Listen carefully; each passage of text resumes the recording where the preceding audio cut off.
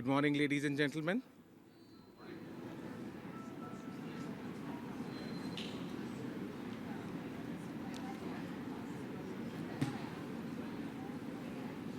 Good morning, ladies and gentlemen, and welcome to the MetricStream GRC Summit 2016. Today, in the morning, we're going to start with the IT track, and I would be the host for you today morning. As a part of this IT track, we have lined up a stellar list of speakers who are going to speak on the various facets of IT, cybersecurity, cloud, and Internet of Things. It's going to be a really exciting 2 days that we're going to have over here, various speakers coming and presenting on the different facets of cybersecurity. Just to introduce, at MetricStream, we have been speaking a lot to our customers, prospects, and partners in the area of cybersecurity. And one thing is very clear. We are in the midst of a digital war today. Every IT guy thinks that there's a perpetual, invisible enemy just outside the gates of your virtual enterprise who is seeking to hack your servers, who is seeking to steal your data. Only in 2015, we have had more than 400 million records stolen. We have had more than $1 billion worth of loss, and that's just a very conservative estimate, I think. If you look at the list, you have people and companies as big as Sony, Anthem, Target, JP Morgan, and it's not only the first world, but if you have third world countries like the Bank of Bangladesh, who were also hit by cyber attacks.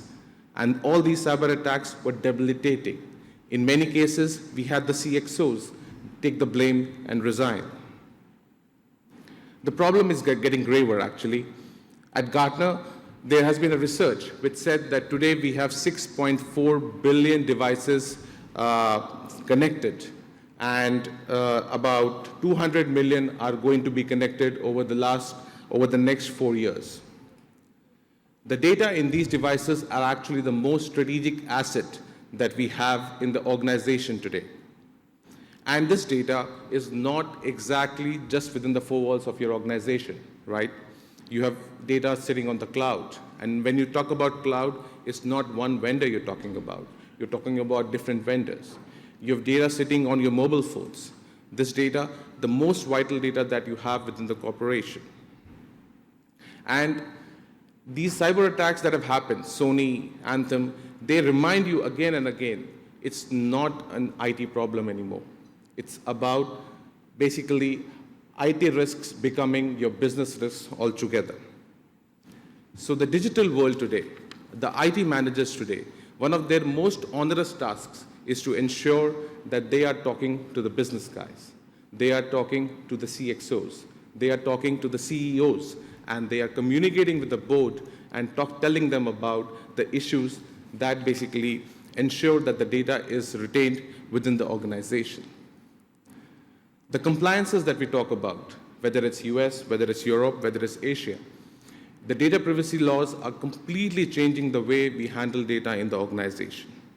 Over the next 2 days, we will touch on many of these aspects in the conference. We're going to talk about big data and what impact has big data going to have on the data ethics and compliance space. We're going to talk about Internet of Things, the risks, the rewards that are coming out of that space. We have a panel discussion which will discuss how is cybersecurity going to change in the era of the cloud. But to start, the most pertinent topic, the most hot topic that we have today is how do we communicate cybersecurity effectively to CEOs and the board. And to introduce and talk about that topic, it's my pleasure to introduce Mr. John Pescatore, who is the director at SANS Institute. Mr. John Pescatore joined SANS in January 2013 with about 35 years' experience in computer, network, and information security. He was the Gartner's lead analyst for security for over 13 years, working with many global 5,000 corporations and service providers. He was a senior consultant at Entrust Technologies and Trusted Information Systems, where he started and managed the security consulting groups. And before that, he spent 11 years with GTE developing secure communication systems. And he started his career with National Security Agency, where he was working with the United States Secret Service. He is an NSA certified cryptographic engineer and an extra class amateur road operator. It's my pleasure to introduce Mr. John Pescator. Whoop. Forgot to grab the clicker. Okay, thank you. Okay, thanks, and good morning, everybody. As you heard, through a series of random coincidences, I've spent my entire 35-plus year career in security. And based on those introductory remarks, you'd think I'd be depressed as hell. What a horrible place to work. Things flying out the door, nothing but bad things happening. I'm actually going to violate security protocol when I talk to you guys this morning and focus on the more positive side of things. After all, the Capitals won last night, got that monkey off their back, won in the playoffs. The Nationals won in 17 innings. My daughter got a promotion. She's paying her car insurance on her own now. It's a good day. It's sunny outside. Plus, when you think about it, I'll start with some numbers. Look back at the numbers from the Identity Theft Resource Center. Last year, there were 781 documented breaches. Pretty bad, over 2 a day. But what about the other 9,000 companies in the Fortune 10,000 that didn't show up on that list? What were they doing differently? For every plane that crashes, there's thousands of planes that land safely, and a whole bunch of things were done right. When we look at the data out of the resource clearinghouse, which I like this, it's some of the most independent data out there, average of little over 200,000 records per incident. But if you look at the data, you find that skewed by some of these real high-profile OPMs and others with 29 million.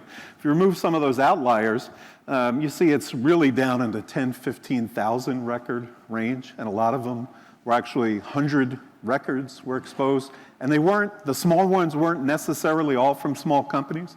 They were from larger companies that noticed things more quickly and were able to react faster and limit the scope of the incident.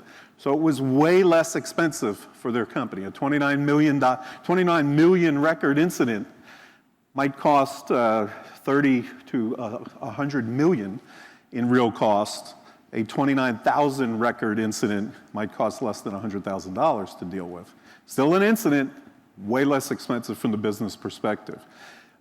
Just for everybody to think about this, once I looked at these numbers, I said, I wonder how often banks get broken into today. Hundreds of years of physical security behind keeping banks safe. And you can see last year over half of the banks, in 2014 were the latest numbers I could find, over half the banks experienced physical crime in 2014. The reason I bring that up is we're not going to end cyber incidents any more than we're going to end bank robberies and physical crime at banks or shoplifting or other forms of crime. What we have to do is get it to be an acceptable business expense, which means lots of things. It means it's getting better at our jobs and also better at communicating upwards in the language the business people use when they determine, should we invest in this new project? Should we buy this company? Should we enter this market? What are the acceptable risks and expenses and costs and returns and benefits? We have to talk that way. So I left Gartner after, as I mentioned, almost 14 years, went to SANS because I felt after all those years at Gartner, I was wondering why everybody has the same access to technology. They all see the same magic quadrants. They all spend roughly within an industry the same amount of money, yet some companies do things a lot better. And in SANS, working with the hiring managers and the CISOs, been pulling together a lot of data and a lot of things that we'll touch on in this talk. So when I looked at that, some of the characteristics of success have most of the characteristics of successful security teams that either avoid incidents or minimize the impact to the business, in reality have very little to do with scary vulnerabilities or in-depth knowledge of threats or sharing of threat information. Those are the table stakes of being in our world. You want to put cybersecurity in your name, you have to know those things, and most people do. Most companies understand, they can read the paper and see all they need to know about most threats. In reality, the key is, what do we need to do in our industry, in our geography, in the culture of our company to actually make progress in dealing with those threats? That's the difference.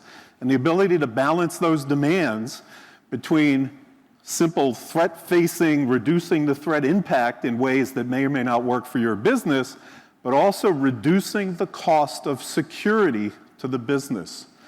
After all, it's very easy to say, I can bring shoplifting to zero tomorrow. All they have to do is attach hubcaps to every candy bar in the store. Guarantee nobody will shoplift candy bars anymore. They probably won't buy as many candy bars if hubcaps are attached to every candy bar. It may hurt revenue more than we saved in the reduction in shoplifting. A lot of security solutions sound great. Just do this. Well, no, we can't patch any faster than we are now. Or we can't force everybody to all of a sudden understand everything there is to know about security. Communicating to those users, to the board, across the security team, to the business unit, that's actually probably the biggest factor in success, the most impactful security teams. People, you ever notice in sports, you see it where a manager can come into a horrible team and turn them around in a year?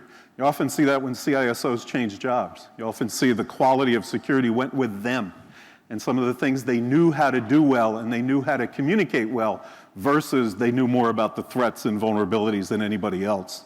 So almost invariably, that's really the key. I would find that talking to people at Gartner, they call up about firewalls or risk assessments or security, whatever they were calling about.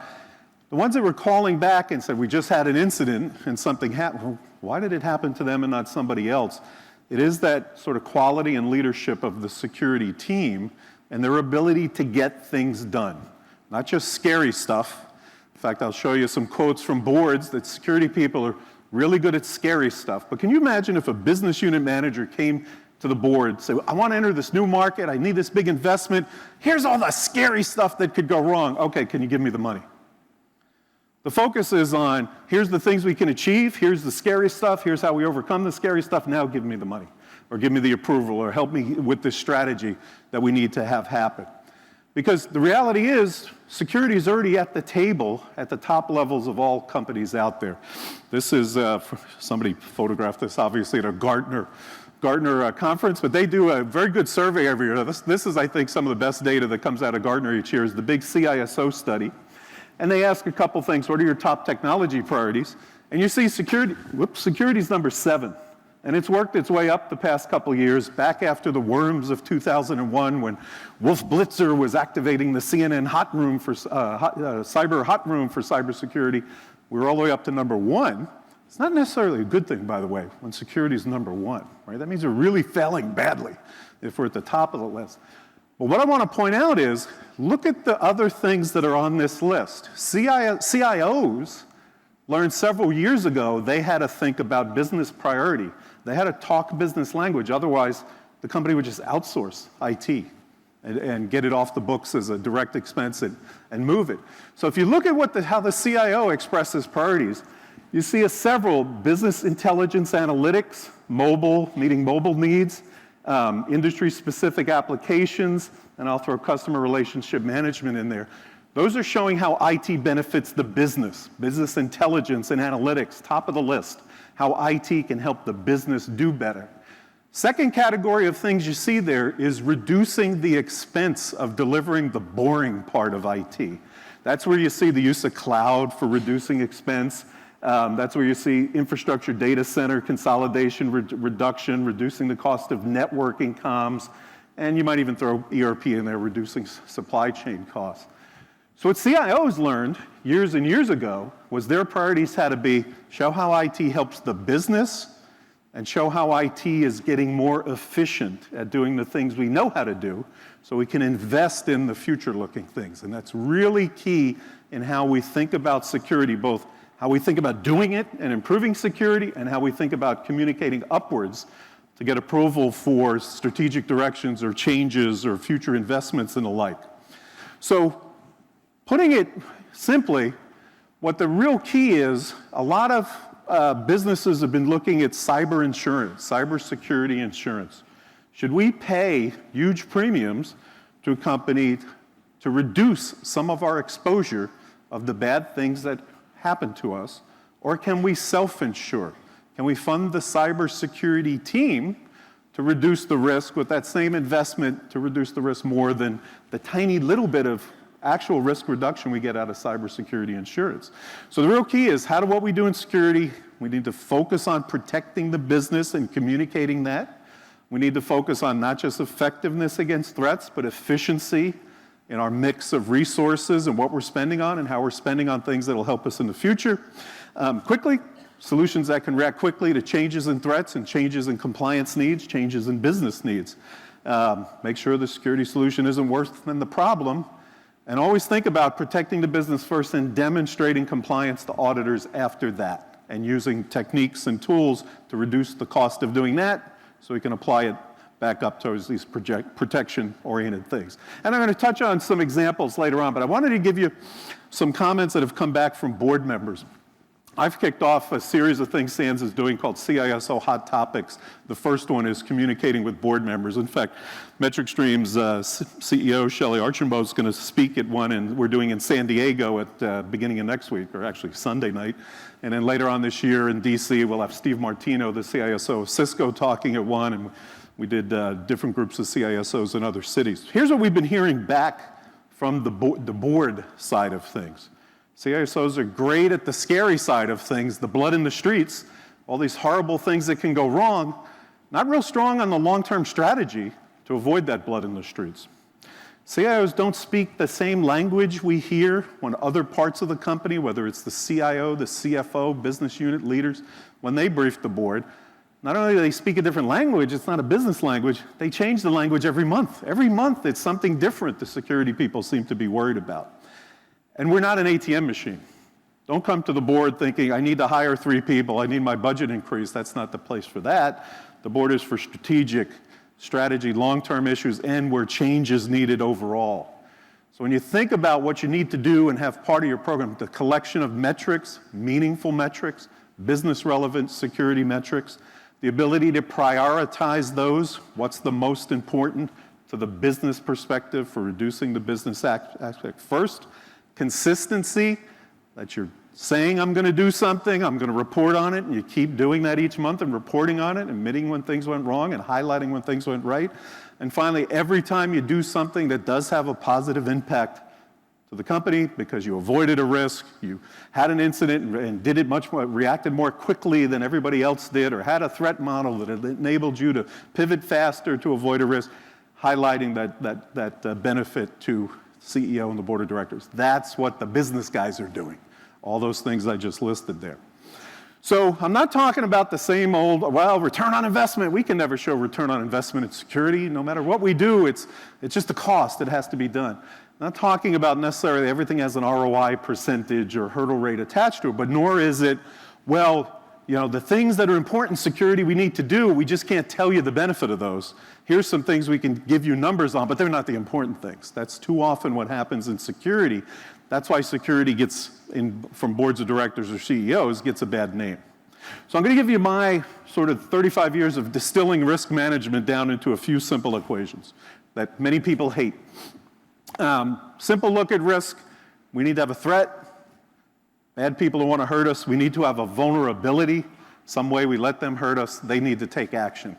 The only part of that equation we control is the vulnerability side. We don't control the threats. We don't determine when they take action. We do control the vulnerability side. So in the news today, I think it was mentioned in the opening, a big bank in Bangladesh had a huge breach. Turns out they were using a $10 router with no firewall as their main protection. We controlled that vulnerability, right? Taking the keys out of the ignition of your car is the biggest factor to eliminating car theft. There's a lot of very simple things we do control the vulnerability side.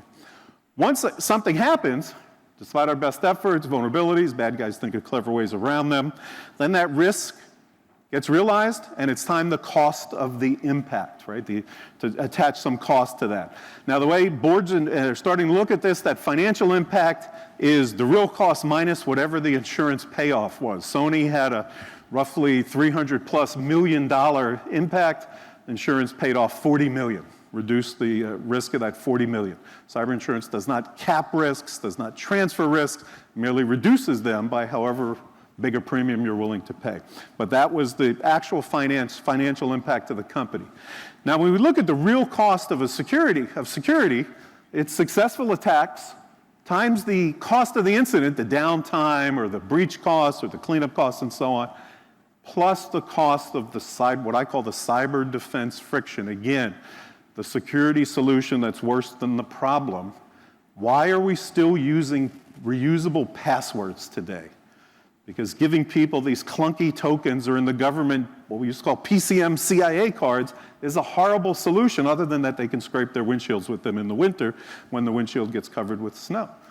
Meanwhile, we look at private industry, consumers at home are starting to use text messages as secondary forms of authentication as ways of getting good enough distance above reusable passwords, greatly reducing phishing attacks when they do that, yet not a perfect solution, but like a smart card or a PCM CIA card approach, but much less impact to the business actually starts to happen.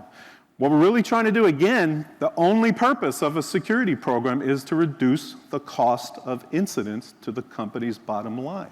Security incidents didn't cost anything. Why waste money on all of us? They do cost things. They have huge impact to business, not necessarily ones that are in the headlines only either. So the things we can do, narrow the attack apertures, reduce vulnerabilities, prevent as many attacks as we can, that's good stuff. More importantly, these days, move beyond that to say, more quickly react to things, notice when something goes wrong, shorten the period of time the attack is active to reduce the damage to the business, and then restore normal operations more quickly. Again, if you think about a manufacturing plant, if you think about who's the latest car company to get in trouble, Volkswagen, who was the one cheating in the emissions standard? I guess it was Volkswagen, think of them. Think of GM with the ignition key problem. Nothing to do with cybersecurity, but same exact issues. Who noticed more quickly? By not noticing quickly, look at the tremendous cost to the business. By not dealing with it quickly, the cost got much larger than it could have been if quickly, when the first car shipped with an ignition switch that caused the car to crash, if they had reacted then, the cost wouldn't have been in the tens of billions, would have been in the tens of millions. Now, not talking about the answer to all the problems here are buying products either. That was another comment from the board. Boy, every month they guys seem to talk about, oh, this latest breach and new blood in the streets, we need this product, we need DLP, GRC, IPS, we need analytics, big data. Very rarely is there somebody out there who solved their security problem simply through buying products, right? It's obviously a mix of people, process, and technology. So the real key is looking at our processes and our people and making decisions after that, which technologies to augment what we're doing. Key to making those decisions is collecting data and having security metrics that are meaningful for making decisions, right? Not just for presenting numbers that are easy to collect. You know what the easiest number to collect is? How many vulnerabilities do I currently have? What does that mean? How many leaks in my roof do I have? Well, the important thing is how much water gets through my roof. If I live in Phoenix, it may not matter how many leaks I have in my roof because it doesn't rain enough for the water to cause damage, whereas if I live in the Philippines, it's obviously a different story. So when we look at metrics, there's 4 things we want to think about when we choose security metrics. Most importantly and hardest is we want to collect numbers that we can use to drive change, to make decisions on, to increase our effectiveness against threats, or increase our efficiency of doing the old things faster or less expensively. You know a simple metric?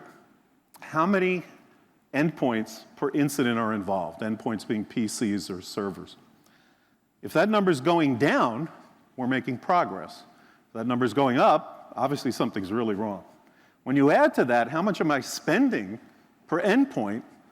You can then see if you're spending per endpoint's actually wasting money because you're actually having more endpoints get involved, or you're saving money because you're having fewer endpoints per incident get involved.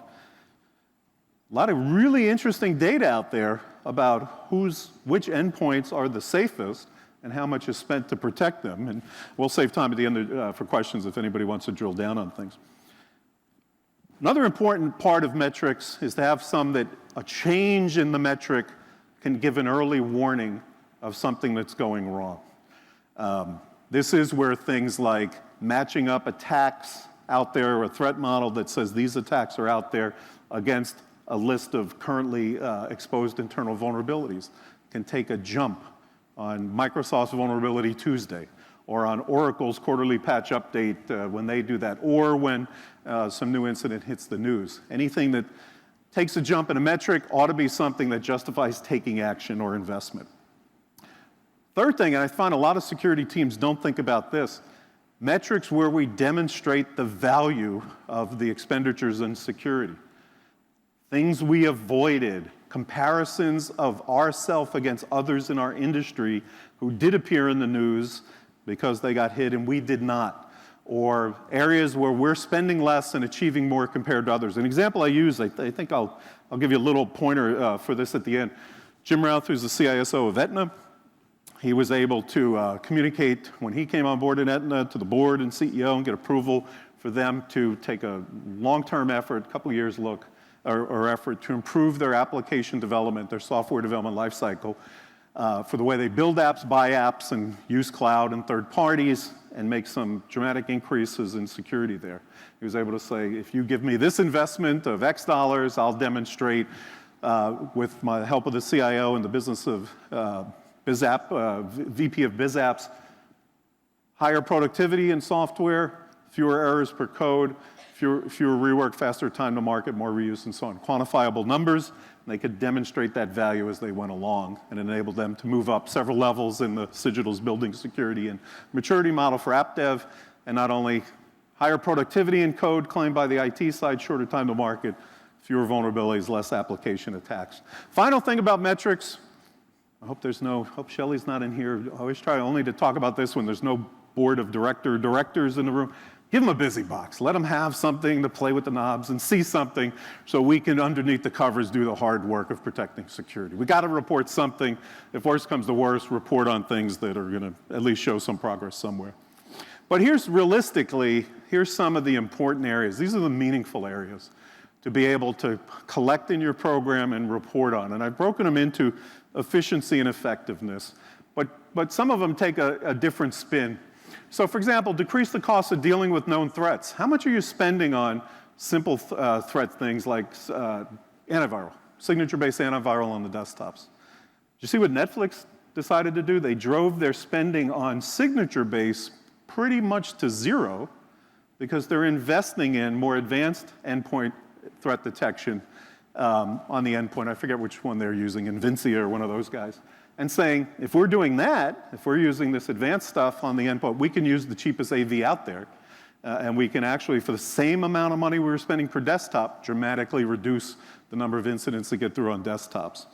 Decrease the impacts of residual risk. There's many cases where, for business reasons, you can't patch something. You have to connect to an insecure supplier because it's key to the business. I remember one of the first things I did is back in the, I think it was the TIS days, we did a security assessment of a big insurance company. And we said, you have a huge risk. You've got this T1 coming in, no firewall, no anything, comes right into your data center, goes right out to this odd company out there. And they said, yeah, that's the auto glass company. That's the biggest supplier to our car auto insurance business. People can file claims at the auto glass company. We don't do anything. It saves this company so much money, that risk is worth it to allow that connection all the way to the inside. Now, if we can show ways that we can secure things like that the business has to do and accept the residual risk, and we can show no incidents happen, very key to being able to demonstrate that. If you look on the effectiveness side, one of the top ones is how quickly can the security program say yes to a business demand to use a new technology, move to cloud, allow mobile apps, do this, do that. Oh, it takes us 6 months to evaluate. Oh, okay, never mind. We're going to go out to a third-party company. They can develop it in 3 weeks. Or we can get it spun up on Amazon Web Services tomorrow, and Amazon says they can secure it just fine. How can we show how we move quickly in allowing the business to do the thing it needs to do, and we can still say the risks, we're holding the risks relatively constant. I'll skip to the last one. Security is a competitive business factor. You know, it's no coincidence, it's not random, that today Google Play and the way Google talks about Android sounds a lot like Apple in the App Store. Remember when Android first came out, they used to say, Android does, we don't get in your way, you can install anything you want on Android. Now you hear Google talking more about security than they talk about you can do everything on Android, because the Apple model of building some security, some safety in for the users even though it forced them to go through an app store. One in the marketplace, caused Android to have to react. So real key, there's a lot of growing areas where security or safety, more importantly, is a very important competitive factor.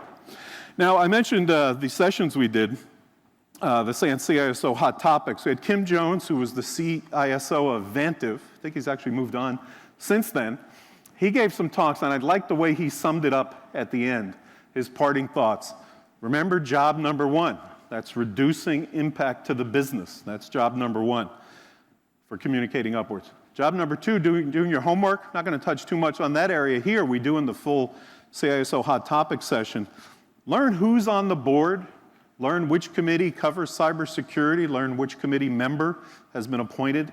Get to know them. Most of them have communication outside of regular board meetings, whether it's with the CIFO or others. So do your homework as what's important to them. You see, Kim says metrics matter. Both choose meaningful ones, report consistently. There's where the quote comes, the board of directors is not an ATM machine. Finally, one that I thought was sort of self-evident, maybe I've spent too much time in the DC area on the government side of things, sort of never embarrass your boss in front of the board. If you have something scary to say to the board, make sure you're saying it to your boss, whoever you report to first. In many companies, you have to sort of go through dry runs before you report to the board. But the board of directors is not the place to go if you're just going to try scary stuff and scare them into realizing nobody in the company is listening to me, so I need to scare you. So I want to bust a few myths because there are a lot of people out there making progress. I'm going to close quickly with some examples.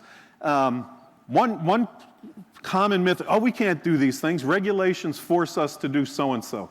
My favorite one here is medical machinery. We can't patch medical machinery because the FDA requires type assessment. That's a lie. The FDA has come out with guidance since 2006 that medical manufacturers must patch equipment and don't necessarily have to go through type acceptance.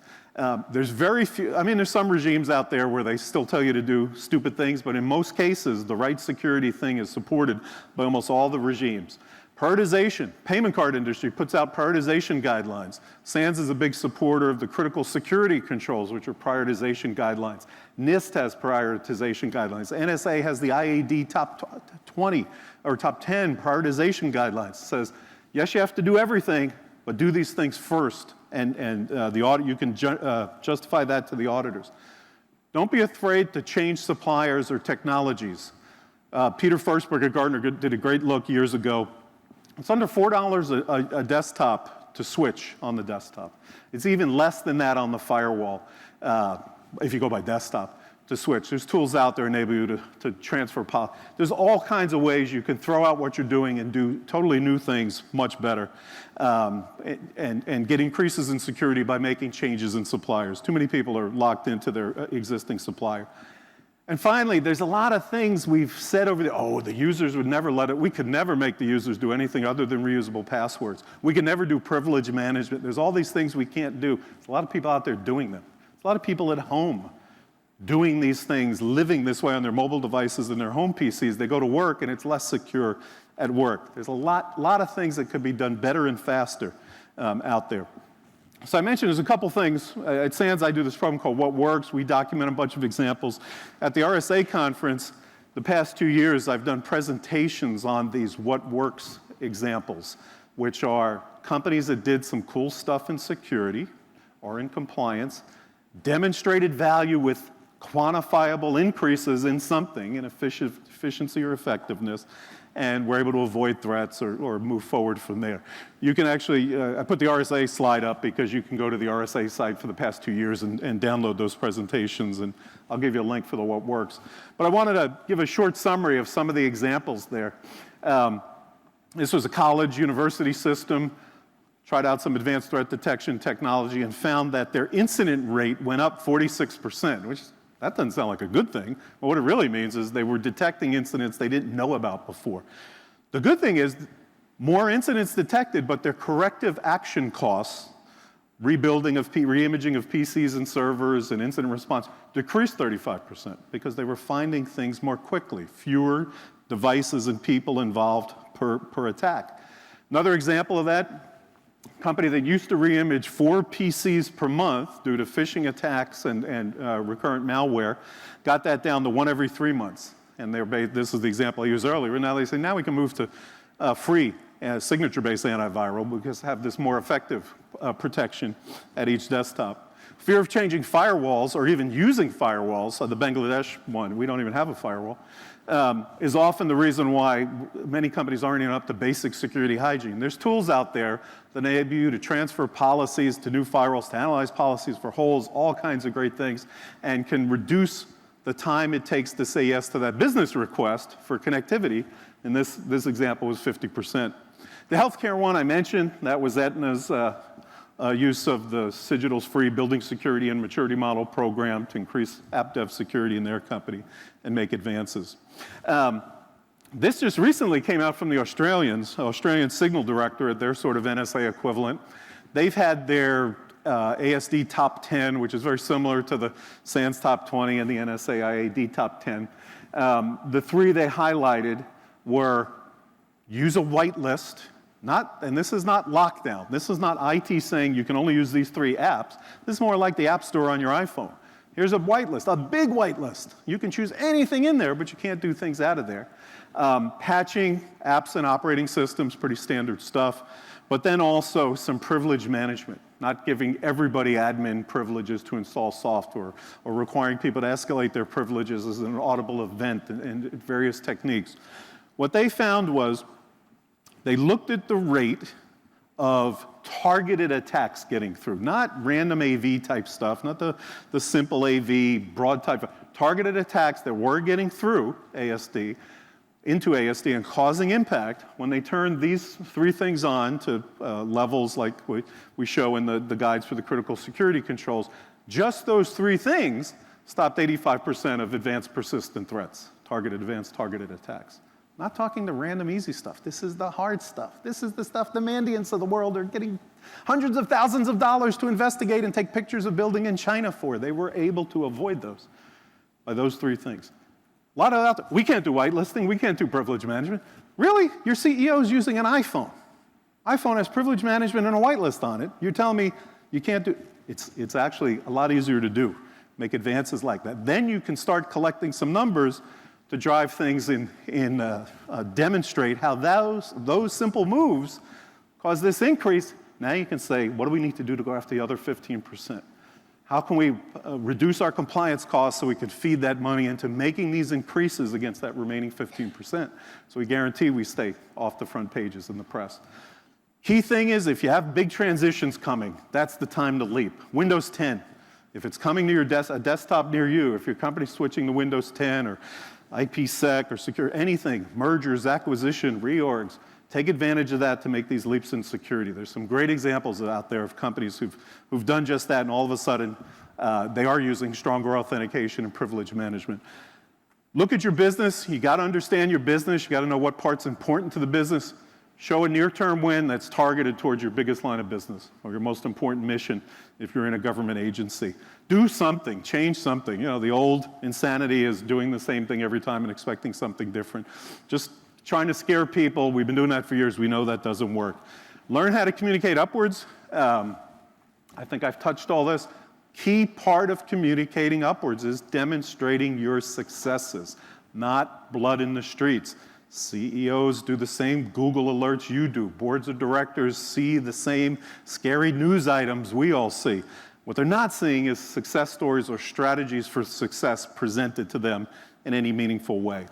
So I won't, in your package, I guess you'll get some of these, just to give you some links. But I did want to point out the NSA Top 10, Payment Card Industry Prioritization Guidelines, and Critical Security Control. There are recommendations out there for prioritizing some security requirements are more important than others. What I finally want to leave you with, I think the best thing I learned over the years at Gartner conferences had little to do with which yucklehead was up on the stage presenting which slides, had more to do with being in the crowd and talking to people and finding out what other people like me did to make things better. So you see Confucius's famous quote there, let's not learn by experience, let's learn by reflection and imitation, learning what others have done. I think there's great sources out there. So with that, we've got a little bit of time left. If any questions on topics I didn't touch on, I'd be glad to answer any questions anybody might have had?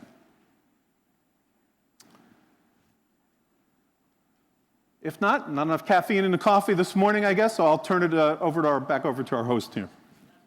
Oh, there's a question. You can yell it out, I can repeat it. Oh, here's a microphone person coming. Thanks. On your slide of efficiency and effectiveness, can you elaborate a little more on that? What things can you do to increase effectiveness and efficiency? And maybe a couple of pointers on things to avoid. Sure. So on the effectiveness side,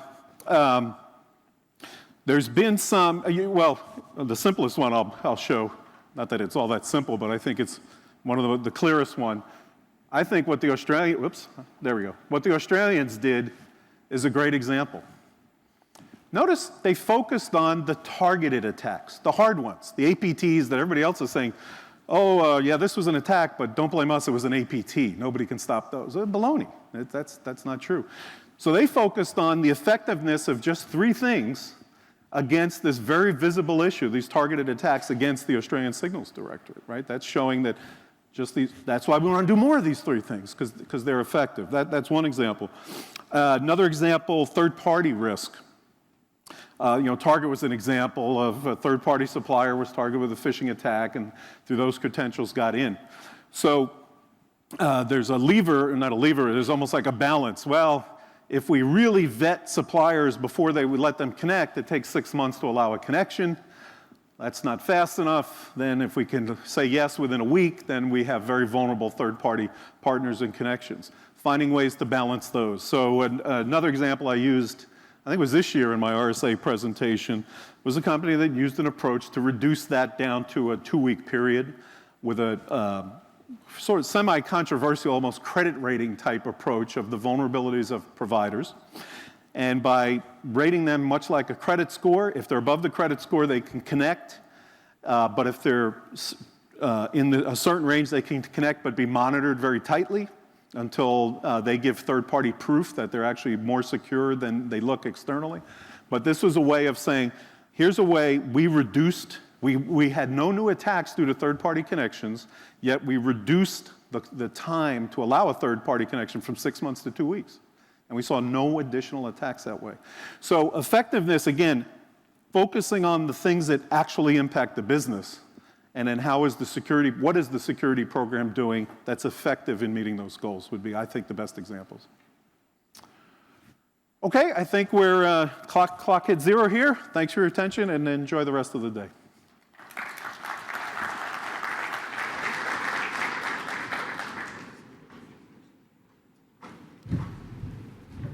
Thank you, John. That was a great presentation, and I'm sure everybody has some takeaways, some photographs that they're going to take away from there. Right. So now, coming down one step now from the board-level discussions, we're going to shift our focus a little bit on the cloud. Cloud, obviously, as everybody knows, is not only an enabler today for driving down the costs, but also a great factor in introducing business agility in an enterprise. In our next panel, which is going to be moderated by Dr. Vidya Phalke, CTO, MetricStream, we're going to look at the changing threat landscape, cybersecurity in the era of the cloud. I would like Vidya to come up on the stage and introduce the panel. Vidya is the CTO at MetricStream and has been working with MetricStream in various capacities since 2003. He is a PhD from Rutgers and has studied in IIT Delhi before and has obviously served MetricStream and many other companies in various capacities. Over to Vidya.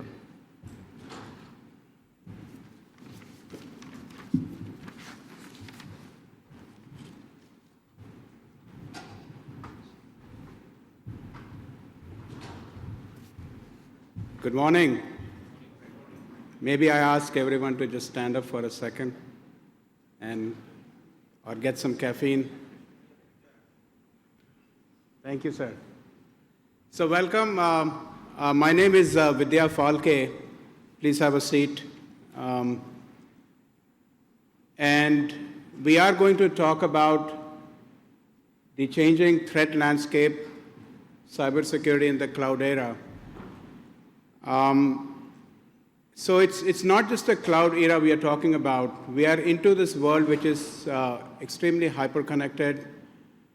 We are in a landscape where, as John mentioned, extremely scary stuff all around us. And more importantly, as you look at the trajectory of things that are coming up, what we call as the attack surface is not only increasing. Of course, you have Internet of Things, devices coming online, and so on, so forth. What you're also seeing is different kinds of elements that are getting added. Pick your automobiles, self-driving cars, connected cars. How many of you are wearing iWatches and connected devices? And in addition, you see a whole range of new vectors around. At the BIOS level, you see cyber incidents and cybersecurity kind of topics, as well as the hacktivism and the whole landscape changing in the way the state-sponsored frameworks are also unleashing on us. So that's the scary stuff. That's where we are at. But the adoption of cloud is on the rise. I mean, there is no way we can take that back, and we are going to get more hyper-connected. So with that, I would like to give a quick introduction to the panel that's going to talk about this topic. And if I may ask them to join me on the stage. Ernest Woning is a senior global cybersecurity advisor at AES Corporation. AES is one of the world's leading energy and utility company spread out of 17 countries. He is recognized as a cyber security leader in areas of critical infrastructure and has extensive multiple decades of experience there. Brent Houlihan, he's the chief security architect at Unisys. Unisys is a fairly large global IT services company helping their clients in commercial and government sectors around cloud, information technology, security, and applications. Rob Jans, thank you. He's the vice president of vendor information risk management of a large global investment firm. We'll talk about his experiences as somebody who vets vendors as they come into the organization. And John Pescatore, you already heard him. He's director of emerging security trends at the SANS Institute. Again, to reiterate, SANS Institute is one of the most trusted entity out there on information security training as well as security certification. So gentlemen, welcome to the panel. And let's just start off from some of the topics that we talked about and John touched upon briefly and maybe Brent, you take the lead on that one. So one of the things we want the participants to take away is looking at the big picture, look at the last 8 to 10 months of horizon in terms of best practices, control frameworks, et cetera, specifically in cybersecurity and cloud. What has changed significantly last 9 to 12 months, and what would you want this participants here to take away on that topic itself? Sure, thanks, Vidya. So one of the things that Unisys focuses on with our clients and internal to our business is how do we kind of embrace the hybrid enterprise. We're leveraging our cloud infrastructure, whether it's in an Amazon or other public environment. We're leveraging our private cloud infrastructure. We're supporting our internal business as well as our clients in this very challenging hybrid environment. We've got mobile, all kinds of things going on, and we've got to deal with all the security challenges. Because we're a global IT company, we operate in over 100 countries around the world, we've chosen to really focus on kind of operationalizing security in a way that's very complementary to how we run the rest of our business. And what that means is that what we've done is leverage our service desk infrastructure and our commitment to ISO 20000, meaning ITIL v3 adoption, paired to our ISO 27001, as a foundation tied to our service desk is a way to really deal with security challenges globally. So specifically, cloud isn't something special. It isn't something that we sort of treat differently. We've fully operationalized how we deal with the challenge of security in the cloud the same way we do with everything else. We've just sort of layered on and added more capability. In conjunction with that, we've adopted the NIST cybersecurity framework. And so that is also something that's really helpful to us in the way we're running our business and working with our clients. So again, there's a lot of discussion around cybersecurity and the Cloud Security Alliance and all those kind of traditional things that you might hear a lot about. But we've got IT functions all over the globe. We've got again, a very global organization, and so we've chosen to operationalize it and tuck it within our entire organization. And the NIST cybersecurity framework really helps us to do that, helps us to understand how to go from the initial stages of dealing with security all the way through recovery and to operationalize it. Rob, would you like to add? Just to help with or put some understanding around this, keep in mind that with cloud, you're entering in an area of multi-tenancy, and that's a big fancy word to say you're sharing that with other folks who may or may not be reputable, right? I got a credit card, I have an email address, I have access to the cloud. So keep that in mind. The ISO 27001 is a great way to start, but be careful because when someone says they're ISO certified, you want to just double check, because what I have discovered quite a bit is that the parent company may be ISO certified, the sub companies, the offshoots aren't. And they'll present you with that nice ISO certificate, but it's not for what they do, right? So keep that in mind. I think that's an excellent point. So let's move into the little bit of a prescriptive way of doing it. One of the things you mentioned about ISO certification. But for those who are here at the last year's conference, Dr. Taleb, who's of the reputation of the Black Swan and risk management philosophy behind it, did talk about how do you make systems which are anti-fragile. What that means is throughout the systems you need to have shock absorbers to handle things in a graceful manner so that your degradation that happens is something that can be managed. So on that, Rob, would you like to take on that topic to explain like how you will go on building that kind of resilience in the not only your enterprise but broader? Absolutely. Just to touch on something that John brought up earlier, you got to keep in mind that risk is a business-based decision.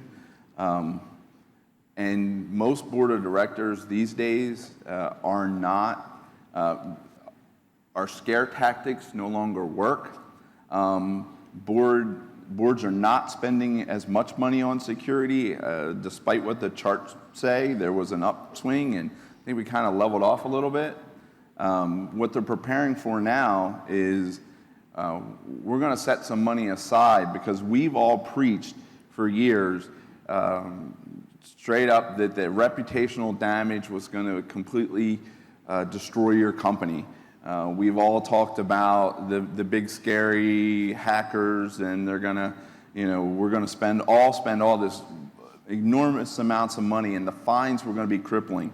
But yet we look at Target, we look at Neiman Marcus, we look at AT&T, we look at this bank in Bangladesh, right?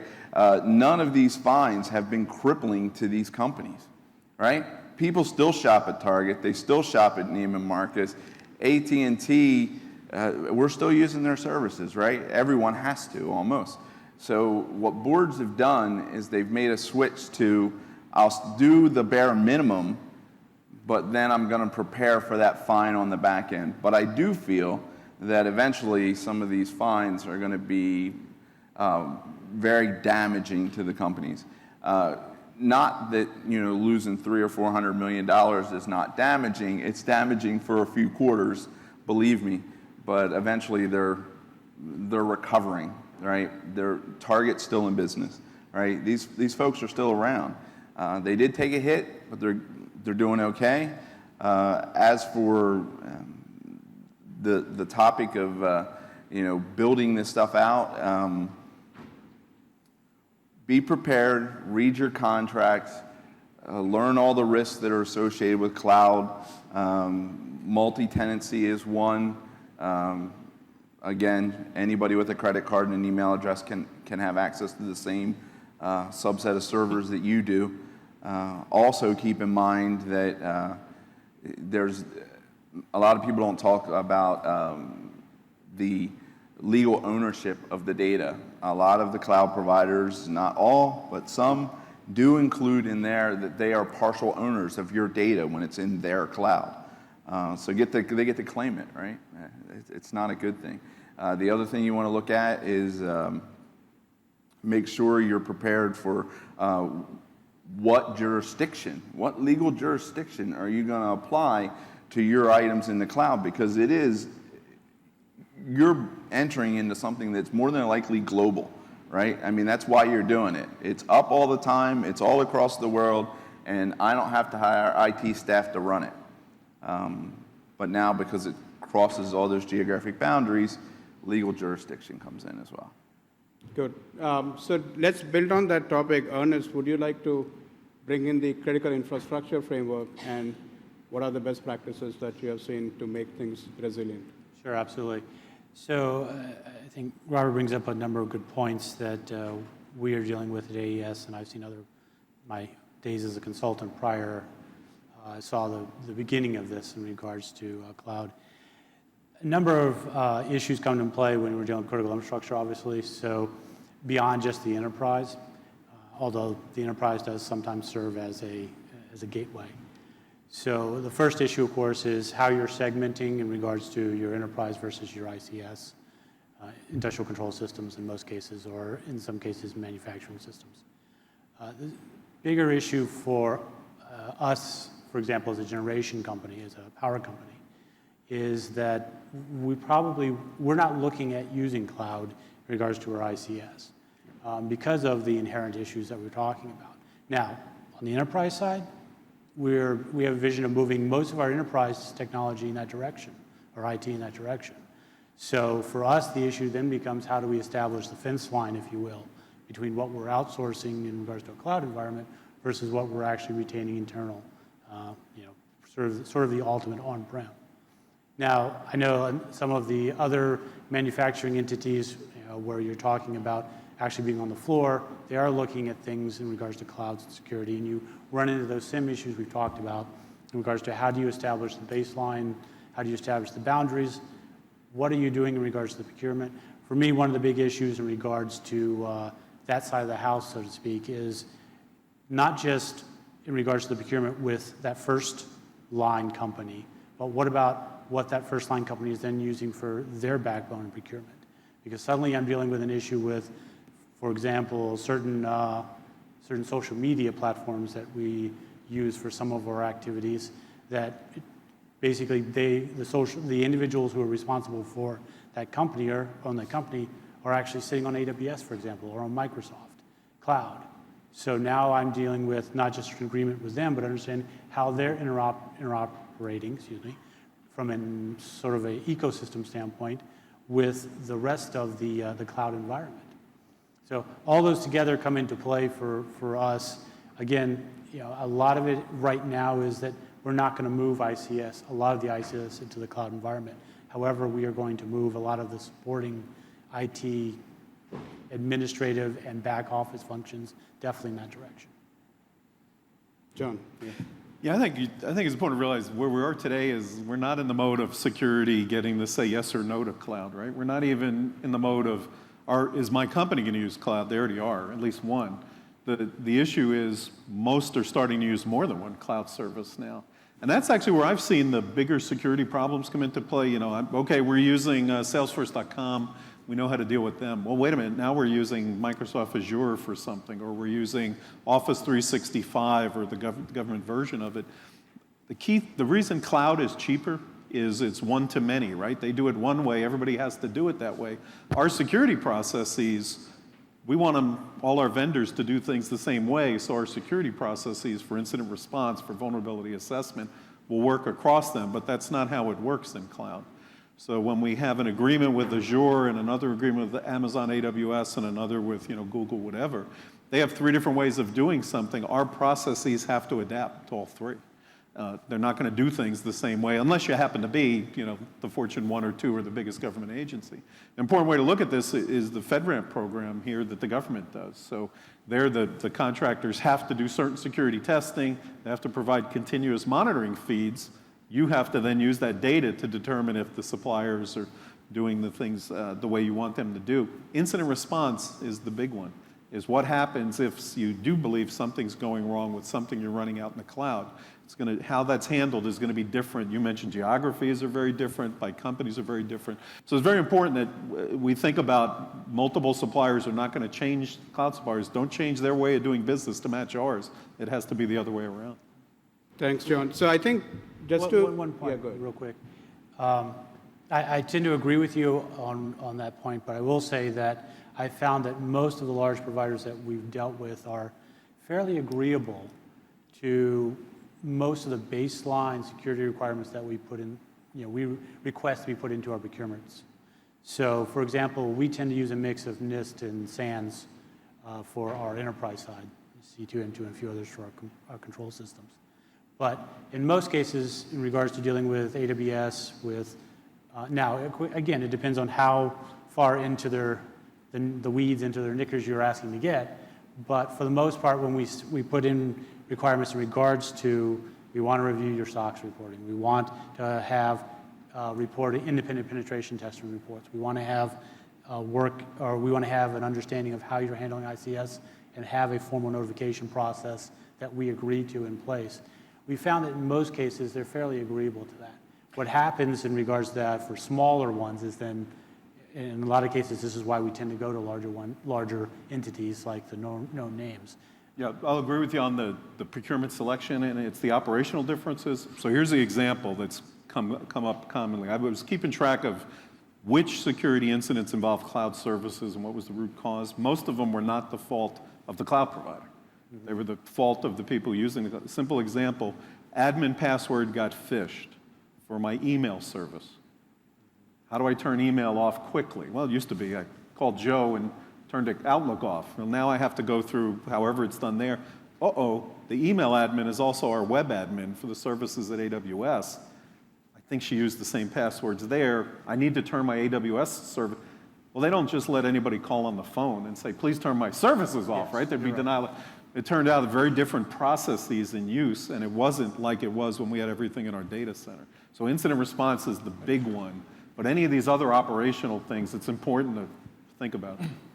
To John's point, and that's where what's commonly referred to as service integration and management comes into play as well. So as an enterprise that's leveraging multiple cloud providers, multiple service providers, either having somebody kind of set up in conjunction with your PMO or discretely from a third party, even hire somebody to provide SIAM services for you, is just to tackle those issues that John is talking about. So you normalize your incident response and escalation across all of your providers. You understand what you're trying to accomplish, what you identify as a major incident, and so on and so forth. And then how do you perform those escalations and triage and so on across all of those providers, as well as your service level agreements, OLAs on the backside, and so on. And so setting up those kinds of functions are vitally important as we kind of carve up our IT estate across cloud and across our own disparate organizations. And just to add to that, just keep in mind the responsibility is still yours. No matter what you have in your contract, you may have some clauses that allow you to seek some financial repercussions, but ultimately the lettered agencies are going to hold you responsible, right? So I think that brings to a good question. I think it was perhaps you, Brent. A lot of companies are looking at the cloud service providers to look for lack of a better word, a chief trust officer. But more looking for people that they can figure out, look at it differently, right? When you say cloud, you actually moved out some of the services, et cetera, that you used to do in-house to a distance, right?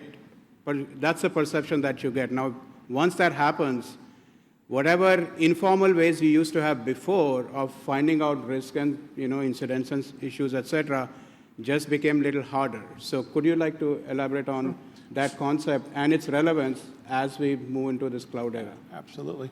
So what we found is that we had a lot of different roles kind of at the executive level. We had a chief privacy officer, we have a chief technology officer, we have a chief information security officer, and so on, CIO. We have all these kind of typical titles, these roles that have an executive level board orientation as well as responsibilities internal to the business and some level of kind of client or customer orientation as well. But sort of truth be told, when you look at these traditional roles, they really have a focus on, your CISO has the sort of, confidential integrity and availability of your infrastructure from a security perspective and all those kind of things. And who's really looking out for the client? The client isn't in the tent. They've signed an agreement, they have contracted services from you, but who is their advocate inside the business with a seat at the table that understands the client's expectations, the client's regulatory compliance drivers, and all the other related topics? And that's where this chief trust officer position has sort of, I'll say, come into vogue. There's a lot of cloud type providers, and it might not be the chief trust officer specific title, but the function is there. The idea that there's an advocate at the table that says, look, I've got these clients here and they're expecting you to adhere to these SLAs, they're expecting you to deliver on these compliance, you're supposed to have these SOC SSA 16 reports done, by a certain period of time. You're supposed to have your policies and procedures, and it's kind of like how these gentlemen were saying about how, well, maybe you have a ISO 27001, but is that at the parent, at the global level? It's kind of like back in the day with the CMMI. You'd find one portion of a company that had a CMMI, and right, and it's those guys in the set of cubes over there in the corner that are on display, but the code that you're getting developed is from those guys over here, but they've got the big banner on the wall. Are you pointing at me? Those guys over there. It's a little similar in that way, and so. In my company, all of our service centers are 27001. All of our delivery centers are ISO 20K. They're all also ISO 9000. They're all SSA 16 here in the US and so on. And how does our clients, how do they get the visibility? How do they ensure that what they're supposed to be getting for their contracted services and so on are actually happening? So when we have our quarterly business reviews with our clients and things like that, the chief trust officer has that role to play that says, there was a compromise, there was an incident, there was something going on. Well, the CIO and the CISO and the other roles have their responsibilities, but then over here, kind of closer to where our chief privacy officer operates, you have this chief trust officer that really focuses on being that client advocate. And I learned about this role in one of our prep meetings because I hadn't heard of it before. One of the things that stood out with me is the chief trust officer has no responsibilities for fixing the issue or dealing with the breach, right? He is only looking, or she is only looking out for the customer's interests. So I thought that was pretty interesting. Now, let me point out, having a C in front of your title implies something, right? So, if you think about whether it's a chief trust officer, chief information security officer, chief privacy officer, think of what CFOs have had, how they had to change. It's not once a quarter we check the books to meet the regulatory requirements for reporting.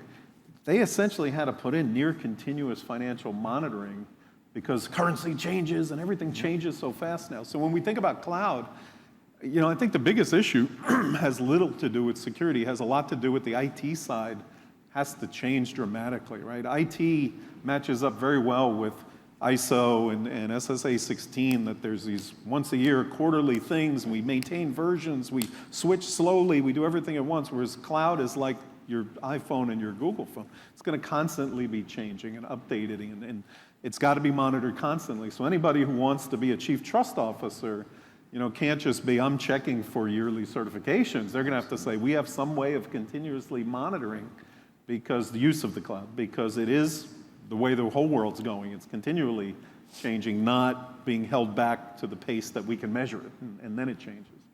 So I think that's an excellent point on given it's at a distance, you need that assurance of a continuous monitoring and remediation.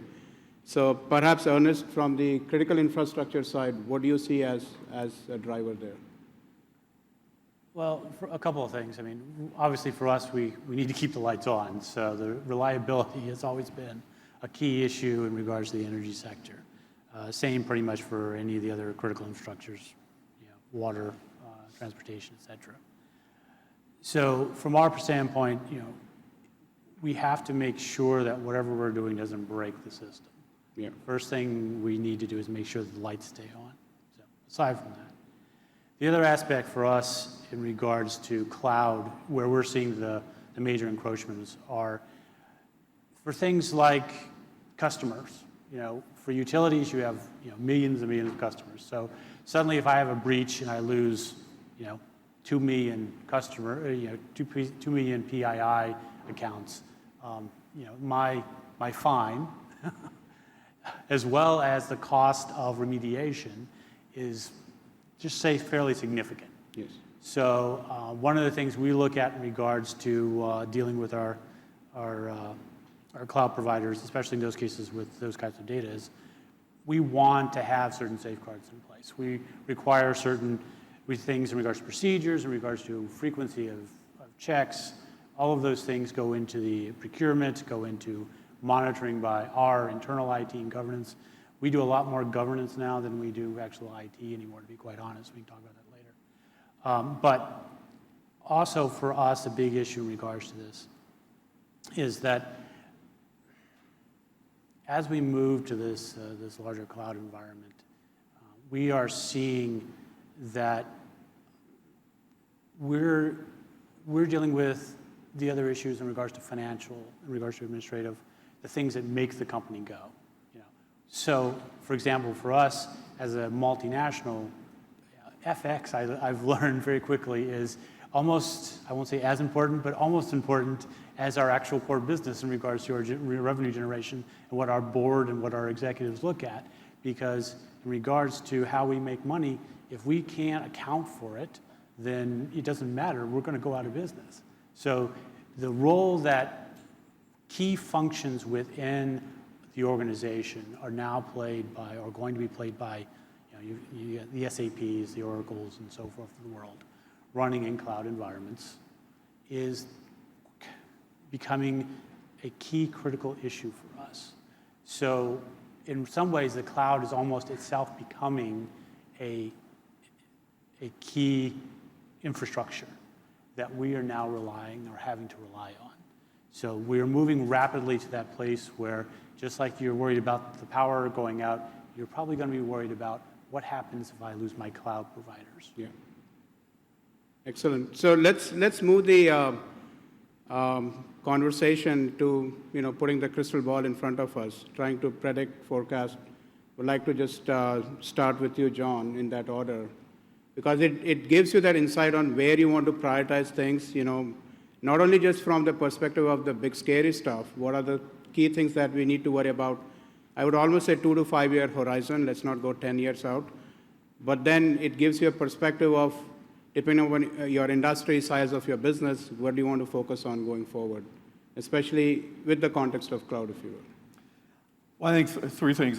First, there's sort of two broad flavors of cloud, right? There's software as a service, where you're consuming a particular application, and then there's infrastructure as a service, where it's essentially hosting in the cloud.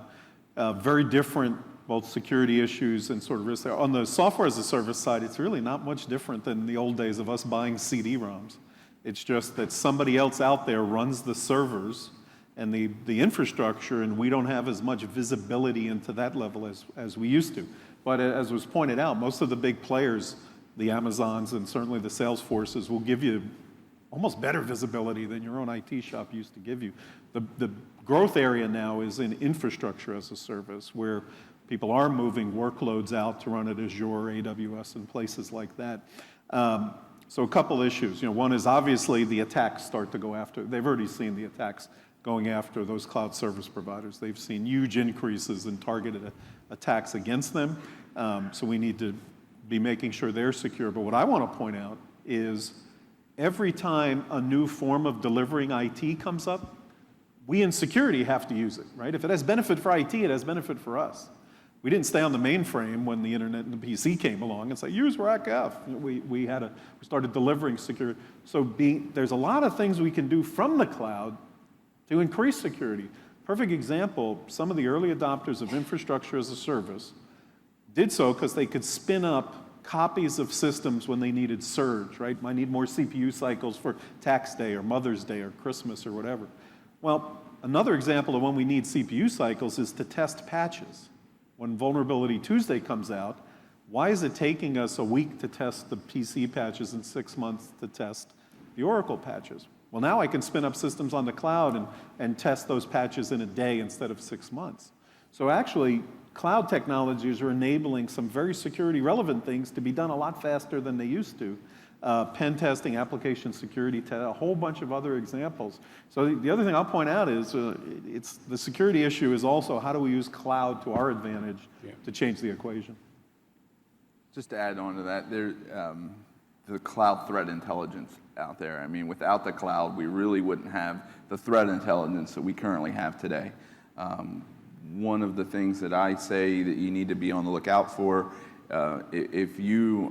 I do third-party risk management. So if I ever get something from a vendor, unless they're doing something physical, printing services, well, even printing services, but most of them, if they're telling me that they're not using cloud services, I find it very hard to believe that they've answered my questionnaire appropriately, right?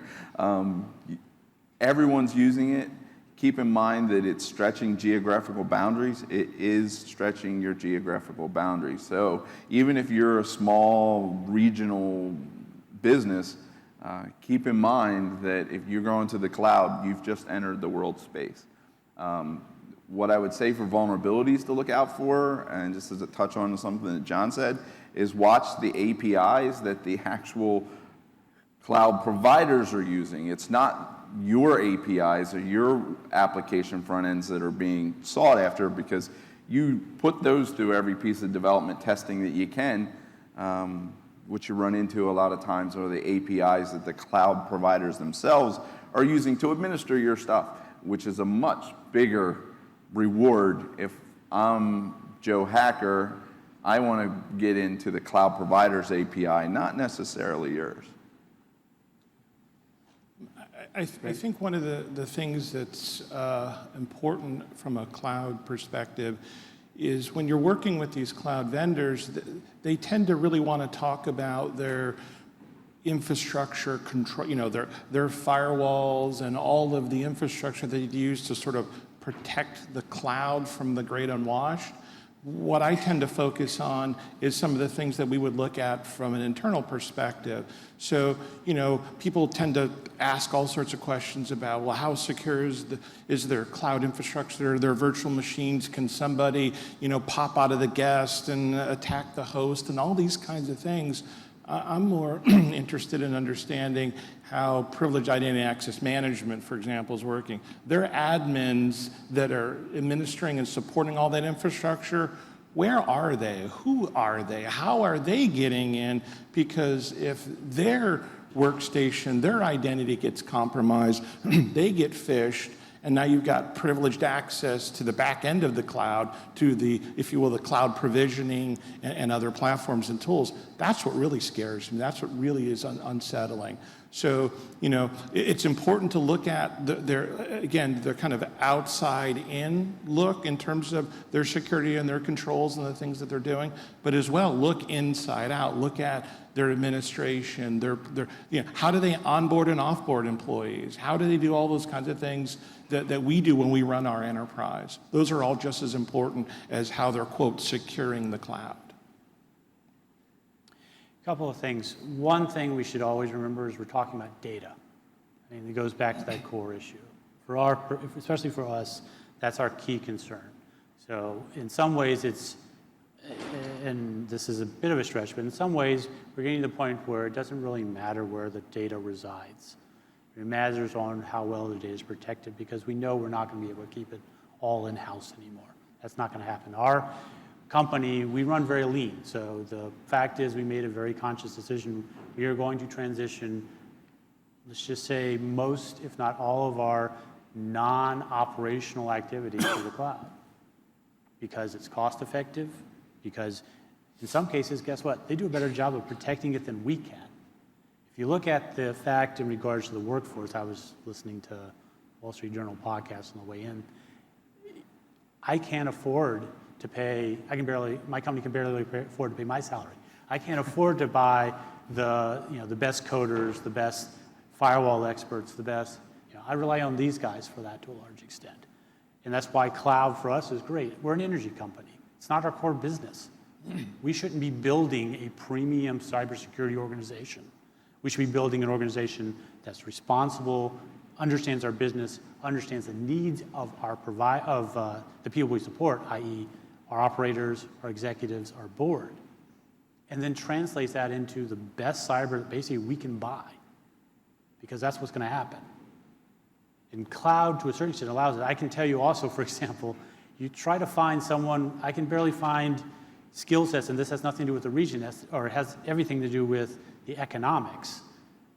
I have a hard time finding, for example, highly skilled professionals in Southeast Asia to man the operations we have there, because those individuals are in such high demand. That will change, I'm sure, as time progresses, but right now, I think the number is somewhere around 2 million that we're short in the world as far as cyber professionals.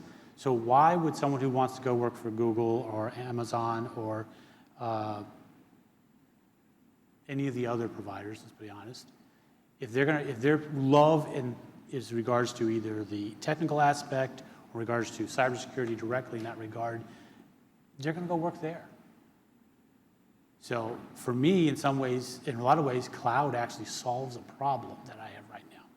Now, talking about what that means in the future going forward, it means that at least for the client standpoint, which I'm basically saying I am, my organization is migrating much more towards an oversight and governance perspective in regards to how we handle cybersecurity. We'll say, like you were saying, okay, these are our 4 standards that we want you to meet. These are the techniques in regards to incident response and notification we want you to meet. All of those things in sort of a smorgasbord, if you will. Our expectation is, as we move forward, that's what will happen. We'll basically get levels of security, SLAs, that we can basically ascribe to and say, yep, check the box, check the box, check the box. Check the box on the procurement, and then expect that those are going to be fulfilled. Excellent. So good. So being in DC, we can't escape the government framework, but more importantly, last year, President Obama signed an executive order to get industries, governments to start collaborating together to really make sure that we are learning from each other. I mean, I would like to again start with John. What's your perspective? Is enough being done? Is the balance right in terms of investments being made or being asked for? And eventually, does it transcend beyond the US geography? Because ultimately, in the cybersecurity world, it's a global footprint that we need to worry about. Well, for those of you who were here for my earlier talk, when I mentioned the metrics you collect, one useful part of metrics is a busy box to distract up above. So I think a lot of this sort of legislative focus on cyber threat sharing legislation, the good news is it's keeping the politicians busy and they won't create worse laws than that. They've been discussing this for 10 years, legislatively. And in reality, there's great examples of threat intelligence sharing going on Anyway, we really don't need legislation to help that. And definite benefits to it. But where I've seen actually more bang for the buck, and again, I touched on this earlier, is where there's sharing of solutions, so threat intelligence, risk intelligence, we've increased the speed of that pretty well. Doing something about it is the part we have to do faster, right? I always like to say continuous monitoring and threat intelligence is just voyeurism if you don't do something about it, right? You got to do something. And that's the area where I think, things like InfraGard forums, things like this, where we're actually finding sharing information more powerful on that.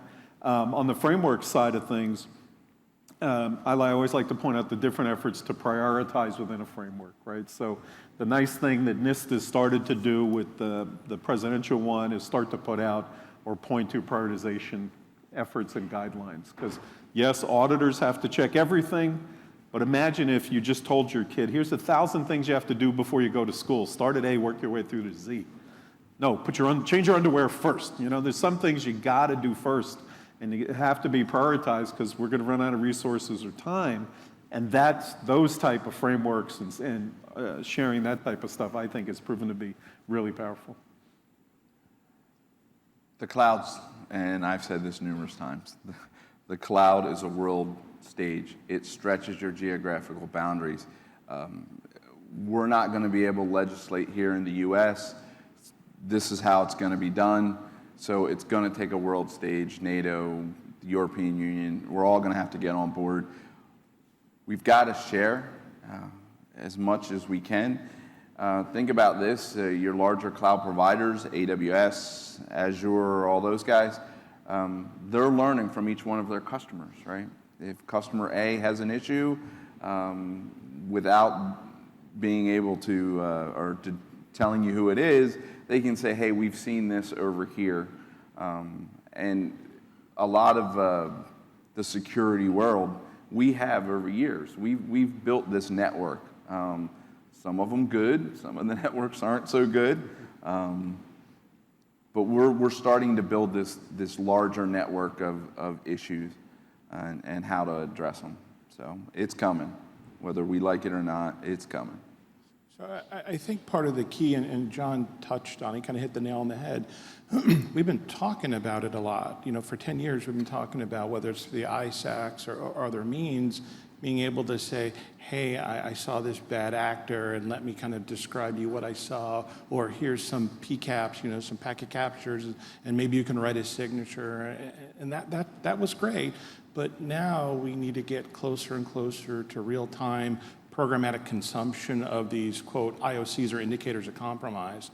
So not just sharing intelligence like you can buy these feeds and you get a whole bunch of pros. It sort of describes bad actor doing bad things all over the place, and here's some information or some basic signature kind of information. What we really need and what we're seeing more and more of is IOCs or indicator compromised feeds. So you can programmatically consume that information, inject it right into your prevention devices and things like that. And if you trust the source and it's properly vetted, you really don't have time to figure out. You may find that, you put those indicators in there, you're going to leverage them for some sort of, maybe you'll do prevention and, kind of blacklist and block. Maybe you'll gray list. Maybe you'll say, well, you know what? If it's outside the continental United States, these addresses, I'm going to block them. I'm going to blacklist them. If they're inside the U.S. or they're from some kind of quasi-trusted list of net blocks from providers or something like that, maybe I'm going to gray list them because I really don't want to, break, kind of inhibit business or things like that. But that's what's really important, is going from talking about it to sharing information in the form of pros to sharing indicators programmatically, like Rob said, through APIs, adopting sticks and taxi and things like that, where we have a defined way of communicating this information so that I can send it to John. John can programmatically consume it. He trusts me. I'm a vetted source. And he can go out and continue to fight the good fight without having me to, here's a document I want you to review, John, that's got some bad things you ought to be aware of. I think I mean, it goes without saying to a certain extent, but I think we're basically at the peak of an evolutionary stage. Back in my Air Force days in the late 90s, basically it would take days to have a response to something as simple as a DDoS attack or a worm. Now, in most cases, the incidents, we can talk about APT and those sort of things off to the side, but in most cases where we're talking about the retail attacks, if you will, and I mean that not in the targets as so much as in the style, are immediately or quickly picked up. They're broadcast. Right now, as we said, we tend to be more about get the information out, but we are moving towards that pace of, in addition to do that, okay, what's the solution? And to be quite honest, with service providers or security service providers, if you're willing to pay for it, you'll get a solution now pretty quickly, actually, if you're looking at certain providers. I won't mention specific names. So, part of it is just a question of, do you want it free? Do you want it fast? It's an economic term. Yeah. And for us, we've made the decision, we need it fast. So we prescribe to, multiple security service providers in that regard. Now, the public partner privatships help feed that. There's no doubt about that. The ISACs, DHS, the EU in certain cases. We're seeing also, I will tell you from a global perspective, a failure in the infrastructure prevented me from going down there. But for example, there was a recent conference in Brazil I was supposed to speak at that was going to address how Brazil developed a similar ecosystem to what the U.S. has moved towards. South America, for example, is taking this on very quickly, obviously Europe. So as other players come into play, it's going to move beyond just a U.S.-centric concern. It is more a U.S.-centric concern, but it's also more than a U.S.-centric solution. And we're going to see these regional players come up. Risk Roundup, I did a webcast with them on the whole issue of private-public partnerships. And the fact is that, to a large extent, that's probably, we'll see that growing in these other areas as the markets mature.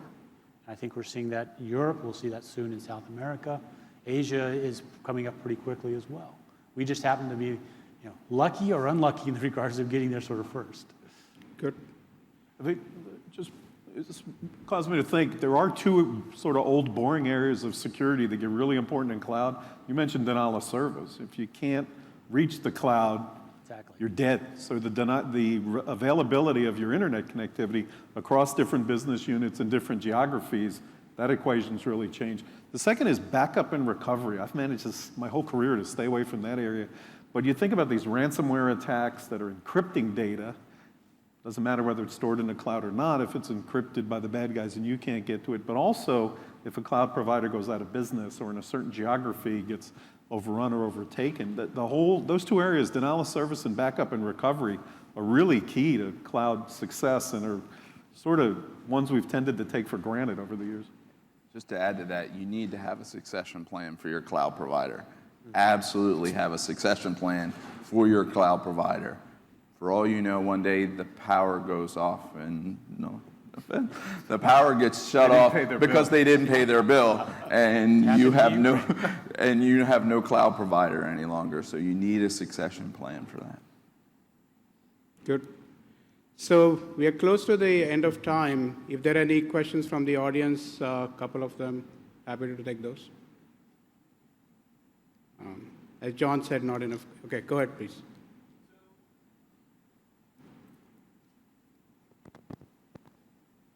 So a common theme, I know this is primarily focused on cloud and service, but we're moving towards the Internet of Things. And, John, you touched on it earlier. Where are we going with the risk associated with all those devices that we need to securely develop? We talked about that earlier. We need to securely develop our applications to reduce that risk. But all of those things, the toasters, the refrigerators, all of those things, they're going to want to be able to communicate back to the manufacturers and the developers to track, performance.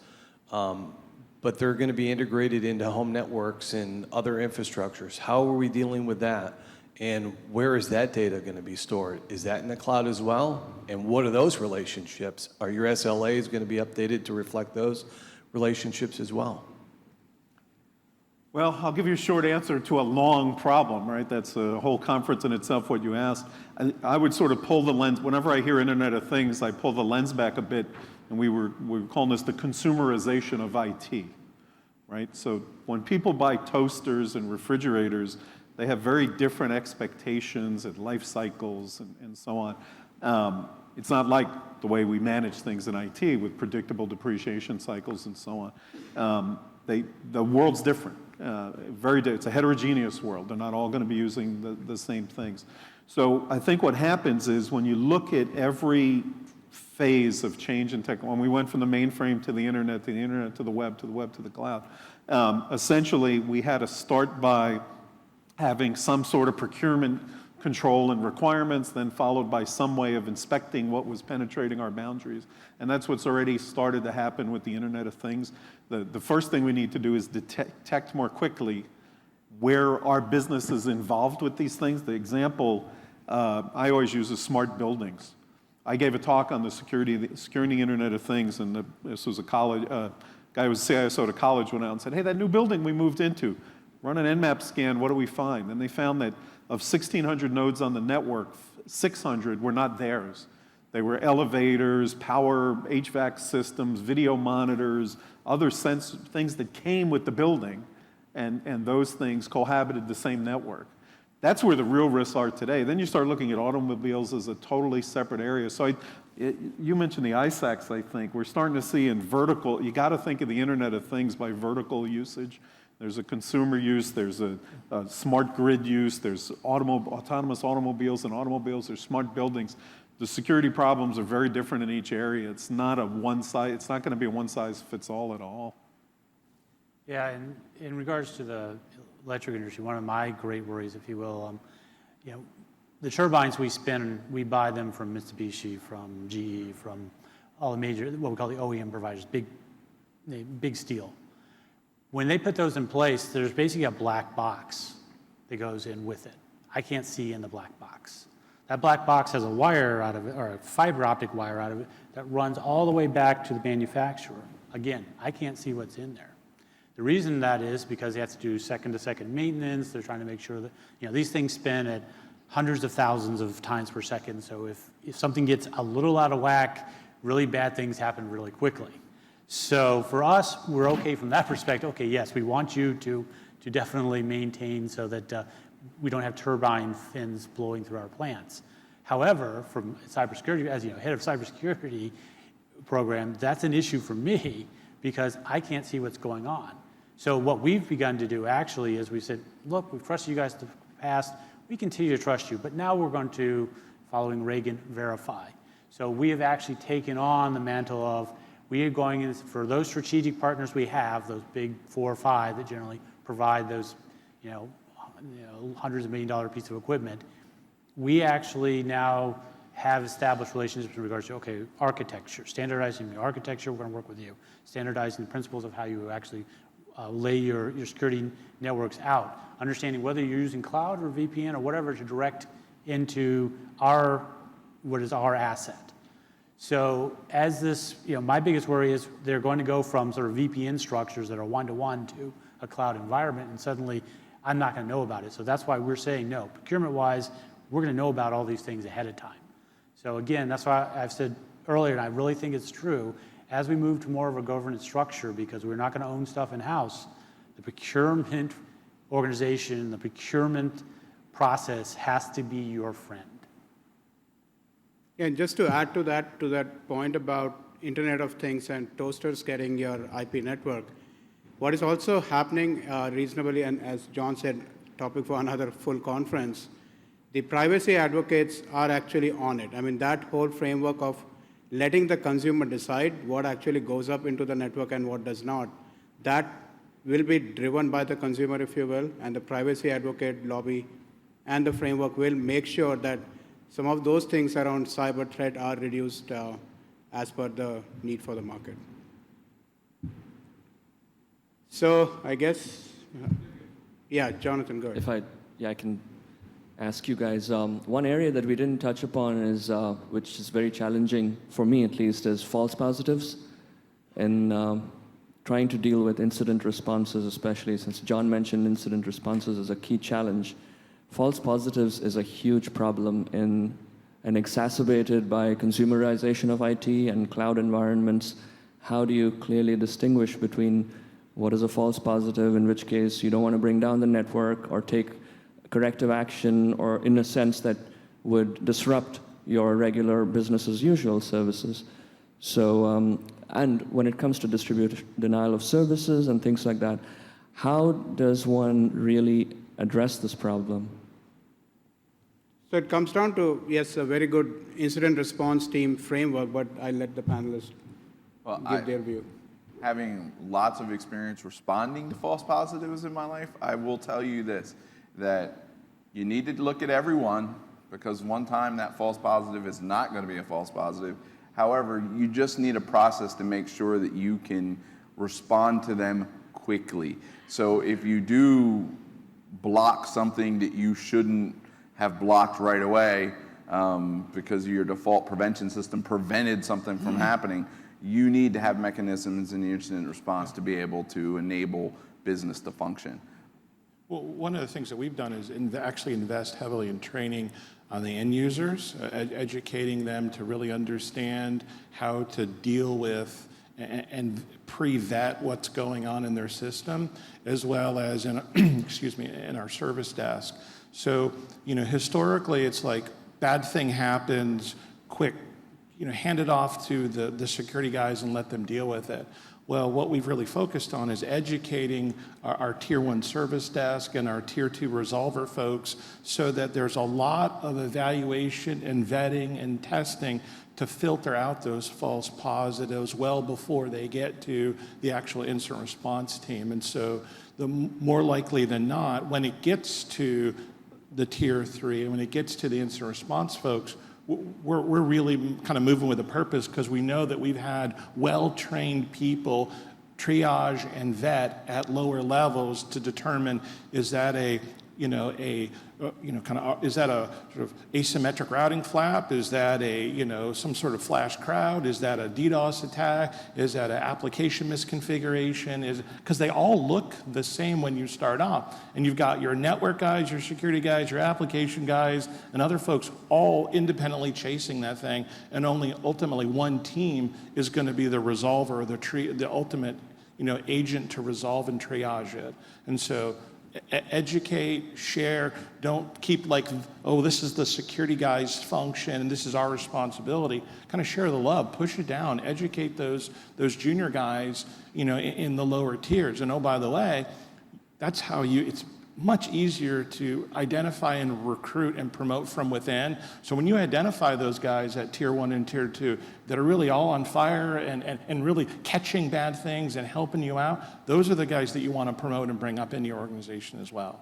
Yeah, and I'd say the two keys to dealing with false positives. One is that you have accurate information. So the biggest source of false positives is our own inventories and vulnerability assessments were inaccurate. So it triggered a positive, and it turned, no, that's not a Unix server, it's really a Windows server, so it's not vulnerable to that. The second is having enough sources of information to prioritize, so the real positives are dealt with before the false positives. Examples these days, the DNS data that can tell you this domain was registered yesterday, or you're the first person ever to interact with this domain, those bubble to the top, right? Very rarely are you truly the first person using the new best service in the world. You're usually the first person using the malicious one. So there's a lot of information sources that can bubble the real positives up. We don't even have time to get to the false positives when you get to it that way. Yeah, domain fluxing's cool, isn't it? Yeah. So with that, I would like to conclude. Sorry, one last question. Go ahead. All right, question for you.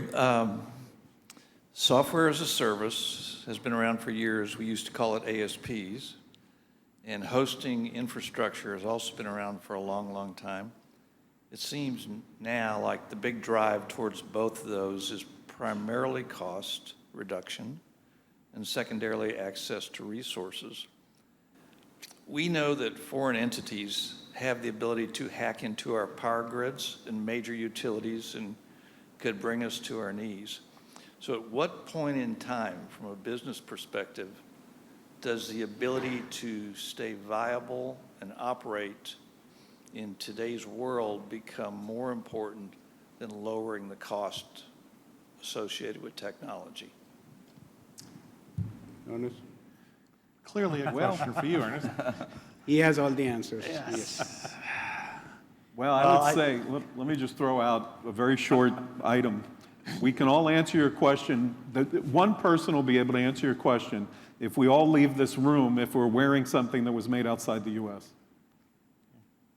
It's a global trade world. It's going to be global. It's not going any other way.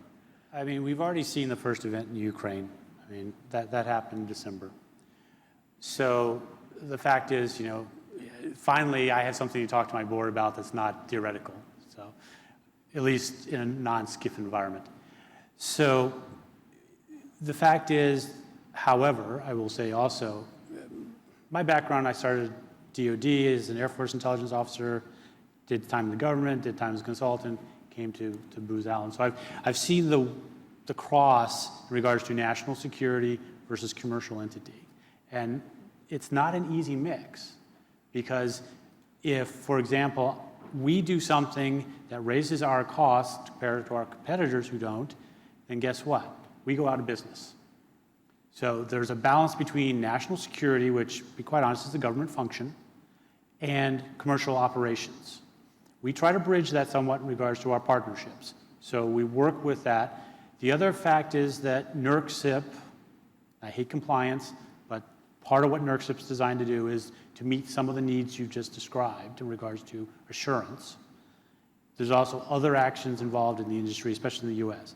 I will tell you, though, in Europe, I briefed over there at a conference about 1.5 years ago, and their mentality is completely different.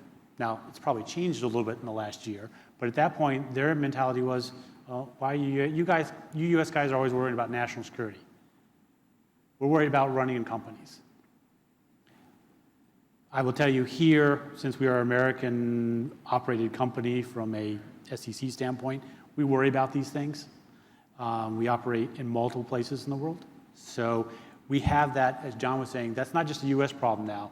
That is a Brazilian problem. That is a Bulgarian problem. That is a Vietnam problem, I mean, where we operate. So just to name a few. So it's a balancing act. I can't give you an answer of this is national security and this is how we're going to operate because at some point I have to balance those two and hope based on how we structure things that if something really, really bad happens, i.e. something that's going to take down the grid, we are going to basically fall in line and prioritized by the government, the national government, whatever that national government may be, in regards to receiving help. I don't have the resources to, let's be honest, I don't have the resources to deal with a major national cyber program.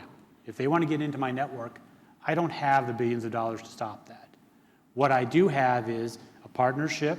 I have relationships with providers in order to hopefully help me detect those. I have relationships with federal agencies, InfoGuard, DHS, DOE through EISAC, FERC, et cetera, at least from a US perspective, that I leverage and hopefully will help protect us in that regard. And we work with the national exercises. I was at GridX this year. We participated in that. So we try to do what we can, but we also understand that at a certain point, there is the fact that we are a capitalist society and we have to be able to make a dollar in order to continue the existence of the company. So in the end, it comes to a balance. It's Good a point. risk-based Yes, exactly. It is It's a risk-based decision. business decision. Business is the important word there. Absolutely. And that's what my board expects me to provide them. How do we balance those risks?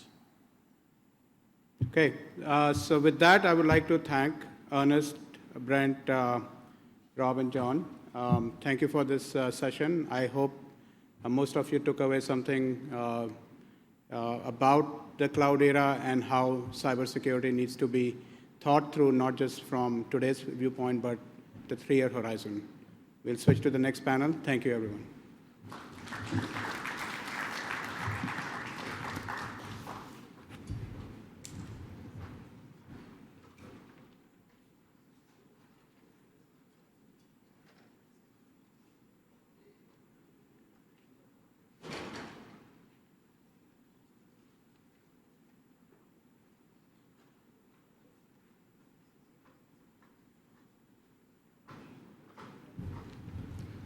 Thanks, Vidya, and the panel as well.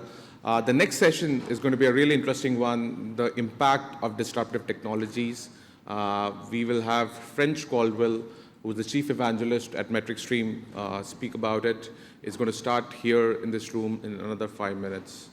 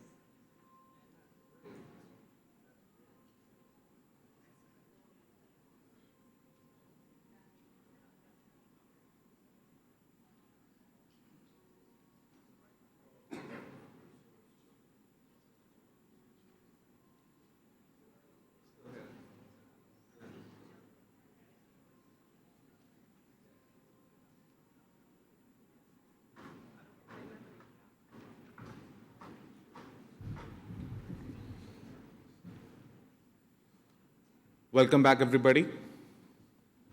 The next session is going to be the disruptive technologies, the impact on policy change.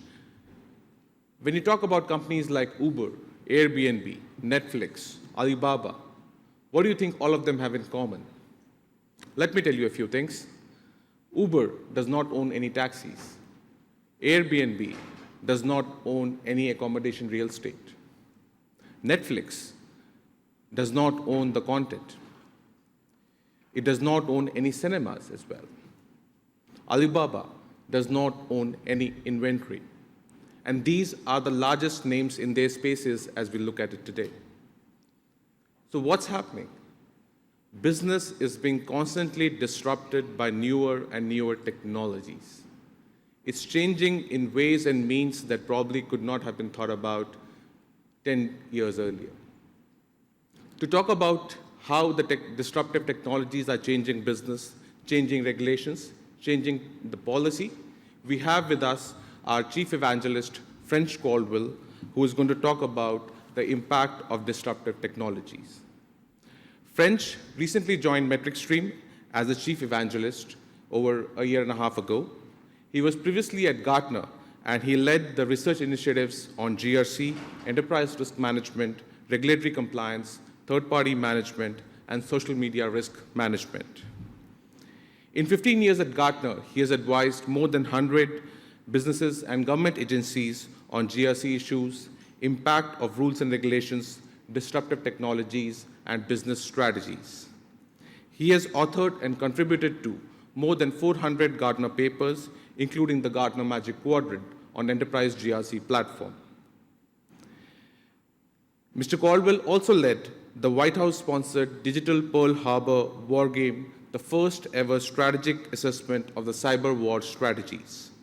Before joining Gartner, he was the director of knowledge services at Arthur Andersen.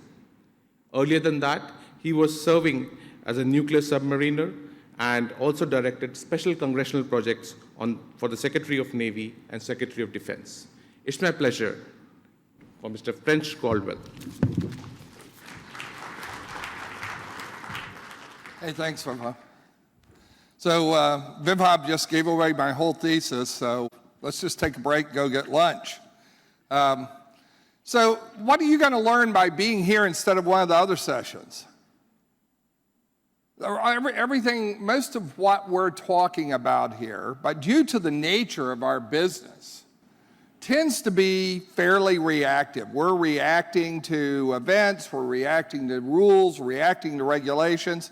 The advantage that you have in this session is that you're going to hear about what's coming, what's next. That's really what we should be doing, right, with GRC, is knowing what's coming next, and how do we deal with that? How do we take advantage of it? So, disruptive technology. A lot of people overuse the term, it seems.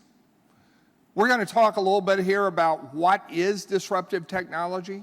I'll give you a sense of a new way of thinking about it. And we'll also talk about what's really happening. Is it the technology that's disruptive, or is it the business models that are enabled by the technology that are disruptive? But the real thing I'm going to talk about to you is the fact that rules and regulations, because of disruptive technology, the regulators themselves are being disintermediated. Rules and regulations may be going the way of the dinosaur. There could be, at least in some areas, all right? This young lady, Sarah Kavanaugh, is a 15-year-old teenage girl in Hattiesburg, Mississippi.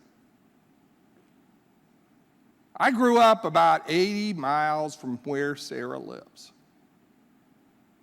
And Sarah and her little brother were out playing outside one hot day in Mississippi.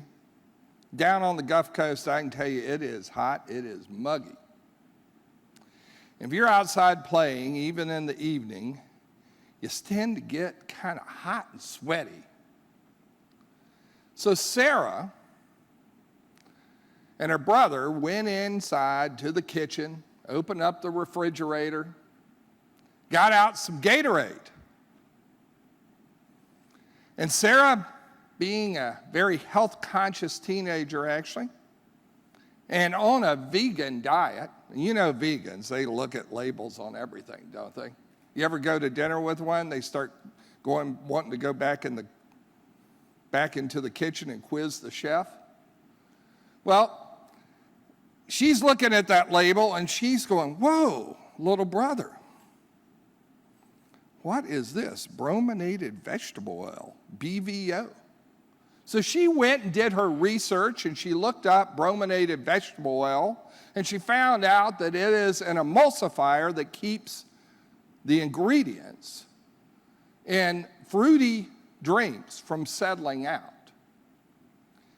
And of course, orange Gatorade was her favorite. And she also found out something else, that BVO had been approved as a fire retardant. And so she's like, little brother, we're drinking fire retardant. So what did Sarah do? Sarah went to a place called change.org. And on change.org, she put up a petition saying, PepsiCo, take BVO out of Gatorade. Take fire retardant out of Gatorade. Now, regardless of the science, her message got through. At first, no one paid much attention, but after a couple of months, she had 200,000 signatures that had been spread virally through social media on that change.org petition, and you know what PepsiCo did? They took BVO out of Gatorade. Next, she put up a petition to Coca-Cola saying, take BVO out of Powerade. Only took 64,000 signatures before Coca-Cola took BVO out of Powerade. And then a year later, Coca-Cola and PepsiCo both announced that they were taking BVO out of all their beverages worldwide. That's impact. What would Sarah have done just 10 years ago if she were concerned about that? She might have taken up a paper petition at her high school, folded it up neatly, put a little cover letter on to her congressman, sent it off. Congressman would have sent it over to the Food and Drug Administration. FDA would have looked at it and said, oh, we've looked into this in the past, it's perfectly safe. Sent a note back to the congressman. Congressman would have sent Sarah a letter saying, Sarah, you're a model citizen. Your civic participation is admirable. Thank you very much. It's perfectly safe, Sarah. And if Sarah wanted to get BVO out of Gatorade, she would have gone to university, gotten a law degree, gotten a job with a food advocacy organization just about 2 or 3 blocks from where we are right now in Washington, D.C. And then she would have lobbied for maybe 30, 40 years, and maybe, just maybe, her grandchildren would have been able to drink Gatorade without BVO. What do you think? Sarah and Change.org and all the social media sites through which her petition was shared disintermediated her congressman, the regulators, the food advocacy special interest groups, the lobbyists for the industry. She disintermediated them all. No change in rule or regulation was required to take BVO out of Gatorade and Powerade. Interesting. Another example. CERN. You know, the big collider, accelerator, particle physics experiment in Switzerland. 2009, immediately after the financial crisis, Austria was headed in the wrong direction. They had to rein in their budget. They didn't have the revenue that they needed to finance their public budgets. The finance minister of Austria said, look, we've got to make some cuts. And they decided to cut their contribution, Austria's contribution to CERN. Only amounted to 2% of CERN's budget. I think it's around 16 million euros. But you had to cut somewhere. They had to make some difficult choices. But whoa, not so easy. All of a sudden, out there on change.org, big petition. Austrians were signing that petition, got up to 32,000 signatures within a week or so. It turned out that Austrian citizens were very, very proud of the contribution that their small country of 8 million people makes to the world of physics. It was a way for them to have an impact on something very important to humankind, despite the fact that they're a small country. And there was such an outcry due to this social media, this campaign, what really you could call a social storm, that the Chancellor of Austria announced within 2 weeks that the funding was being replaced. Think of this. What would have had to happen before? Before social media, perhaps if individual citizens were upset, they could mount a political campaign and identify parliamentarians that would be more supportive of funding science projects like CERN, and those that weren't supportive, and make their contributions to those that are supportive, and they would have waited a couple of years until the next election and really tried to campaign hard, and it would have been a minor issue, certainly in an election campaign. And most likely, they wouldn't have had much effect, and if it had had much of an effect, it would have happened 2 or 3 years later. It happened within 2 weeks. Government was disintermediated. Parliament was disintermediated. The social storm created the change immediately. No change in law required, no change in rule, no change in regulations. Happened immediately. Once again, disintermediation. And this is happening again and again and again. There's example after example of the use of social media to affect change in public policy absent the traditional public policy process. So let's take a look at that process. Let's go into a little bit of detail here. This is the typical life cycle of a public policy issue. Back in the late 70s, early 80s, there was a gentleman by the name of Howard Chase. And Howard Chase wrote really the first book on issues management for companies, for corporations, so public policy issues management. And his hypothesis was that how you manage public policy issues would come to have as much significance on the success of your company as did how well you manage the company's finances. He was certainly a person ahead of his time. He had a colleague in research named Ray Ewing, and Ray Ewing took that thesis and developed what he called the Chase curve. And this is what you see right here, the Chase curve. It's an issues power curve. It is a curve, the curve is looking at public attention to an issue. In the early stages of a new public policy issue, there may be very low public attention. The only people who are really paying attention are the wonks and the special interest groups. But over time, if there be more and more public attention to an issue, and Chase and Ewing said, look, most organizations don't start reacting to the public policy issue or responding to it until they get to the point where there's going to be some new law or some new rule or some new regulation. Then they try to shape that legislative action or the regulatory action to fit the needs of their company or their special interest group. However, some companies act voluntarily earlier, thus dampening the issues curve. And even if this action is taken on an industry-wide basis, often eliminating the need for any type of major legislation or regulatory action. What's really happening here, though, is this. The curve is really not smooth.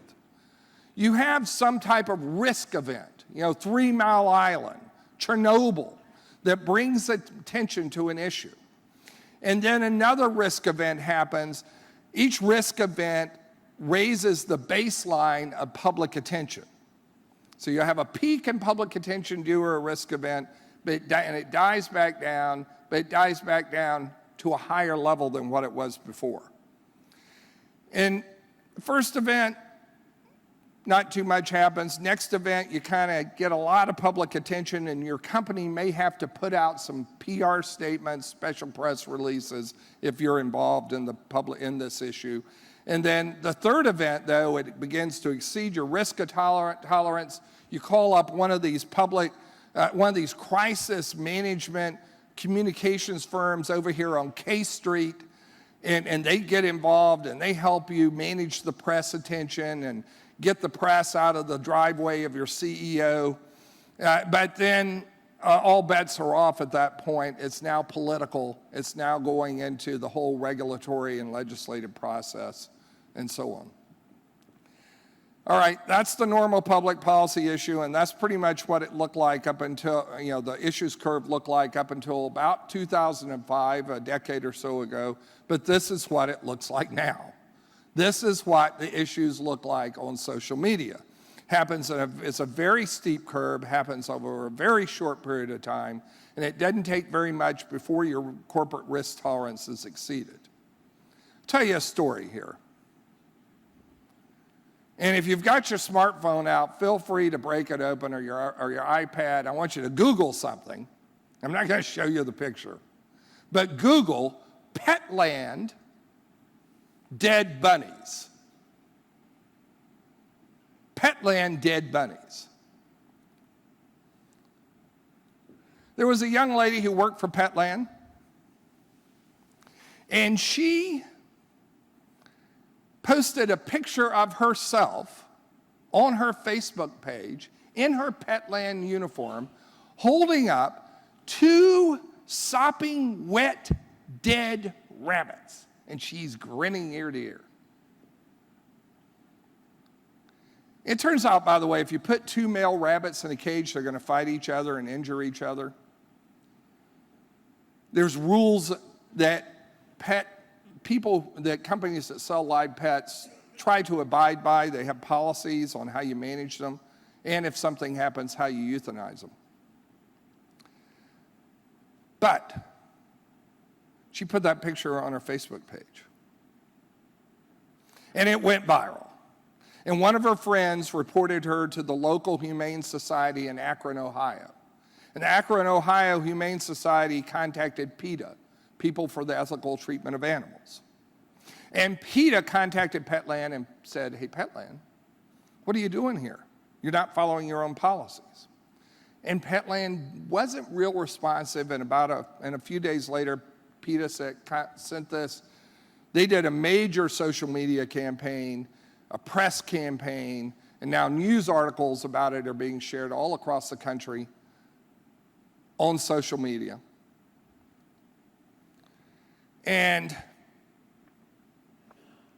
within a week, Petland shut down that Akron, Ohio franchise store. Now, your typical risk analyst is going to go, 2 dead bunnies, $7.50 each, that's $15 loss. Okay, loss of, oh, well, $15, well within the corporate risk tolerance, right?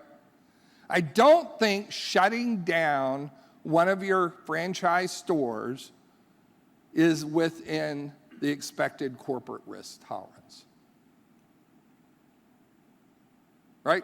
That's what social media does. Now, just a quick poll here. How many people here raise your hand if you have not, at your company or government agency, been impacted by a social media risk event? If you've not, raise your hand. Come on. No one? No one? That's amazing. Not amazing really anymore, is it? Okay, so we can do a better job here. All right. Now,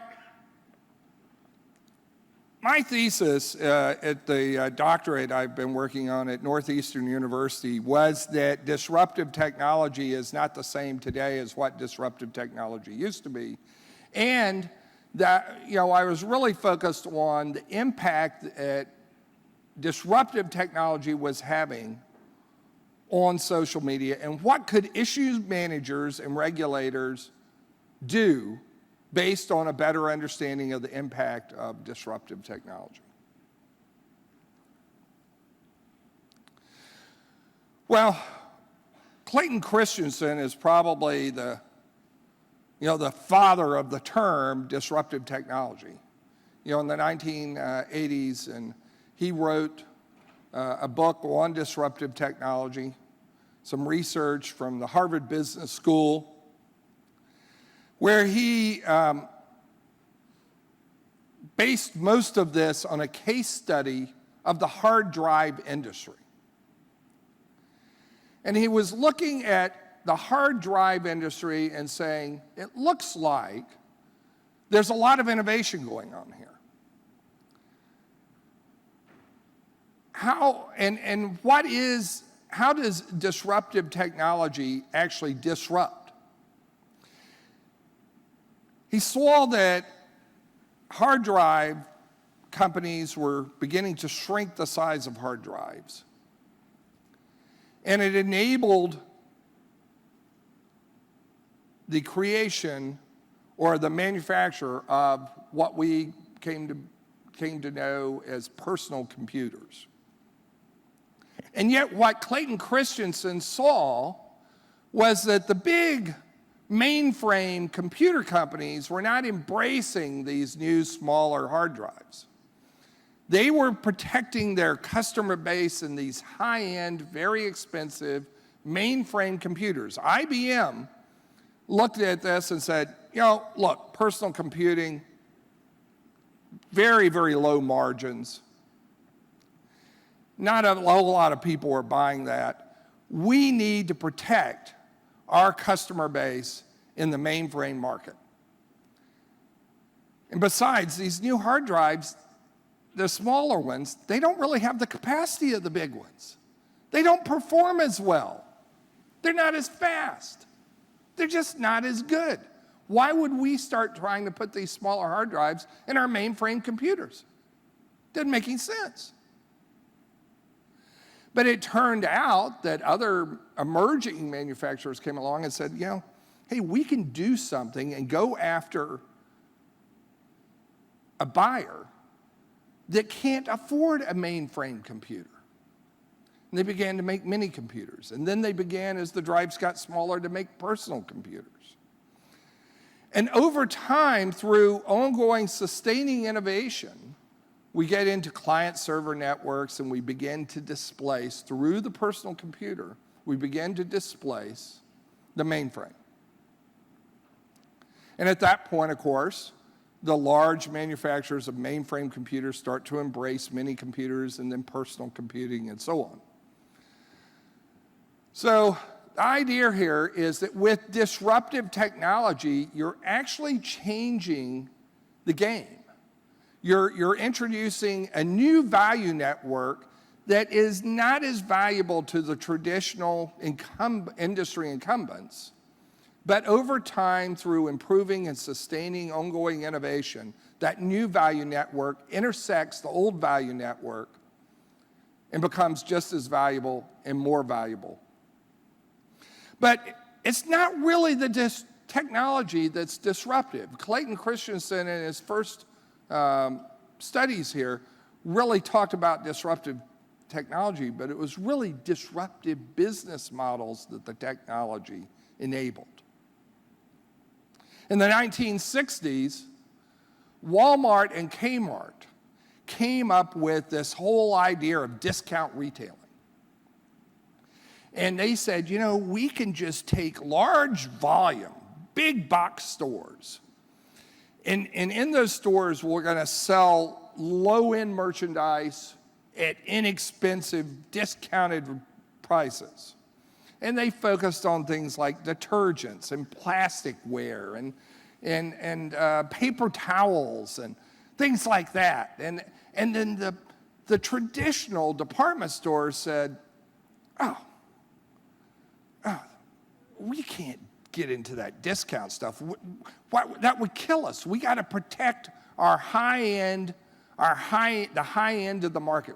Let those guys, those Walmart and Kmart, those upstarts, they'll probably be gone soon anyway, just let them have the low end of that market. We're going to sell dishwashers and expensive washing machines and dryers, and we're going to sell designer fashions, right? And protect the high end of our market. But over time, Walmart and Kmart began to say, well, you know, we can move up the value chain. We can start selling a broader array of merchandise. And we can sell not just to the people who can't afford anything else, we can start to bring in the higher end of the market, and over time they did. And eventually Walmart actually began to say, we can do it even better in Kmart. And how did they do this? They came up with a new disruptive business model based on information technology. They eliminated the warehouse in large part. Using information technology, Walmart was able to identify what goods had left the factory and were on the trucks on the way to Walmart. And they, using information technology, they knew exactly which shelves were empty, needed to be refilled at which stores. And so they developed a model called cross-ramping, where the trucks would come from the suppliers, and the goods would move off the trucks from the suppliers right across the ramp into the trucks that are going to the stores. The goods did not stop in the warehouse. They didn't spend any time in the warehouse. Saved untold amounts of money using cross-ramping. And they got better and better and better at the use of information technology, and that's what's driven the Walmart model. So as information technology enabled a new disruptive business model.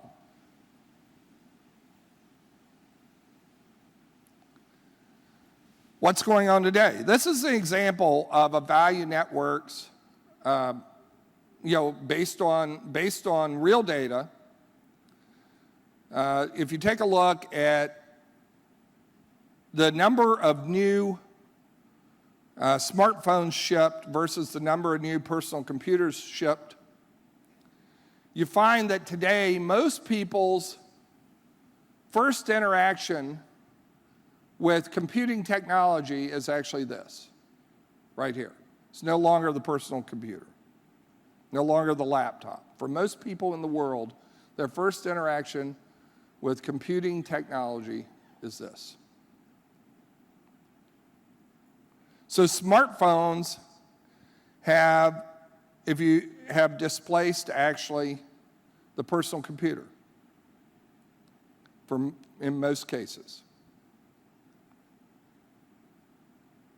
And they're going to be displaced as well, as computing moves into everything that we do, every device that we interact with.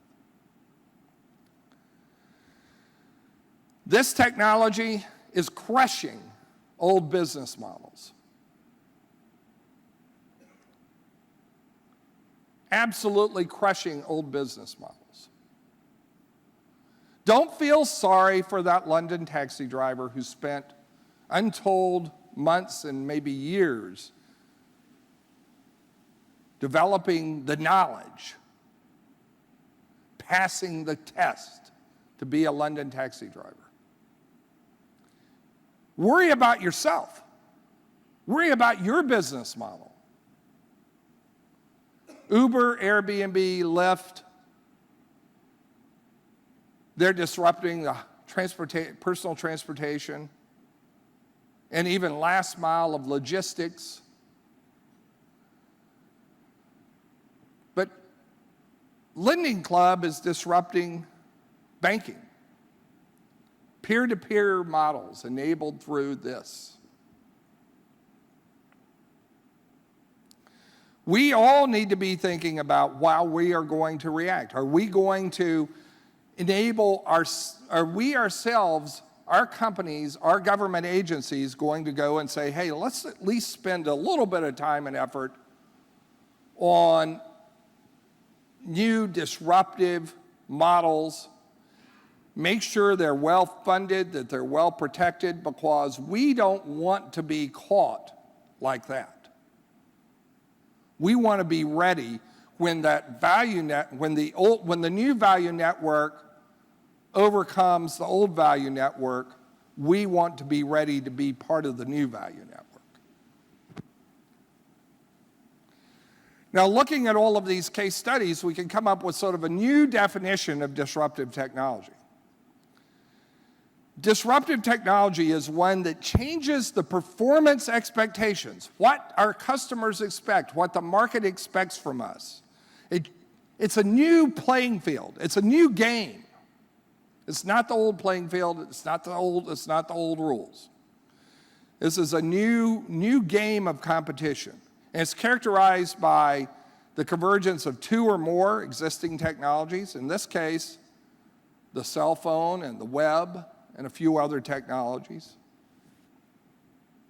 which in turn enable new business models that make redundant the large legacy investments of displaced competitors.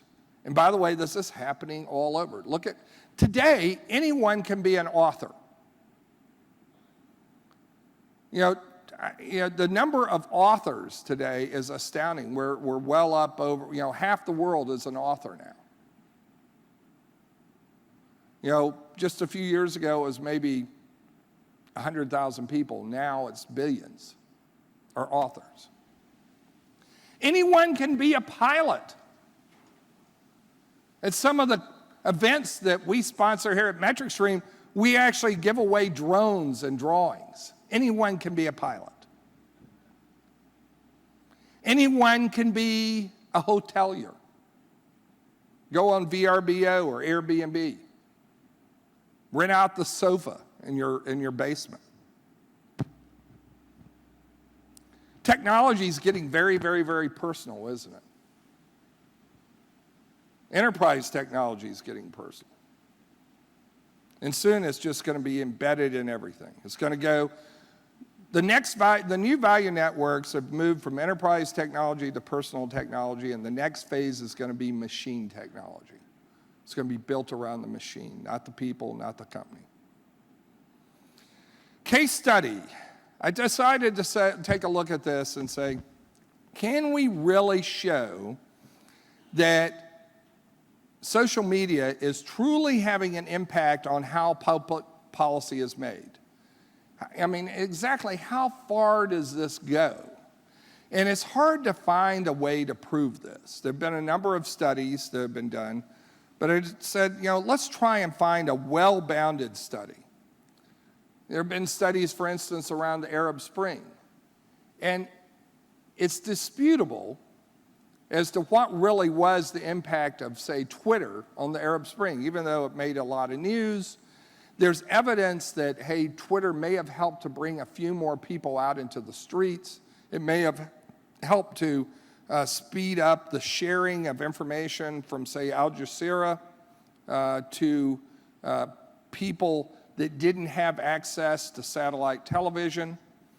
There's some evidence that it had an impact, but it's not provable that these events wouldn't have happened without Twitter.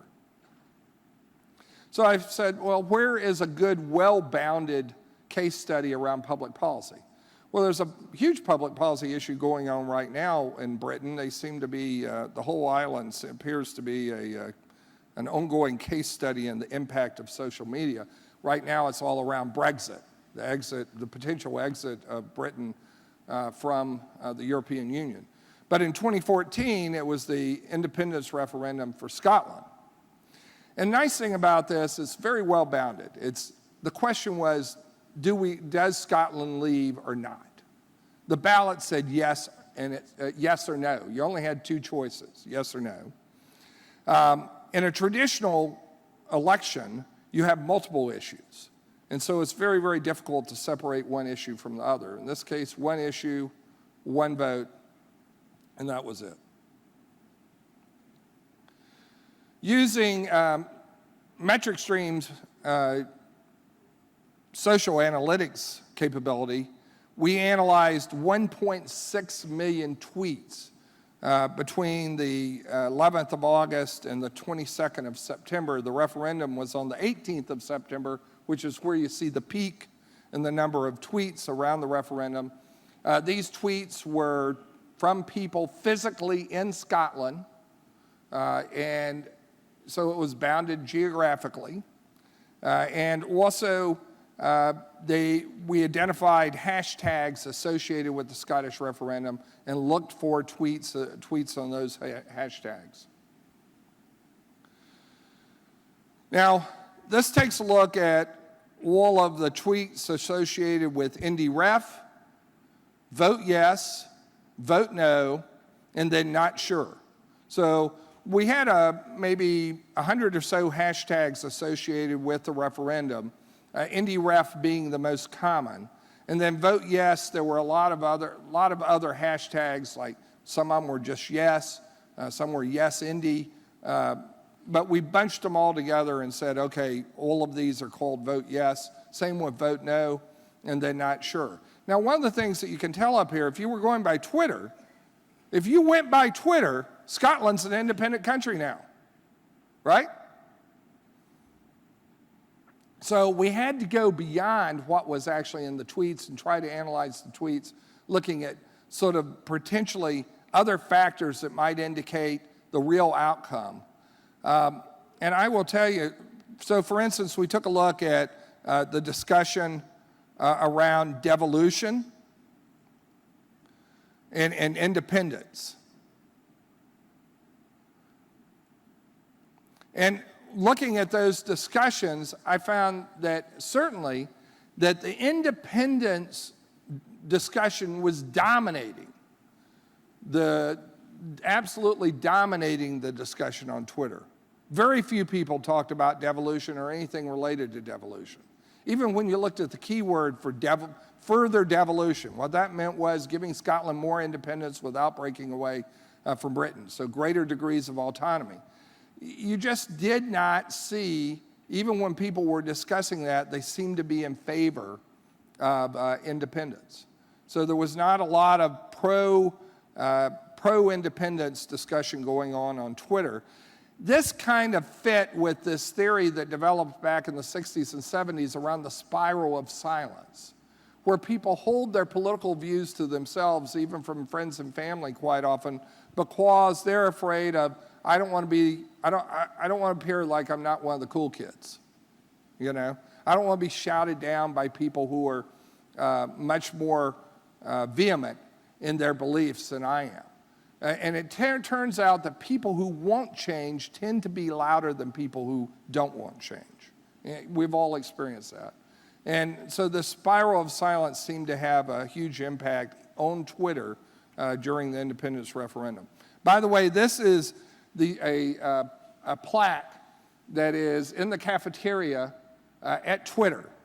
So that plaque, they put up a plaque in the cafeteria every time they have a major social storm. So all the big social storms are right up there. If you go in the cafeteria at Twitter, you'll see the big social storms up on their wall. This was one of the major events at Twitter. So what I came up with from that is certainly social media, you have to be careful. We see a lot of companies that respond very rapidly to social media, but is that the right thing to do? You can't just count on social media to make major decisions. But we do see companies actually, and government agencies even, and politicians, swinging wildly when a social storm erupts. You need to be ready to manage that social storm. You need to have a crisis response team, much like you do for any other type of physical event or natural disaster. You need to be monitoring ongoing around those issues that could possibly impact you or others in your industry. Now, here is kind of a normal issue management cycle. You know, we identify an issue, we identify who the influencers are, we monitor those influencers who are very important out there on the social networks, and we try to impact what the influencers are saying. We evaluate the impact of that influence, and then we go back and try to re-engage the public on the issue and re-engage those influencers with our messaging. And we follow this sort of normal issue management cycle on and on in our press releases. And for those who are engaged on social media, they're following this normal issue cycle quite often as well. But here is the actual issue management cycle on social media. If you have a trigger event, you'll maybe have images of the event picked up by social media. Think about the shooting in North Charleston several months ago, and the images, the video on social media. It created dramatic impact. News story, you know, in other words, we do not have the control over the news. The news organizations no longer have the control over what is going to be news that they used to have. It used to be that the editor decided the senior editor, the editor-in-chief decided what was going to be a news story, right? No longer. The people decide that. They decide that with what they decide to record with these and share on social media. These stories are picked up from social media and published and broadcast. Influencers begin to comment on these stories through blogs, on Twitter, and LinkedIn. And then we have to have an emergency response capability. You need your chief legal officer on speed dial to approve what's going to be said on that press release that you're going to go out there. You need to have ready, in hand, pre-approved social media post that you're going to share for the most common events that could hit your industry. And then you have to monitor that, and have a team that's going to stay engaged on those issues. So here's some recommendations. Everyone should have a social media engagement strategy and monitor for issues that are relevant to your strategy, brand, and industry. By the way, if something happens to someone else in your industry, you are tainted as well. So you're going to have to be ready to and quickly analyze as to whether do we also need to respond? Do we have this problem? How are we sure we don't? Prepare for social storms with emergency response capabilities. I've seen this work very well for companies, where they have a team of people who are social media savvy, not just in marketing, but people they can pull from across the company, experts that really understand the company, understand your strategy, understand the issue at hand, that they can pull together rapidly to be able to respond to social media issues. Government officials, regulators should increase their understanding of disruptive technology. You're being displaced. Do you know why? Government needs to be taking a look at how they build social technology into what they're already doing online. Go on regulations.gov, for instance. There is no concept of how to engage people in true social interaction on regulations.gov. Absolutely none. You're missing the chance to actually involve the people in making regulations in a way that will truly satisfy the needs of the public. Individual change agents, all of you activists like Sarah Kavanaugh, and your activist kids need to consider using social technology to exercise your rights to petition. Do you know that under U.S. law and under the U.S. Constitution, you have the right to petition? Very few people really realize that you actually have the right to go to any government agency and say, I think that we should change this rule, this regulation. You have that right. You could be using change.org more effectively, knowing that, hey, I have this right. Let me get a petition going on change.org and use that as evidence to petition also this government agency for a change to a rule or regulation. Individual citizens could be doing that. So, we have maybe a minute or two here for a few questions. I'd be glad to take your questions before we go on to our next sessions. Anyone?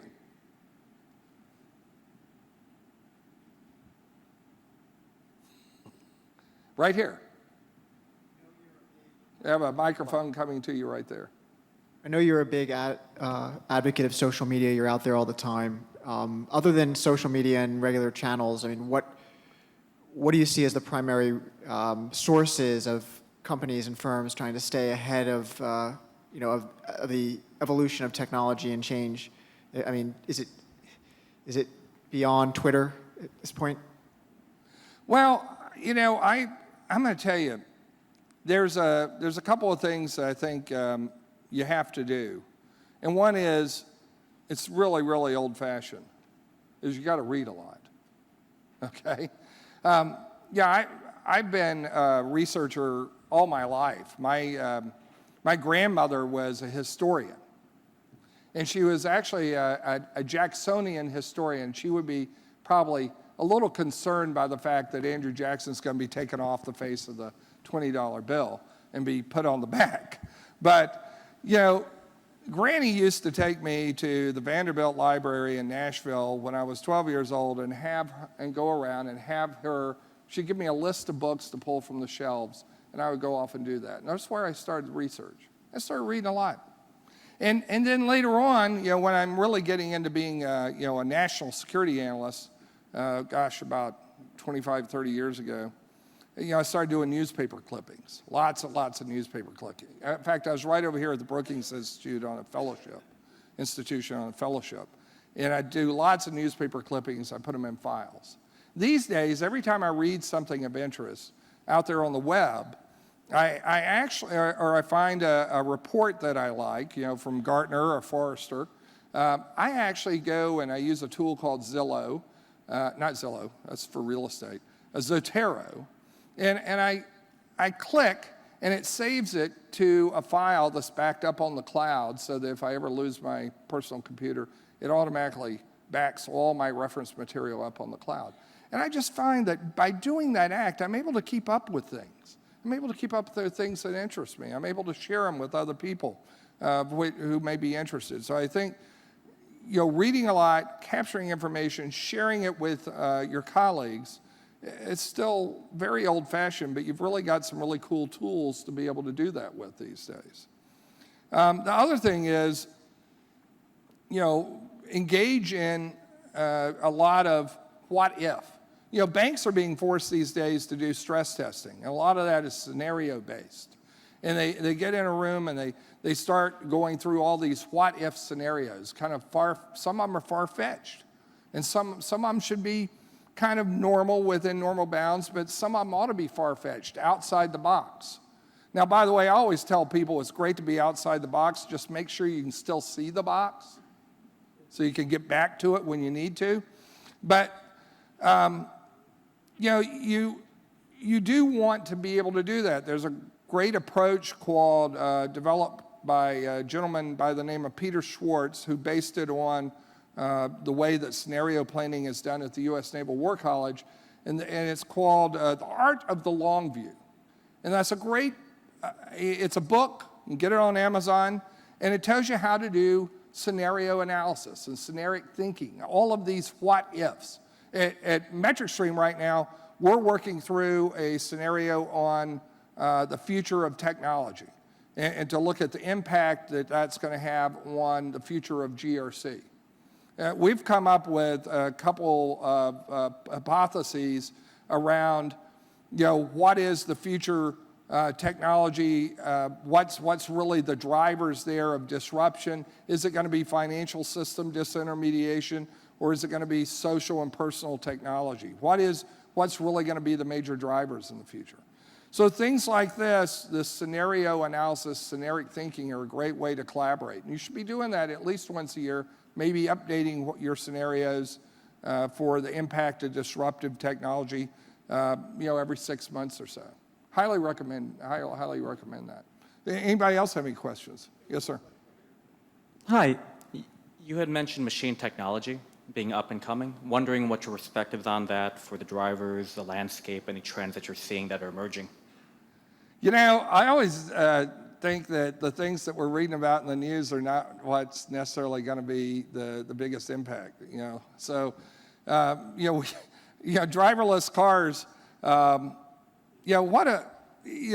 It's very, very interesting there. But you know, can you imagine that next year we're all going to be in driverless cars, or the year after that, or year after that, year after that, or whatever? None of us would go buy a car right now, would we? Right? If it's going to be in the next 5 years, we'd say, man, I can make this old 2008 Chevy Suburban last just a little bit longer till I can get that new driverless Tesla that's going to sell for only $20,000. Now, we're not looking at that. It's still going to take a while for this to happen, right? But there are things that happen pretty quickly. You know, I think when you really get into some of the personal technology and the things that are being put in the hands of people very quickly, you have things like drones where you've displaced very quickly the business of doing aerial surveys for construction or looking at crops, and that's having a tremendous impact. You know, you have an aging farming population. You know, the farmers are getting older and older and older. Well, what happens when that knowledge from farmers is no longer passed on to their sons and daughters? You know, we're probably going to be dependent very rapidly on more and more technology to be able to support farming. So a lot of the changes that are happening are actually occurring very rapidly behind the scenes, rather than the stuff that kind of makes it on the front page of the science section of the New York Times. You know, all right, yeah.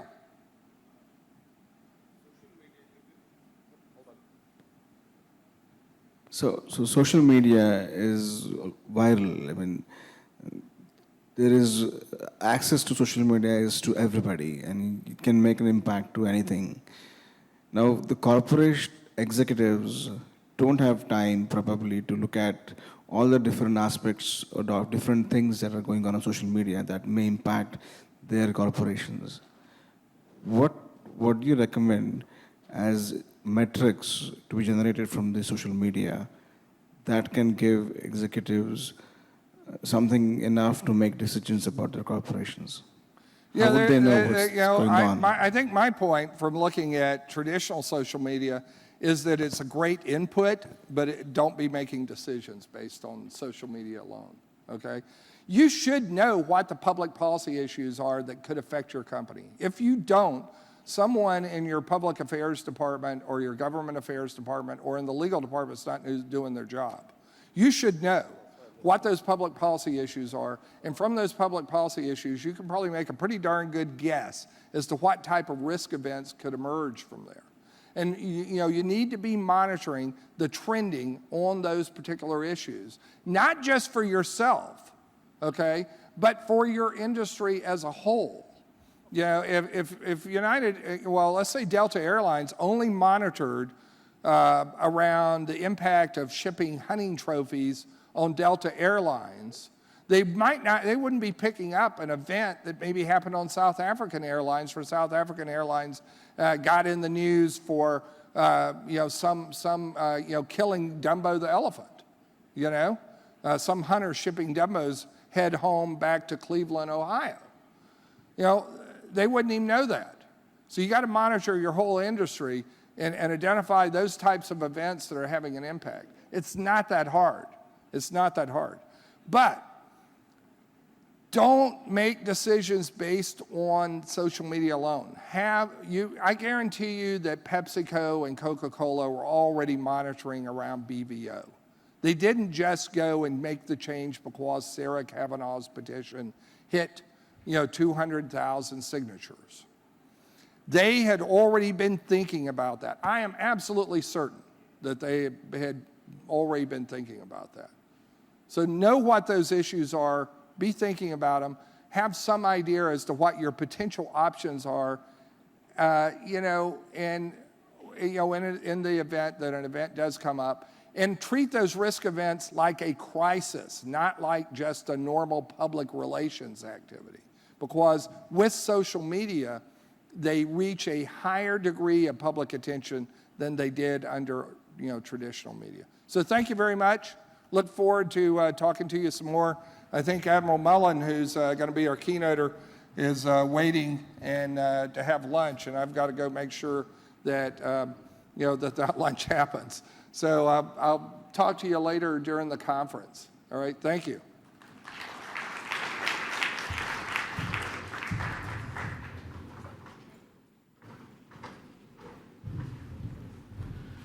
Thanks, Wrench. So, ladies and gentlemen, we'll break for lunch now.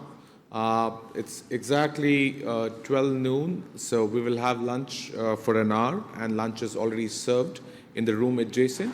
And we'll reconvene here at 1 o'clock for the opening keynote, followed by the keynote by Admiral Mullen. See you back in an hour.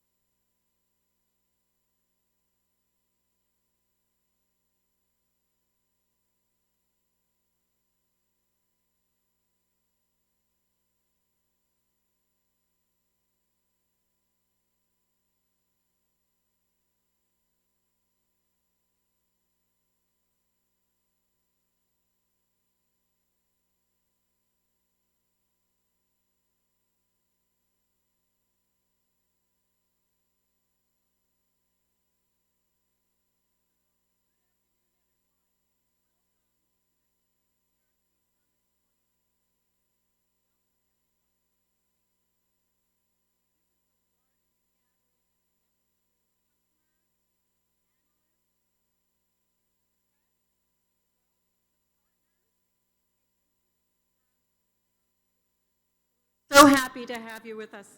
My name is Kristen Gant, and on behalf of my colleagues, we really welcome and appreciate your participation over the next couple days ahead. So together, we tackle some of the key issues that are facing executives who are charged to elevate their GRC programs in important line of defense functions, whether you're audit, IT GRC, vendor risk, compliance, legal, quality. All of these areas are important, and we are working together to solve some of these problems in the industry. This year's GRC Summit is based upon the theme of leading with GRC. We promise that you'll be highly engaged. If you haven't been so already, for those who've participated in the MSIG groups this morning, you're going to hear from CEOs, board members, thought leaders, and also engage in breakout sessions with your fellow MetricStream community members. This is very important to us to gather your ideas and thoughts for the future ahead. You're going to open yourself up to real-world cases, share information, knowledge, and experience, challenges about products, and new ideas for innovations and more. Right now in the audience, we have over 450 people. We represent all industry verticals. We are on top of not only the 450 people in this room, but with the help of L&T Infotech, we're streaming live, so we're actually reaching out to thousands of people at this moment. So we welcome you. Also, the leadership in this room here is extraordinary. I mean, just think about it. Look at the people to your left, to your right.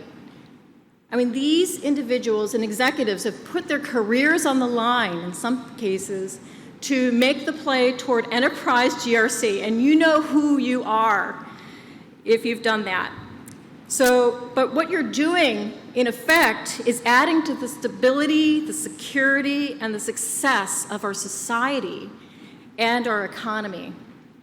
So let's make some recognition here with regards to our partners. Of course, none of this would be possible without our event partners. So I'd like to extend our gratitude toward our platinum sponsor, KPMG, and we have our gold sponsors, PwC and Wipro, silver sponsors, CSC, Dow Jones Risk and Compliance, HCL, and Virtusa Polaris. We also have a number of other sponsors who are exhibiting and hosting network sessions, and we're going to be announcing and recognizing those folks as we go on. So please join me in welcoming our sponsors.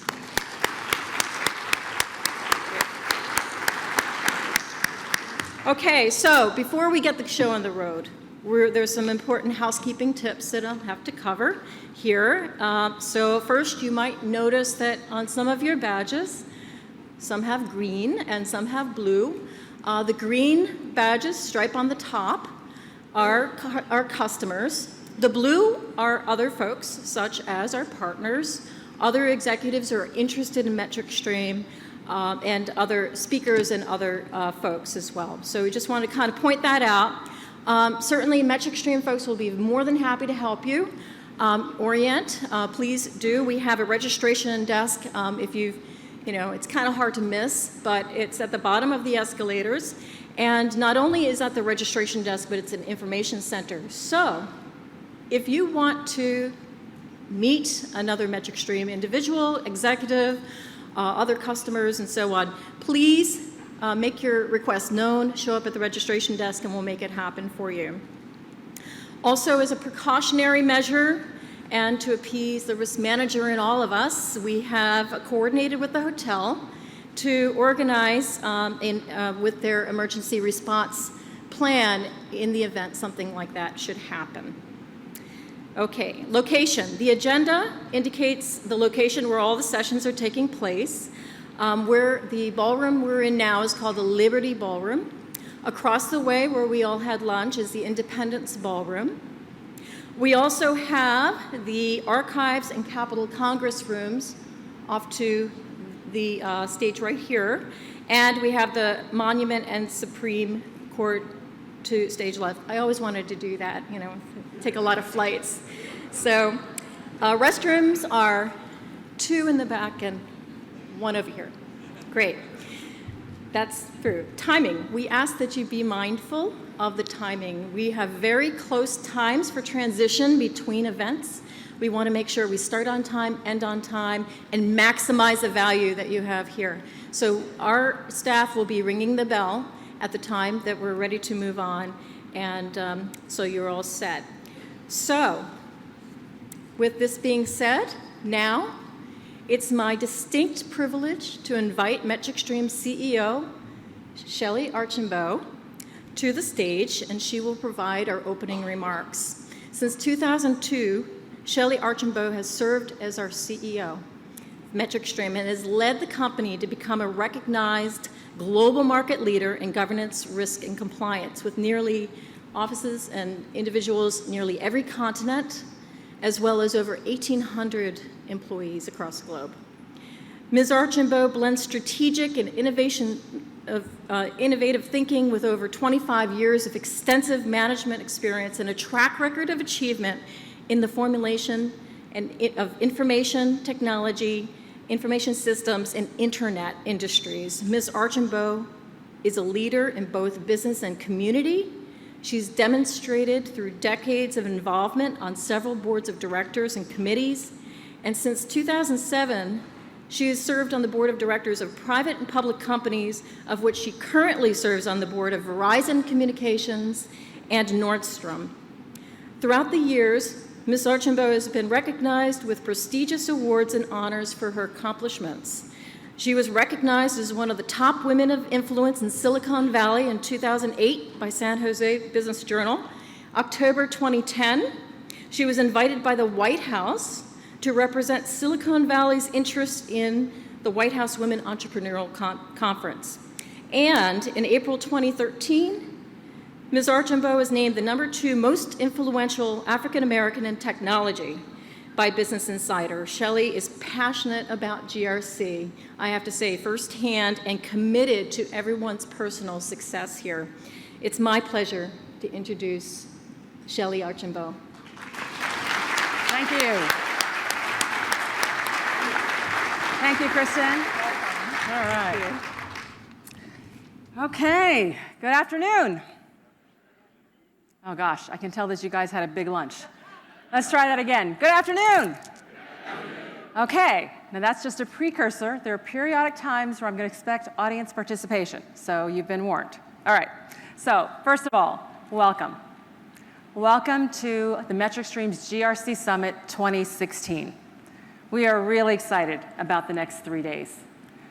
We hope you take the opportunity to take advantage of all of the opportunities we give to you over the next few days to interact with each other, to network, to strategize, to be inspired, to collaborate, because half of the value that you will get from the MetricStream GRC Summit is actually the ability to get to know and meet your peers from around the world. Our theme for the summit is leading with GRC. And actually, let me just take a break for a moment, because I heard that we actually have some leaders right here in the hometown of Washington, D.C. For you hockey fans, I'm sure you heard that the Washington Capitals beat the Flyers, so they advanced into the playoffs for the Stanley Cup. Woo! Go Capitals! So not only is GRC leading, and are you leading with GRC, but so are the local players. We've lined up for you some fantastic summer summit speakers. You'll have the chance to listen to a lot of different perspectives and hear from people from a wide variety of backgrounds. And I know you'll get tremendous value from all of that. But in addition, I talked about meeting and talking to your peers. We have people in this summit from all over the world. We have representatives from Doha Bank, Riyadh Bank, from Babco, as well as from Donata, who traveled here all the way from the Middle East. We have customers from Asia representing Aboitiz. And don't forget Europe. We've got Societe Generale in the house. PMI should be in the house. And we also have one more, UBS. So we've got a global contingent here at our summit. And I want to give a special call out to 8 folks from Assurant who actually accelerated their UAT so they could actually be here and enjoy us today. So listen, welcome to everybody. This is going to be a lot of fun. Now, before we get started, I want to start us off by introducing the GRC promise. Because as GRC professionals and business leaders, we actually have a common purpose. And that common purpose is to preserve the integrity of our organizations.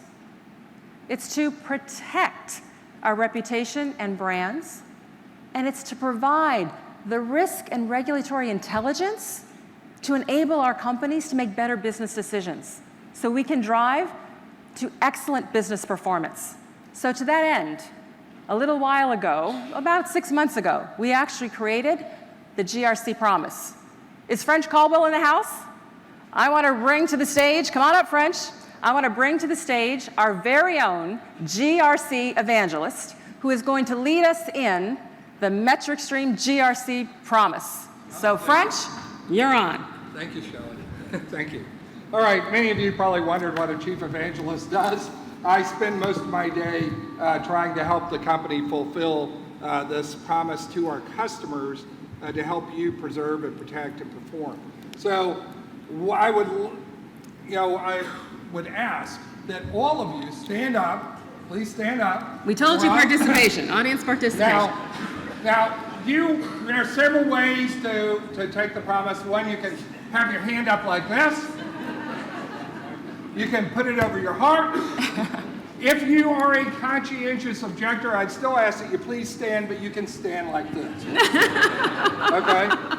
So raise your hand over your heart or whichever you prefer. I promise to do my best to preserve our corporate integrity, protect our reputation and brand, and provide the regulatory and risk intelligence needed for exceptional business performance. Very good. You're all sworn in as GRC evangelists. Thank you. Thank you. Very good. Thanks, Shelley. Thank you. Yeah, I got to keep an eye out for you. You always bring me up here. You've got it memorized by now, right? Of course. Yeah. But I just like to see you do it, French. All right, that was fun. Now that you've all been sworn in, feel free to take the GRC promise back to your own organizations and get everybody riled up and behind the banner of GRC. Okay, so before we get started, I wanted to take a moment and actually just reflect back on some of the progress that MetricStream has made since we gathered last year this time, actually right here in Washington, D.C. First, let me talk about growth.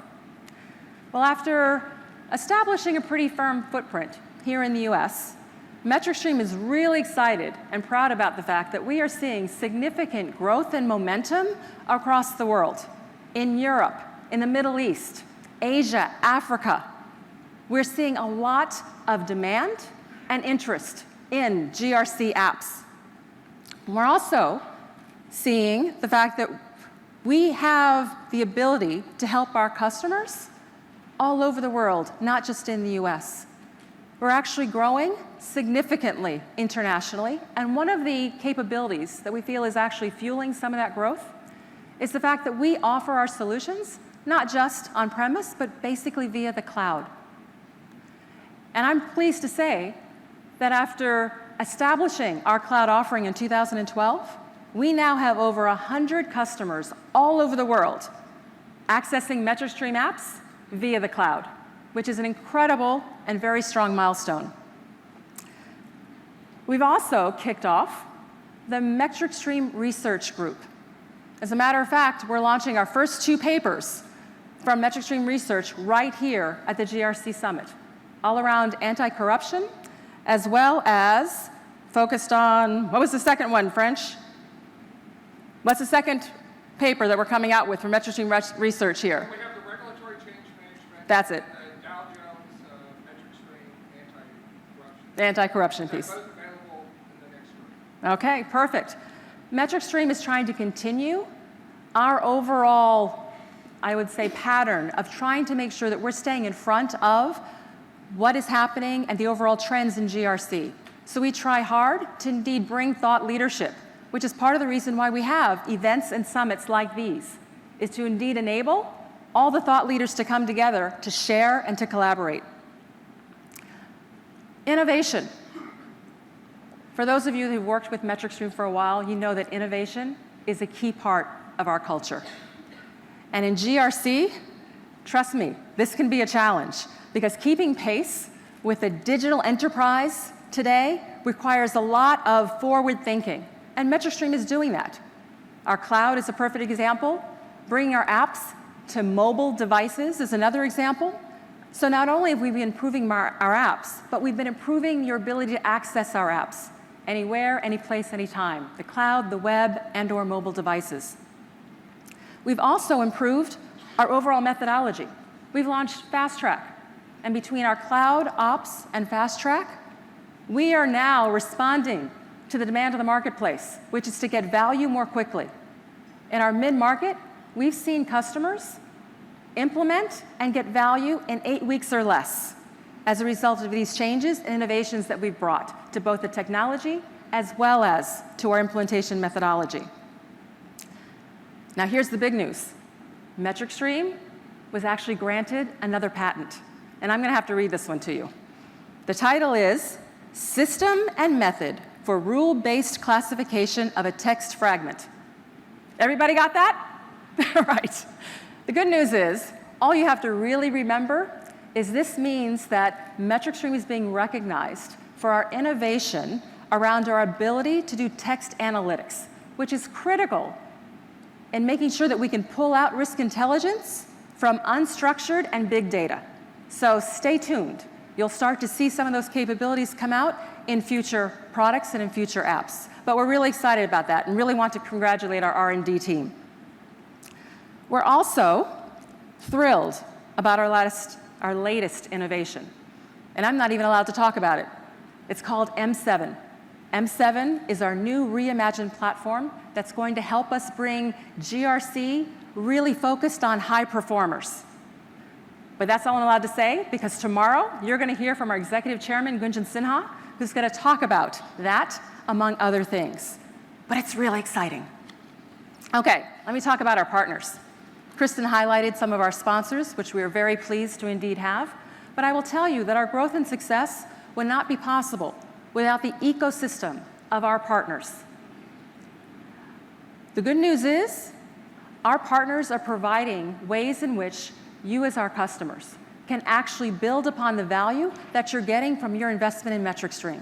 And we encourage you to spend time visiting their booth, interacting with them, so you can learn just how to do that. And to help support our partners, as well as our customers, we have built MetricStream University. How many people have heard about MetricStream University? All right, about 30% or so. Well, you should all hear about MetricStream University. With MetricStream University, we are training and certifying GRC professionals all over the world. Last year alone, we actually trained over 1,000 professionals across 200 companies. And this year, we're going to do even more than that. Now, let me get to our analysts. We actually have all of our analysts gathered together over here. We really value and appreciate our analysts. The analysts help keep us informed about the needs of our customers, the changing dynamics in the marketplace, and the overall GRC landscape. And we're pleased that over time, MetricStream has been recognized by a leader, both by Gartner, by Chartis, and by Forrester. Now, most importantly, I want to talk about many of you, our customers. Because we would not be where we are without the support and the belief and confidence of our customers. Our customers represent 27 different countries. That's how broad MetricStream's reach has become. In 2015, we added over 100 customers to the MetricStream family. And our customers have demonstrated their confidence and their belief in us, because last year, 85% of our customers actually increased their overall investment in MetricStream via more apps, more content, or more services. So, what's next for MetricStream? Well, we want to continue to focus on helping our customers achieve success. As I shared earlier, our theme for this summit is Leading with GRC. And we believe that all of you are GRC leaders and you have a pivotal role to play. Because no longer is GRC just an auxiliary arm of the company, but GRC is front and center to driving business decisions and driving outcome. And we're here to help you every step of the way. How are we going to do that? By making GRC simple. That's a theme that's been with MetricStream all along. Now, how are we going to make GRC simple? We're going to do that in a few ways. One, by enabling and supporting you at every stage of your GRC journey. Because GRC is a journey, and we have to work together step by step to build out that overall plan so that you can get to the point where GRC is pervasive. By providing a comprehensive set of apps that are packaged and available via the web, via the cloud, via mobile device, so you have the flexibility to achieve your overall goals. And by helping you embed GRC as part of your overall culture, by providing you with the platform that enable you to tie all of your GRC programs together, and by pulling together the necessary information you need and transforming it into risk intelligence so you can make better risk-informed decisions. And that brings me to the core of my talk today. We live in a world where businesses have to make decisions faster than ever before. The world is much more complex, and as I like to say, the speed of business is just accelerating. As a matter of fact, a study was done recently where 300 C-level executives were surveyed, 72% of which said that one key initiative in the last 3 years had indeed failed because of slow decision-making. An additional 42% said that their competitors actually gained ground because they delayed making certain decisions. So decisions absolutely impact overall business performance. And in GRC, it's all about providing to management the information they need to make those risk-informed decisions. Now, you might ask, well, why is that so important? Well, it's probably pretty obvious. We have an environment that's pretty risky. You have what's going on with the economy of China right now. You have commodity market prices falling that are affecting complete industries. We've got cyber issues that are happening globally. There is a lot going on in the environment externally that's creating a lot more risk that we have to factor in to our overall plans. And plus, you have the issue today that innocuous little Fitbit device or a pacemaker, God forbid, or a refrigerator, right, that's connected to the internet might be hacked and something could happen. We have to plan for all of these contingencies. However, although the world is definitely risky, right, we have to take risks. Nothing great has ever happened without a risk. If you want to build a great company, you have to take risks. If you want to launch a leading edge product, you have to take risks. If you want to disrupt a complete industry, you have to take risks. The key is understanding and having the risk intelligence information so that you can balance the overall risk with the potential reward. Because the bottom line is everything involves risks and opportunities. And as I like to say, risk and opportunity are two sides of the exact same coin. Okay, so that brings us back to our initial conversation, which was, how can you and your organizations make more risk-informed business decisions? A few years ago, one of our clients, Johnson & Johnson, as a matter of fact, I know there's a couple people here from them today. Johnson & Johnson came to us with a major challenge. Their challenge was they have a decentralized organization, over 300 entities underneath their overall corporate umbrella. And it was very hard for them to actually collect and understand the different risk information that was happening throughout their overall enterprise. So to solve that challenge, J&J did a couple things. One is they implemented one platform in which they could collect up all the risk information and consolidate it. Two, they actually created an enterprise risk map which defined an overall clear and standardized risk nomenclature. Common language is what to think about. So when they pulled up the information, they could actually make decisions and compare and contrast and understand on a relative basis, right, what they needed to do to get those decisions made. Now that they were reporting and communicating in the same language, they were able to make better and faster business decisions. And even though each business unit had their own risk scale, they all mapped in to a common red, yellow, green at the corporate level. That's what companies are trying to do. Another example is actually Sterling Bank, renamed Umpqua, and we have representatives of them here as well.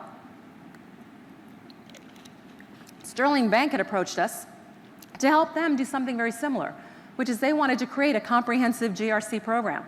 They wanted the ability to actually tie all of their risks and controls and information across, because today it was all in separate silos.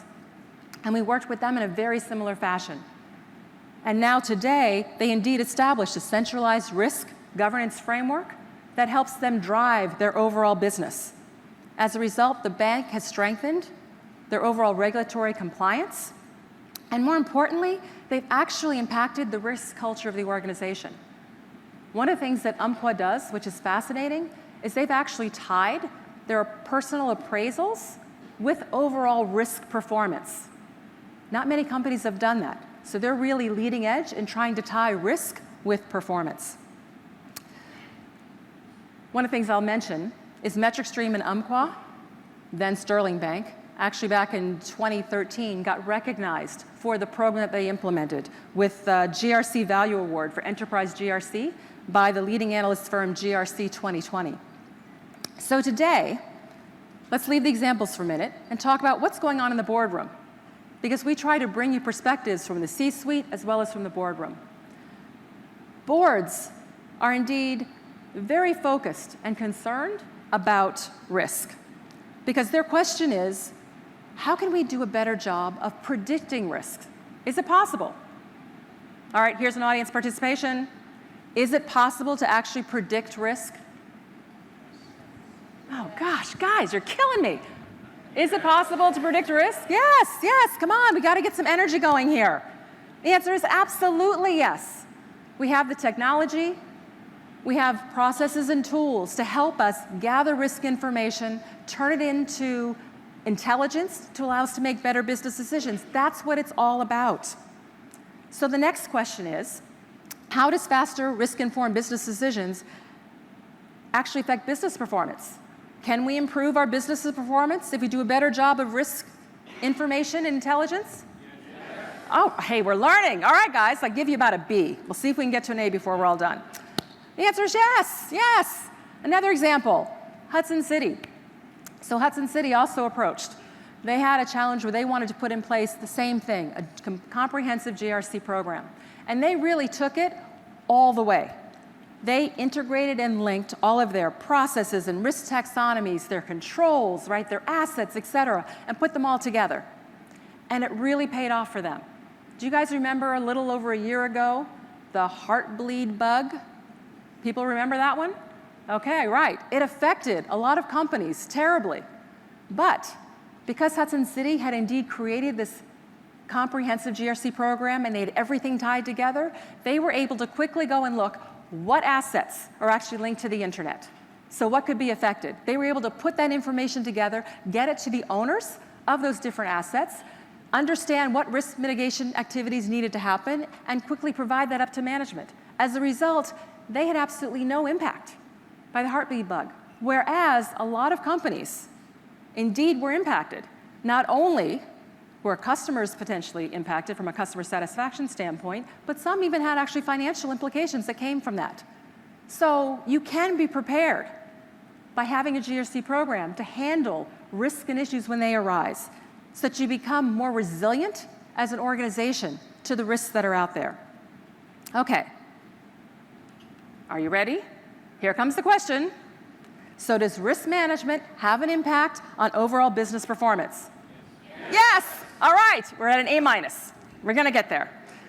And the answer is absolutely.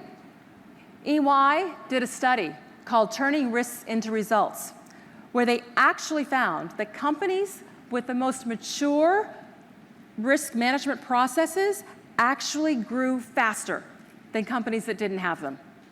Real data. You may want to take a picture of this particular slide to help you when you go back to your companies as you're trying to indeed do what you need to do and get people bought in. Now, based upon this, right, what we find is the level of coordination between risk management and compliance and overall governance, et cetera, the more that all of that comes together and is linked, the stronger companies are able to perform. So in other words, when risk and insurance teams actually collaborate, people start to understand the impact across the organization of risks. And that's when you start to become robust, so that you can indeed build a resilient organization. Traditionally, performance and risk management has been treated as a different discipline, right? You have people who are driving the performance of the business, and you have people who are kind of managing risks. Those elements need to come together. And GRC actually helps that happen. Because today, we're beginning to talk about risk-adjusted performance. Risk-adjusted performance at the business unit level. And we're seeing companies like Umpqua indeed build incentives into individuals' performance around risk. As a matter of fact, Walmart is another company that actually put governance and risk elements into senior executive performance objectives. This is overall a good sign, because what it means is companies are starting to see that tie, which means you'll be able to get the support and the resources to indeed put in these kinds of programs. Another example, Dubai. Dubai is the Dubai Aluminium is the way they pronounce it. They operate one of the largest single-site smelters in the world. Now, as a business, when you're talking about smelters, you're talking about long lead times. I make an investment today, and I don't expect to see that return for a long time. Therefore, how I allocate my capital is really important. And their objective was to indeed create the risk framework so they could start allocating their capital to their highest level risks. And the good news is, they've done that. They also implemented a comprehensive GRC system where they put together and combined all of their risks and assets controls, and they've now got visibility to be able to do just that. So let me kind of come to the conclusion here. I've talked about risk intelligence decisions, how it drives performance, and how it helps companies become more resilient. Let me just hit on a few examples of what we're seeing when we go around the world and talk to different companies that's really helping them become more resilient. We see companies that are building strong ERM programs that are indeed integrated across the operations. We see the level of accountability growing, where it's not just the risk professional and the compliance professional, but business unit executives have responsibility and ownership for their overall execution. And we're seeing the risk is now being integrated into the overall strategy of how the company executes. All of these things are helping companies to become more resilient. Now, as most of you will agree, risk management is a tough job. All right. Do you guys agree that risk management is a tough job? Yes, all right, we got there. It is. But we're here to help. We created this 3-day summit to help you improve how you indeed approach overall risk management by learning from each other, by trying to bring some of the best thought leaders in GRC to come and speak with you. We're giving you the opportunities to actually interact with board members and CEOs. What's top of mind with them and what do they need? So we hope that you will spend the time over these next 3 days and truly interact with your peers and executives from around the world to learn about best practices, learn what's working and what's not, because that's the value that you can gain from this particular event. MetricStream is all about the overall ecosystem of GRC. So, now that you've traveled so far and you've dedicated the time, we're here to make sure that you get the value of understanding where GRC is going, what's working, what's not, so that together we can become better. We can become better risk champions, which will enable us to go back to our companies to drive better business performance and ultimately make the best risk-adjusted business decisions. So, are you with me? Is everybody ready for the next 3 days? Yes? All right. Well, listen, thank you. I want to thank you for your attention. I want to thank you for your audience participation. We ended up with an A, so congratulations to all of you.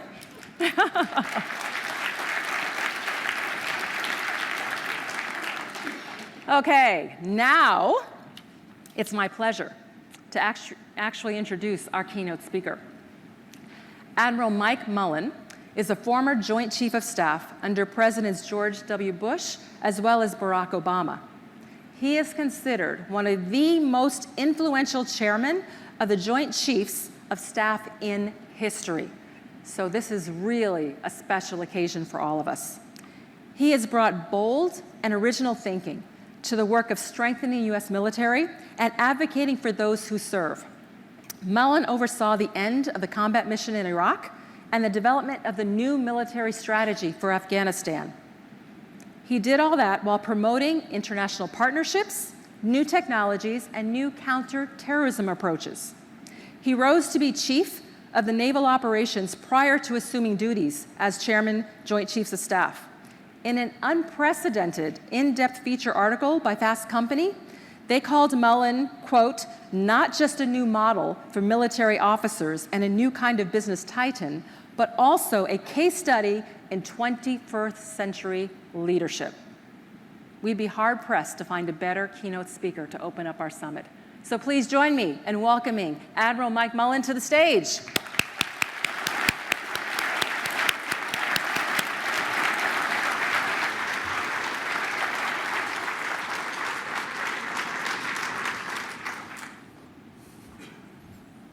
Thanks, Shelley. Pretty tough act to follow. I hadn't put any audience participation in my pitch, but I think I will. I'll key you at appropriate moments. This is, and what Shelley talked about is really, really critical stuff. And I know it's GRC, but most of what I'll talk about is the R, because I think that's where most of the challenges lie. Not that there aren't governance and compliance challenges, although on the governance and compliance side, certainly integrating risk is absolutely critical. For those of us who grew up in the military, we actually grew up in an environment where risk was just part of your culture. It was every day, it was an everyday thing, particularly when you focused on what your mission was, and our missions, you know, in various times and places focused on warfighting. So you were very focused on achieving the mission, life and death in very dangerous environments. And so it became very natural for us to focus on risk as a way of life. What I was struck with later on in life, as I became more senior and got into positions of greater responsibility and greater span of control, was how that culture of I'll call it tactical risk, did not translate very well to strategic risk. And getting to strategic risk, which is where I tried to spend a lot of my time and do now as well, isn't going to happen easily without an awful lot of work. And just listening to what Shelley was talking about, that clearly is inherent in what you're going to discuss, I think, over the next 3 days. And discussing it and even understanding it, which you've got to do, is a lot different from implementing it. And I'll talk a little bit about that as well. In my military career, I've seen missing on strategic risk nearly cost many, many lives, and I've seen missing on strategic risk nearly cause major organizations, the Navy in one case, the Air Force in the other, to lose leaders at the very top because they hadn't anticipated what the risk was in certain areas. I've now seen that translated to the business side. I'm on the board of General Motors, and I'll walk through a journey that General Motors has had in the risk world here just to give you an example. And part of the reason that I'll shy away a little bit from compliance is we are in the middle of our second decade in terms of SOX compliance, and there are very few organizations, very few businesses that haven't figured out what the compliance requirements are. So I'd like to, quite frankly, talk a little bit more or more specifically about the overall risk environment.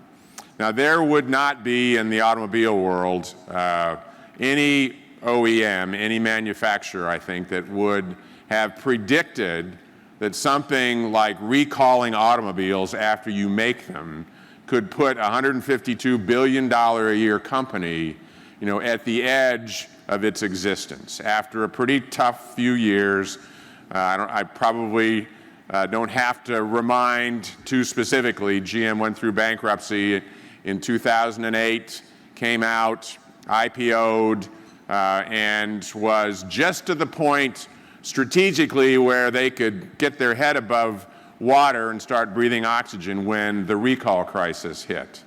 And some 29 million cars later that we recalled, that caused us to really take a deep, deep look into the culture tied to this. In military terms, which is something I've always worried about, we call this the shot out of the blue. How do you actually think about what the potential shots out of the blue are in your organization that fundamentally could put you in a position to go out of business? And I found that lacking a strategic focus on this, not a lot of people will do that. What happened as a result of that crisis, the board at GM decided to put together a strategic risk committee and then asked me to chair that committee. So we at GM started a couple years ago building out of whole cloth, quite frankly, a strategic risk committee and focusing on the strategic risk environment. And I will tell you, that's been a real education for me as the chairman, and I'll talk about that.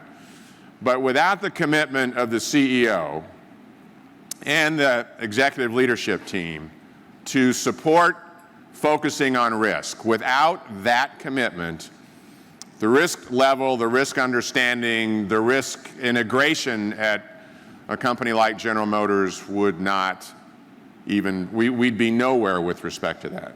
So Mary Barra, the new CEO, took it upon herself to become the Chief Risk Officer, an issue, quite frankly, that she and I talked about more than once because the CEO's got vast responsibilities.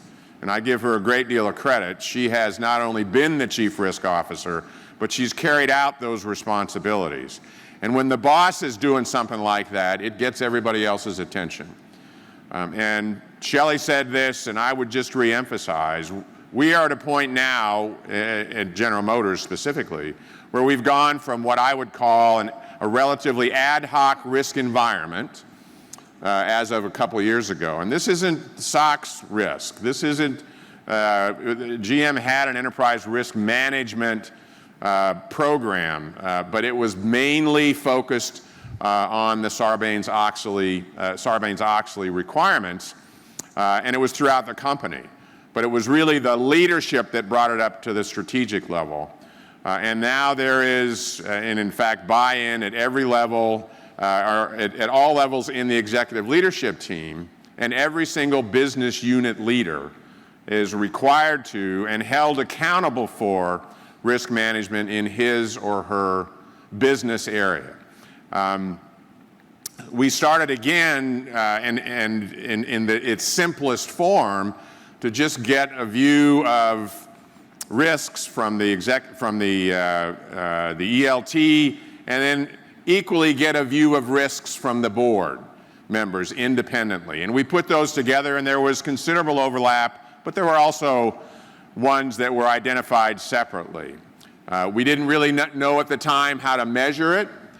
We didn't understand what we needed to do organizationally, but what's happened over the last couple of years, we've put in structure, we've put in process, and we now have a drumbeat that literally at every single board meeting There are 1 or 2 major risks that are briefed to the board every single time we meet.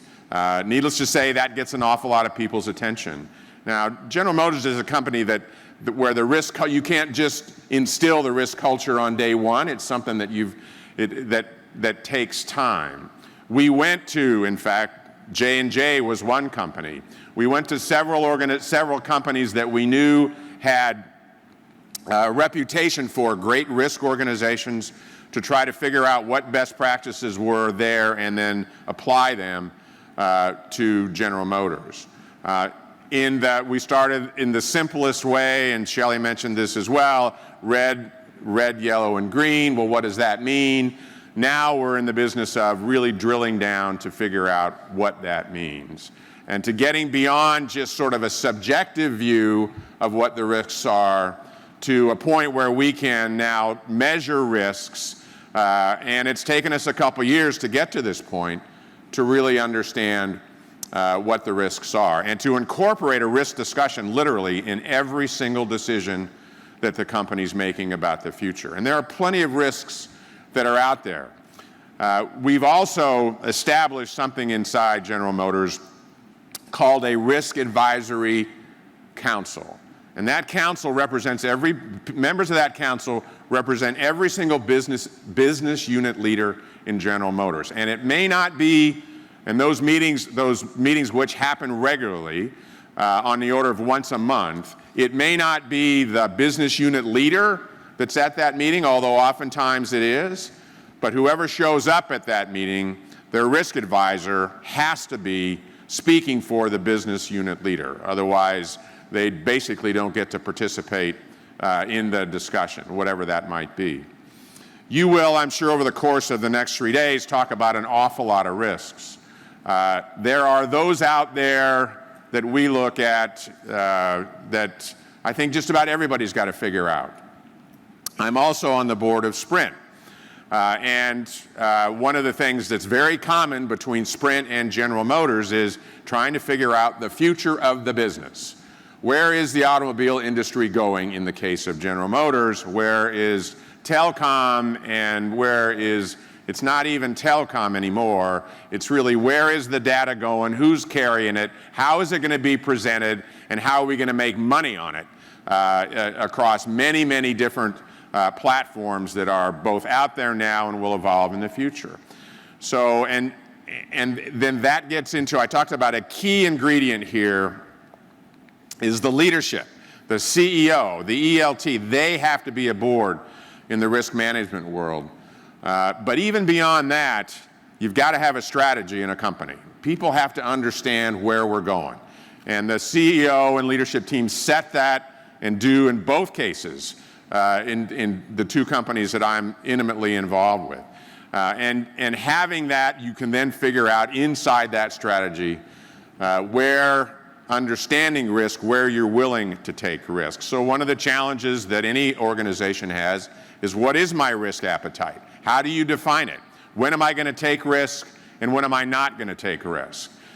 Getting to a point where you can metrically evaluate where your risk is, understand what it's going to take to achieve, as best you can, achieve that risk, going to a future that you've defined as best you can as well, will make a big difference in terms of getting it right and start to mitigate the kind of shot out of the blue or strike out of the blue that I mentioned earlier from happening.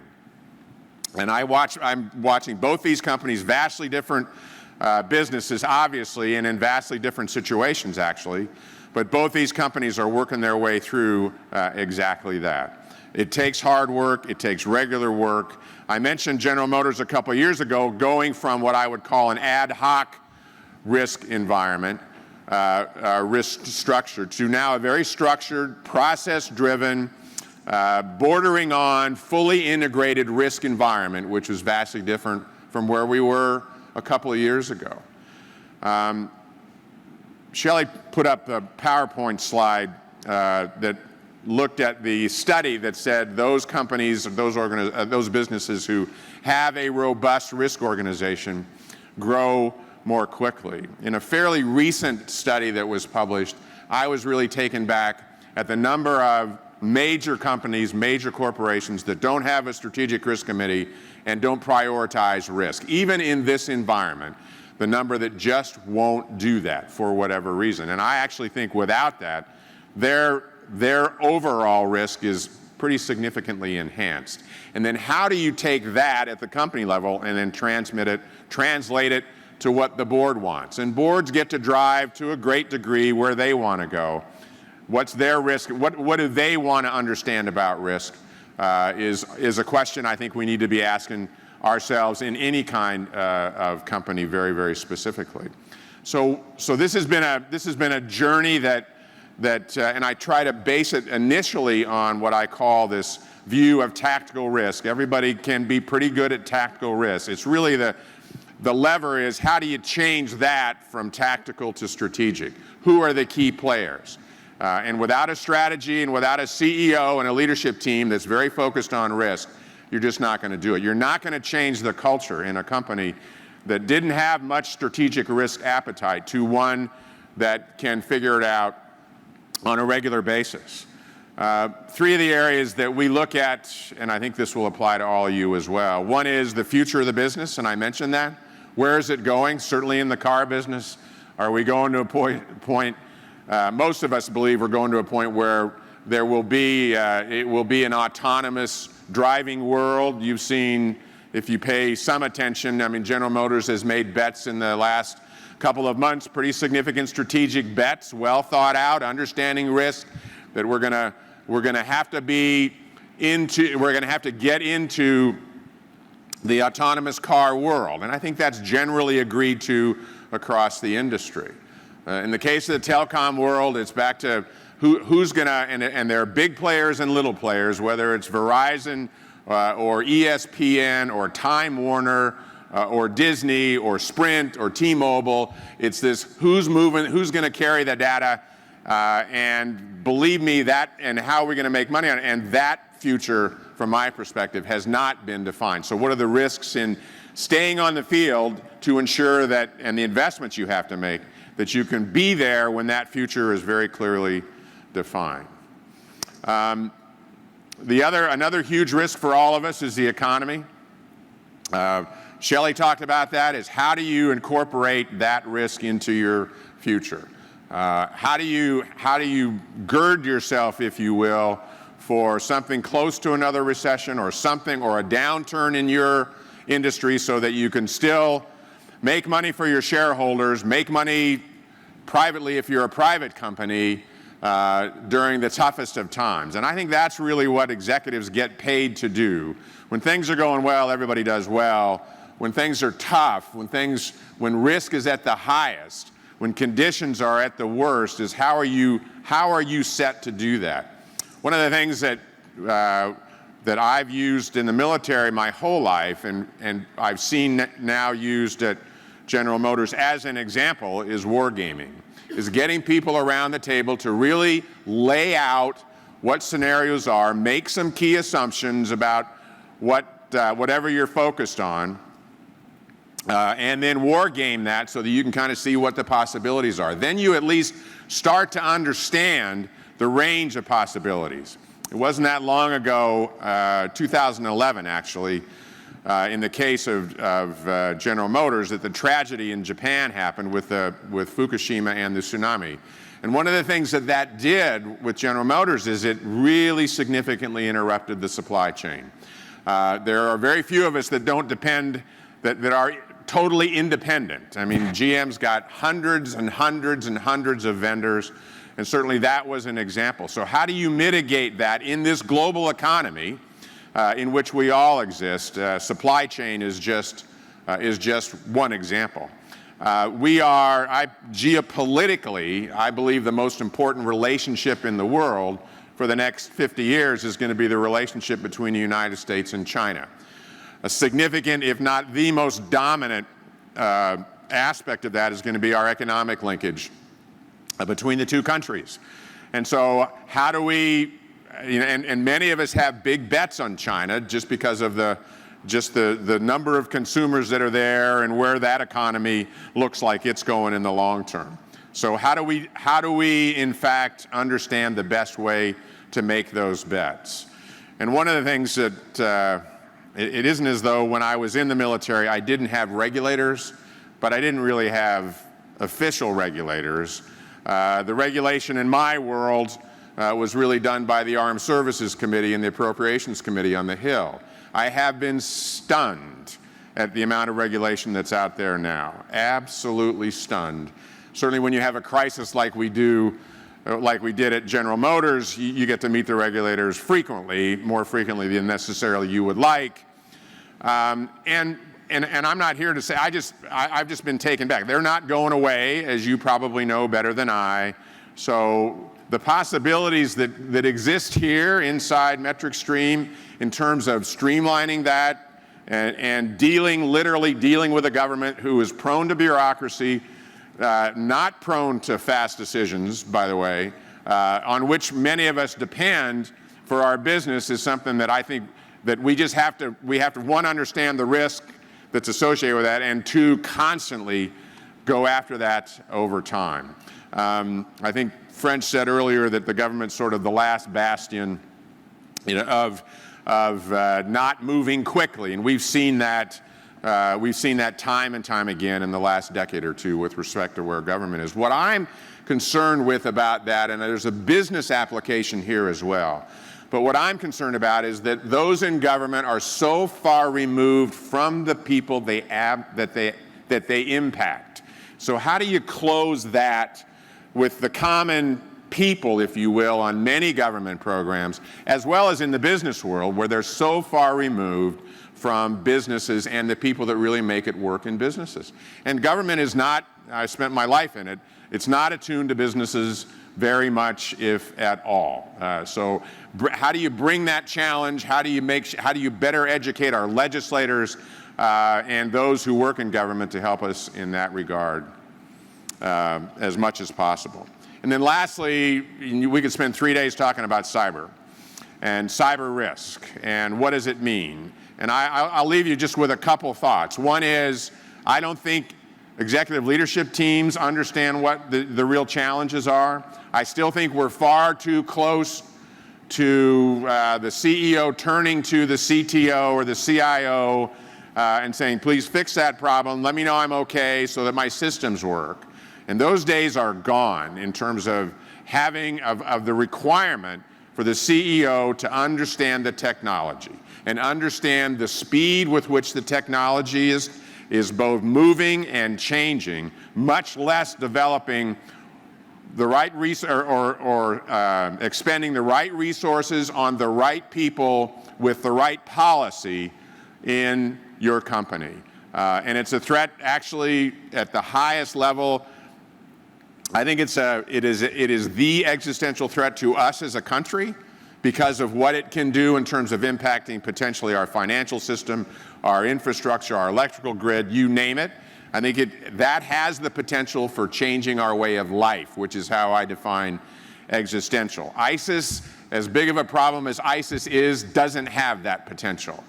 The cyber world does, and there are a lot of people on both sides of that cyber world that don't really know and understand the impact of what they're doing. And this goes from state-sponsored cyber to criminals to just regular hackers. I don't have to review that with you, but I really do worry that companies are not prepared for that. So the CEO needs to figure out, for instance, what's my concept for cyber? Do I just say, look, I know they're in every day, therefore I'm going to protect my crown jewels with everything I got, and do I keep all the crown jewels in one lockbox, or do I put in, if I've got 7, do I put them in 7 different lockboxes?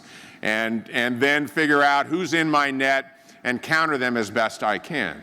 Or do I basically seal off my network? Most people believe that's impossible, but is my concept just seal it off so that nobody can get in there and approach it from that perspective? And out of the 2,000 or so, 2,000 plus cyber vendors that are out there, how do you possibly know one's better than another, other than the pitch that you're taking from them? Where is your expertise to make that decision. And it's got to be you as a CEO these days. It's not just dependent on your system administrator or your best technical people. They've got to be incorporated in the decision. I'm not saying that, but CEOs need to understand the technology these days in ways that they haven't in the past. Lastly, I was asked just to talk about corruption. It's of particular importance to me. You're going to receive a report on corruption. I've actually looked at that report today.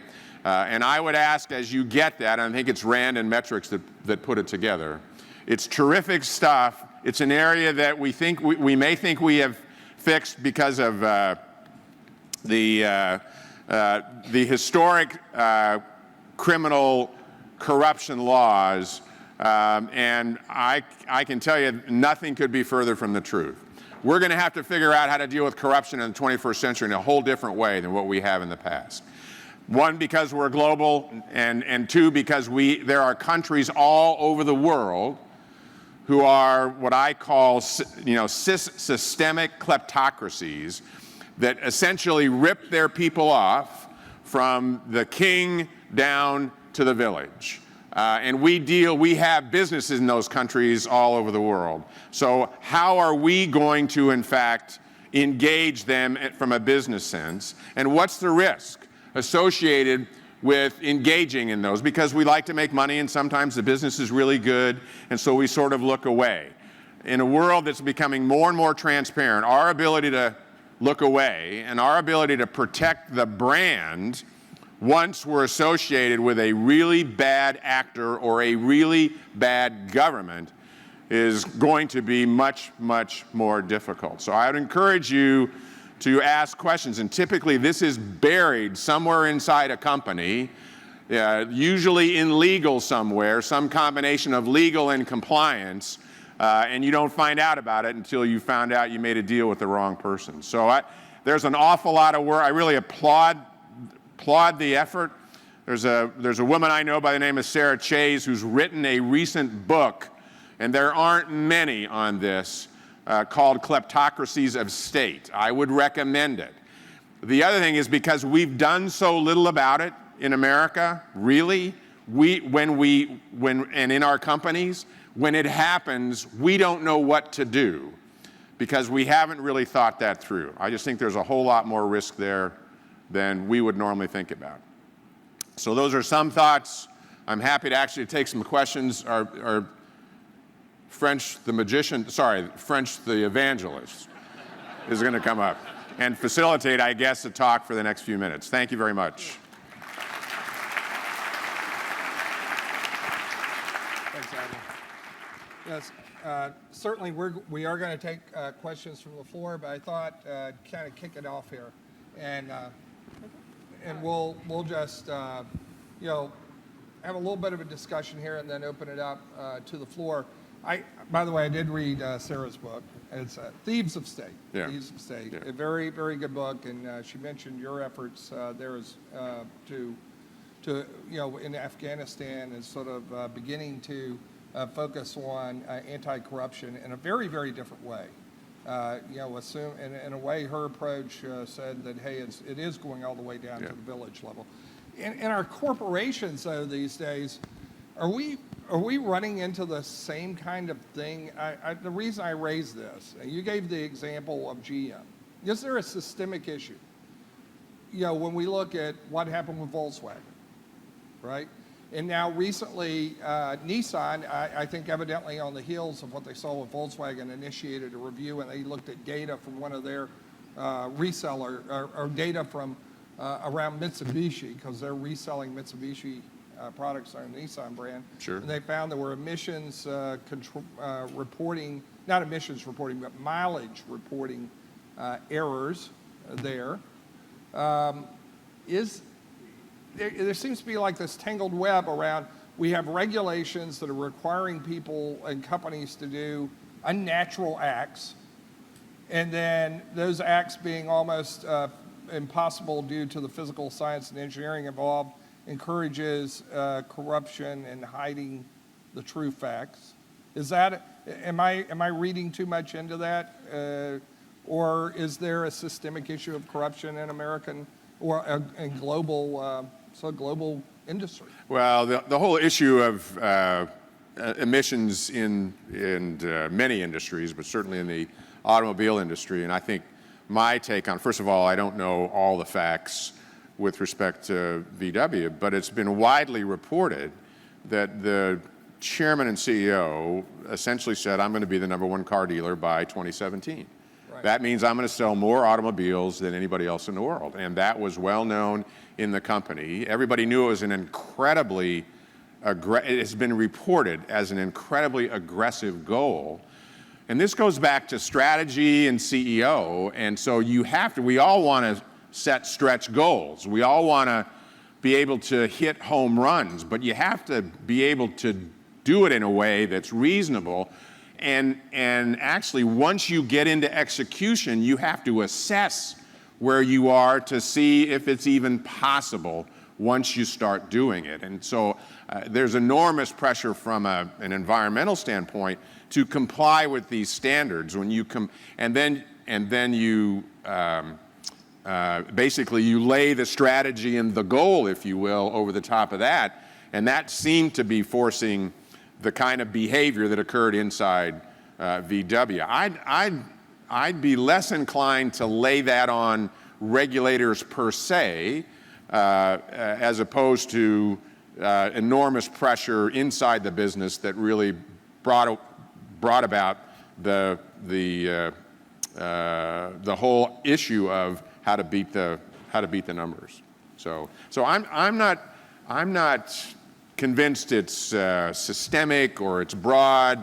I think, business leaders, they get paid a lot of money to figure out what are the goals, what can I get done, what are all the rules, how do we get there, and CEOs in particular got to put all that together and figure it out. I mean, just as soon as which is something that I think you'll understand, as soon as it happened VW, believe me, GM was taking a pretty hard look at where are we. Anybody in that business would be foolish not to do that.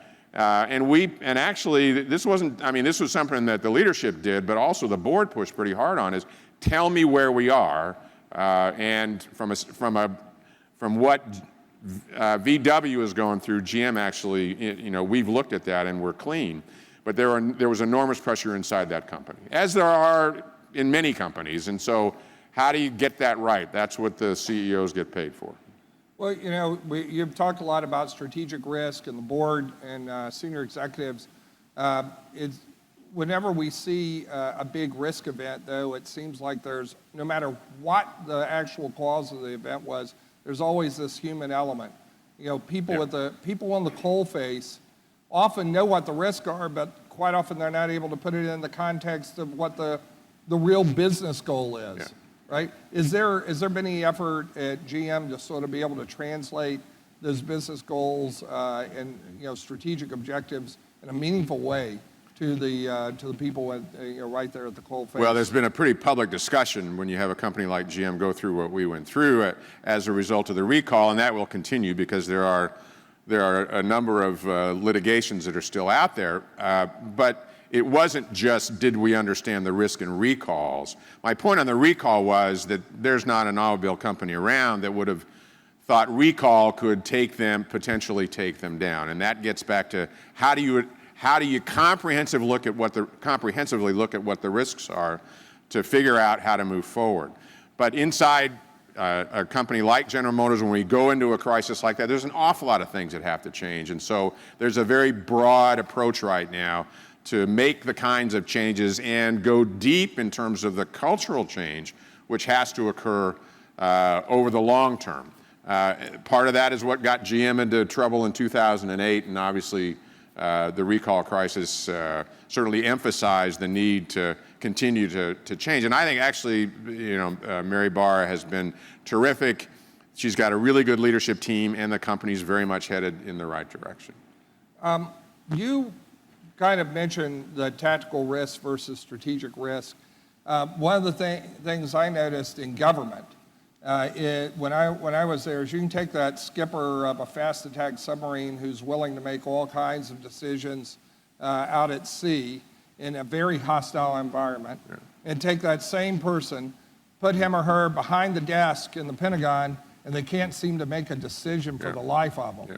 How do we get people in government to actually begin to think about taking risks? I really, probably the key issue for me in that regard has been, do we have a strategy in an organization, let's say the submarine organization inside the building, so that I know where I fit in and what I can do. And that's true universally, quite frankly. And too often, I've seen the cases where we just didn't have a strategy. Couldn't say whether that was the case that you're talking about. I mean, when I was a young admiral, my first tour in the Pentagon, I was dying for my boss to tell me the strategy for the Navy. Tell me where we're going.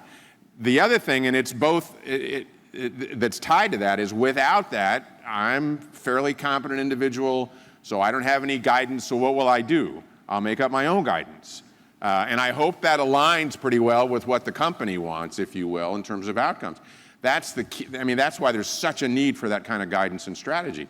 To me, that's key, and I would translate that if I took the military men and women who serve in the government and particularly come into the bureaucracy, but think about the bureaucrats who've been there forever, and it is inherently a risk-adverse culture in agency after agency after agency. So how do you create an environment in which it's okay to take risk? And from a leadership perspective in all your organizations, if you're going to get to a point where you're taking the right amount of risk, one, you better reward it. Two, when someone takes risk and doesn't get it right, you better not, off with their head, because that message just reverberates around the outfit and nobody's going to take any risk. You have to have leaders who will take that risk and take it with their people as well. I just have one more thing before we open up to the floor here. Is there, based on your military experience, is there anything you could share around how companies and government agencies can actually improve their risk tolerance, the amount of risk that they can take at any given point in time? Is there something they can do to? Well, I think you have to actively think about it. You have to have a structure that actually addresses risk routinely. And I think, if you can get comfortable with a process and a structure, with assessments, then you can actually, I think, look and get to a point where you have metrics. You can get much more comfortable in terms of risks that I'm going to take versus those that I won't, and consciously make that decision, as opposed to sort of back into, I never decided, therefore we didn't take the risk. Well, that may be the riskiest thing you ever did.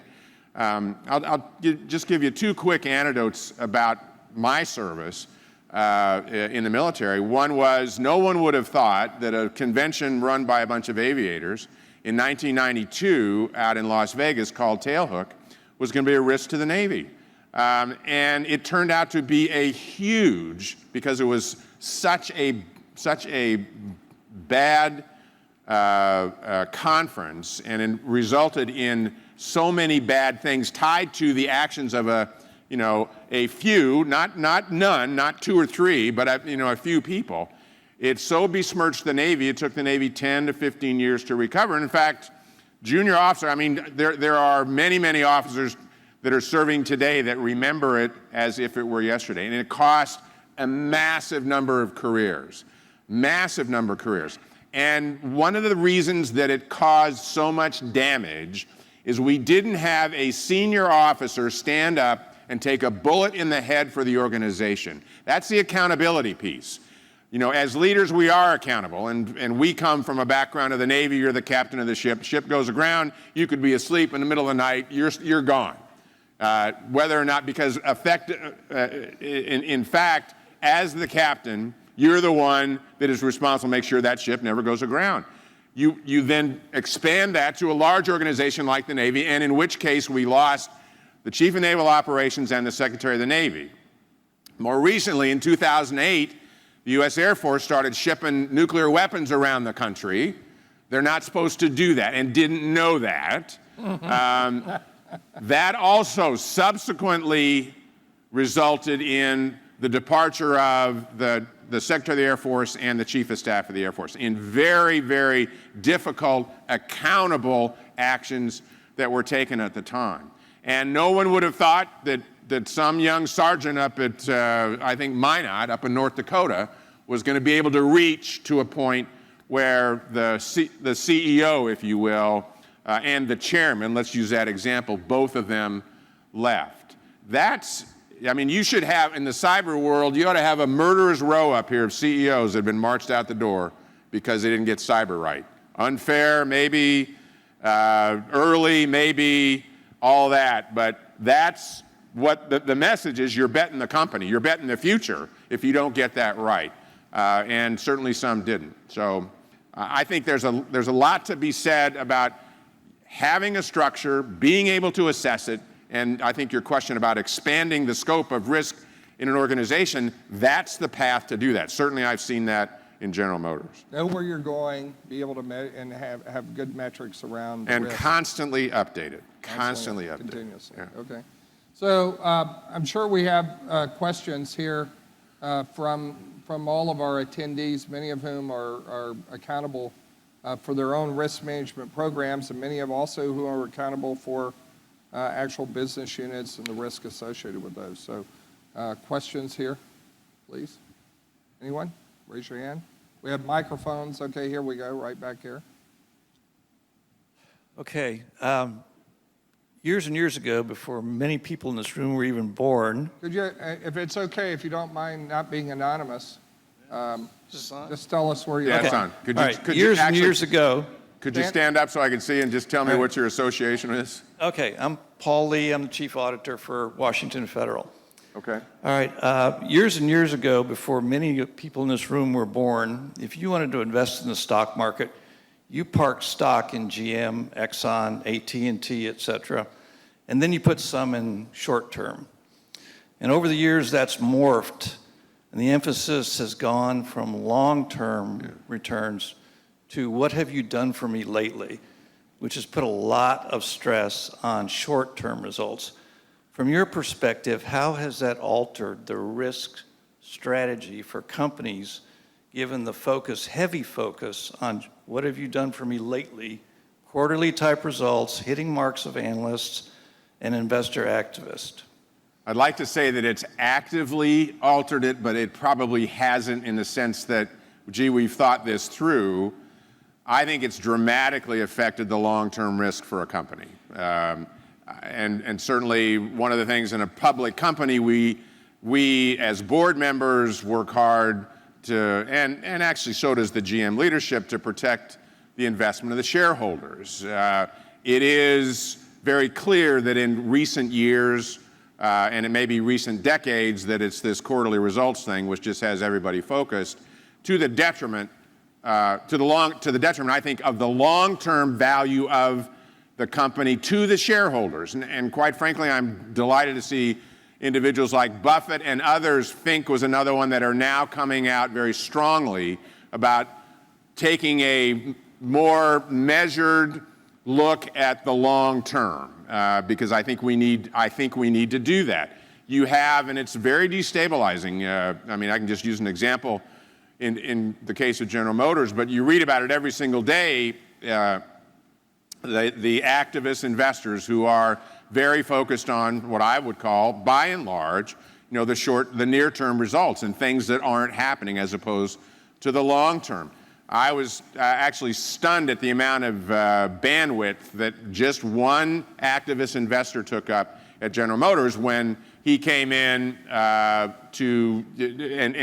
and asserted himself, let's say, in terms of what many of them do. Much less imagining what would happen to a company where it's a much more aggressive than even the one that General Motors faced. So and I'm a long-term guy. I believe that we need to lay it down for the long-term health and then figure out how to deliver solid results quarter after quarter, but really build it in the long term. I think it's been made very difficult in the environment that you described because of that, and it's been going on for a long time. Next, any more questions? right over here.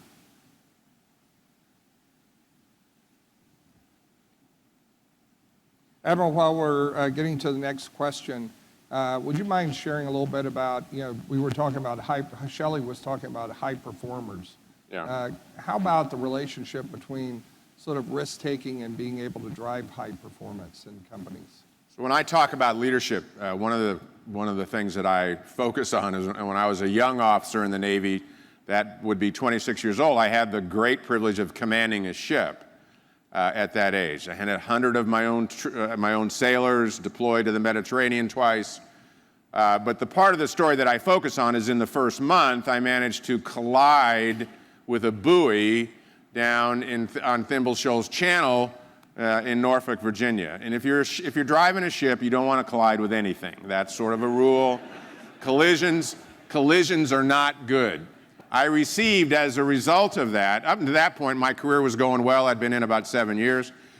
My career stopped cold at that point. In fact, I received a performance evaluation directed by a two-star who was a couple steps up on the ladder, a one-day special evaluation that was an F for failure, F, no future, F, find something else to do, you're leaving here. Well, I'm a pretty persistent guy, loved what I was doing. It took me 11 years to recover from the Navy's perspective, where I could actually again get selected for command and go back out. And I use that, we learn a great deal from our successes, I understand that. But one of the things that I ask up-and-coming young executives to talk to me about is, tell me about your failures. Inevitably, so far anyway, well, I don't think I've really had any.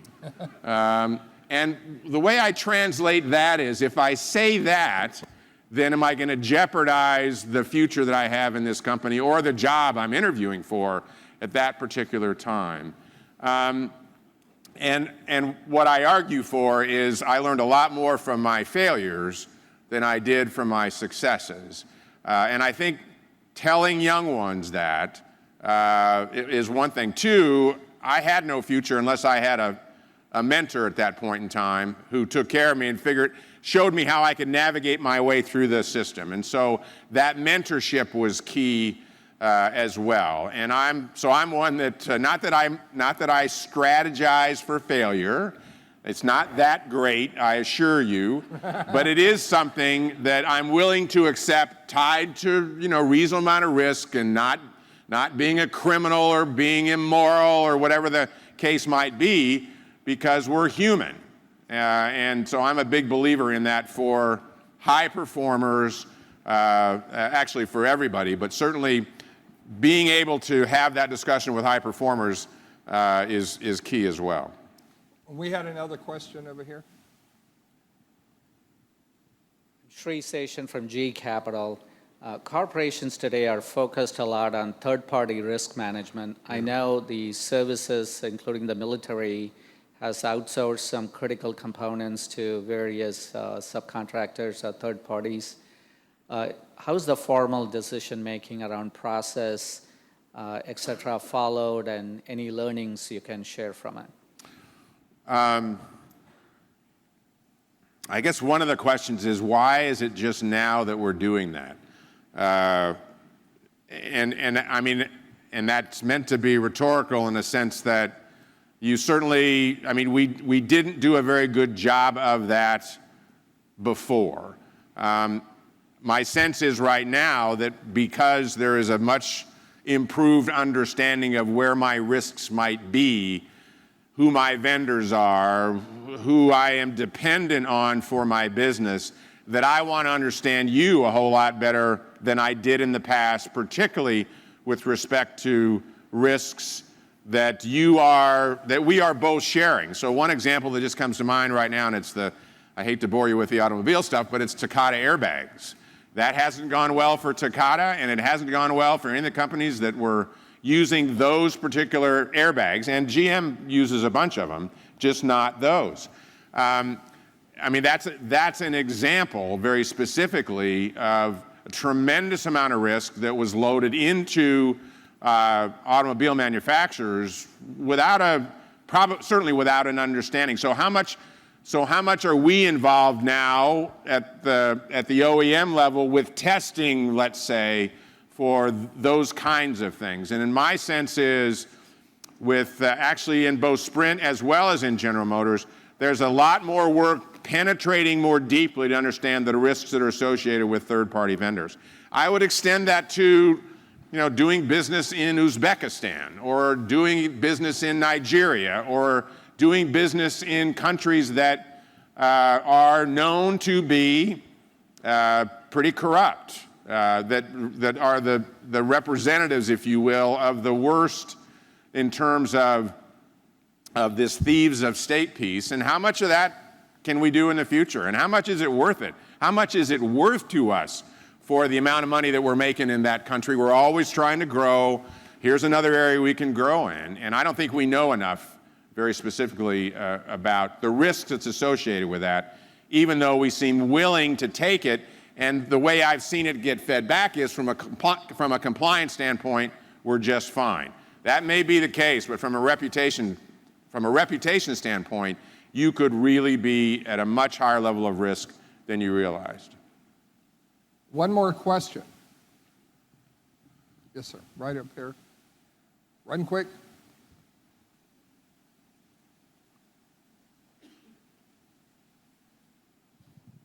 Hi, Eamon White from UBS. Any views you'd like to share on the presidential election?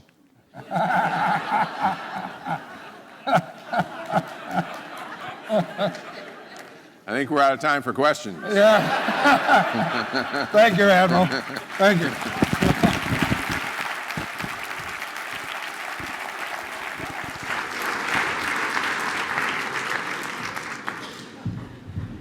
Oh my. Thank you so much, Admiral Mullen and French, for your fascinating and insightful discussion. And, having grown up as a naval officer in a naval officer family, I can connect here. Also, I think I do believe I know that Thimble Shoals lighthouse, having sailed around it in the Chesapeake. So thank you very much. Next, we're very pleased to invite Bill Coffin. He's editor-in-chief of Compliance Week. He'll moderate the panel on leading in GRC, and this will be a panel of chief XOs, CXOs, as well as board members. And just to introduce Bill here, Bill is an award-winning, nationally recognized business writer and editor who's been covering the field of insurance, risk management, and corporate compliance since 1993. His work has appeared in publications, some reaching nearly 500,000 subscribers and visitors, such as the National Underwriter. Other publications include Best Review, probably familiar with that, New European Economy, the Wall Street Journal, Business Week, Forbes, and Fortune. Since December 2015, he's been the editor-in-chief of Compliance Week, who many of you know is the leading business publication, B2B media brand, dedicated to covering corporate compliance trends, techniques, and news. Over the years, Bill has won numerous national journalism awards, including the Jesse H. Neal Award, Folio, the Society of American Business Editors and Writers, and the American Society of Business Press Editors and the National Institute for Healthcare Management. If Bill isn't busy enough being the chief editor of Compliance Week, he's also co-founder of the Reliquary Press, which is a small independent publishing house specializing in fantasy, science fiction, and horror novels. And he's the author of many science fiction and fantasy books, including the 2016 superhero novel, Omega Rain. Welcome to Bill.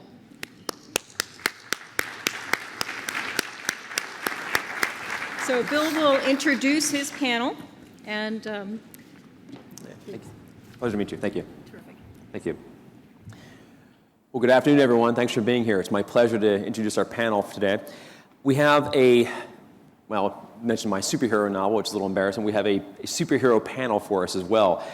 We have Shelley Archambault, of course, who we met before, CEO of MetricStream and board director at Verizon Communications and Nordstrom. We also have Kenneth Bacon, co-founder and managing partner of Railfield Partners He's also board director at Comcast. We have Candy Duncan, former managing partner at KPMG and board director of Discover Financial Services, FTD Companies, and Teleflex. And we have Rodney Slater, partner at Squire Patton Boggs, former United States Secretary of Transportation under U.S. President Bill Clinton, and board director at Verizon Communications. Everyone, thank you so much for joining us. Thank you. Thank you.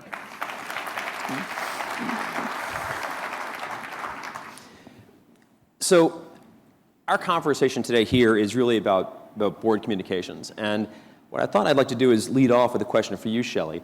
In your keynote, you noted how risk and opportunity are flip sides of the same coin. What would you say are some of the top, one or two GRC issues affecting boards and CEOs at the moment? And how do you see these issues as challenges or risks? And how do you see them as opportunities? That's an excellent question.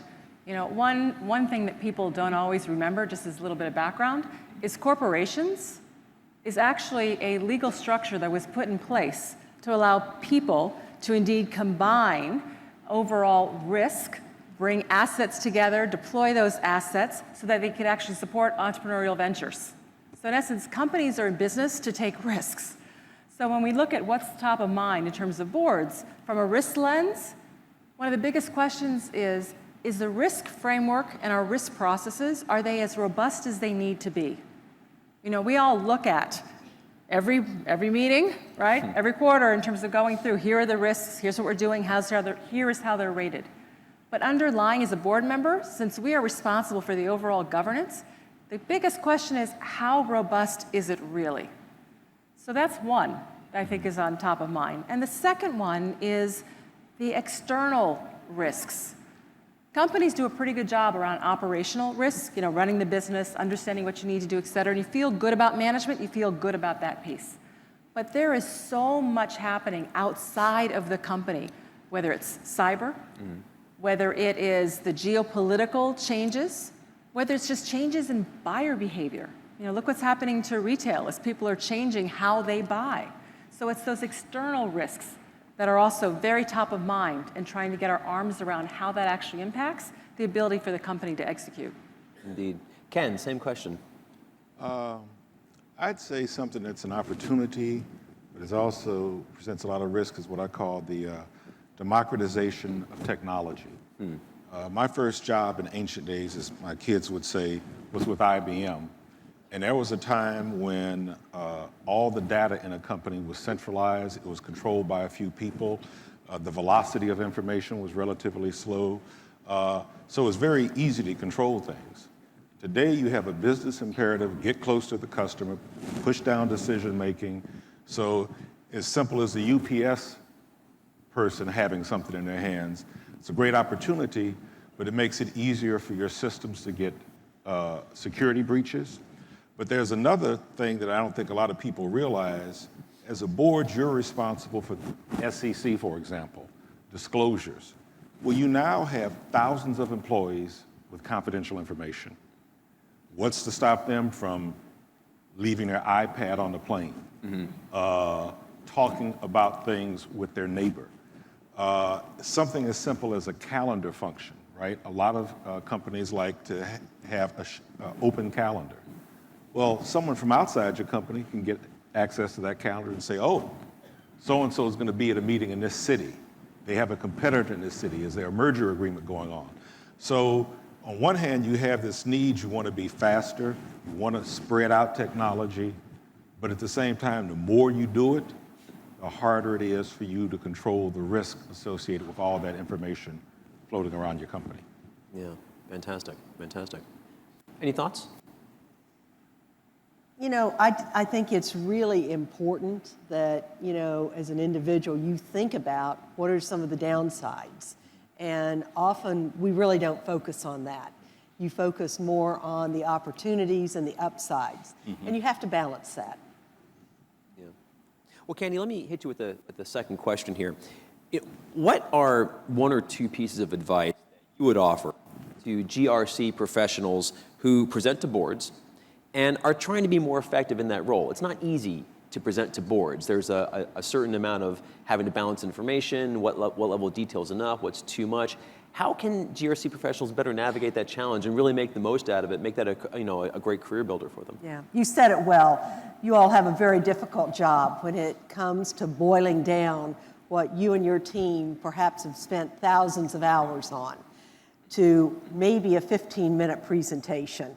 Shelley, you said it to kick off this morning. Keep it simple. Make sure that what you're presenting is efficient and effective for that board member. That's easier said than done. I have joked with one of the individuals at a company that I serve on about, we're not going to evaluate you by the pound. One presentation that we got was literally 1,200 pages. And I said, think about, what do you really want us to learn from this?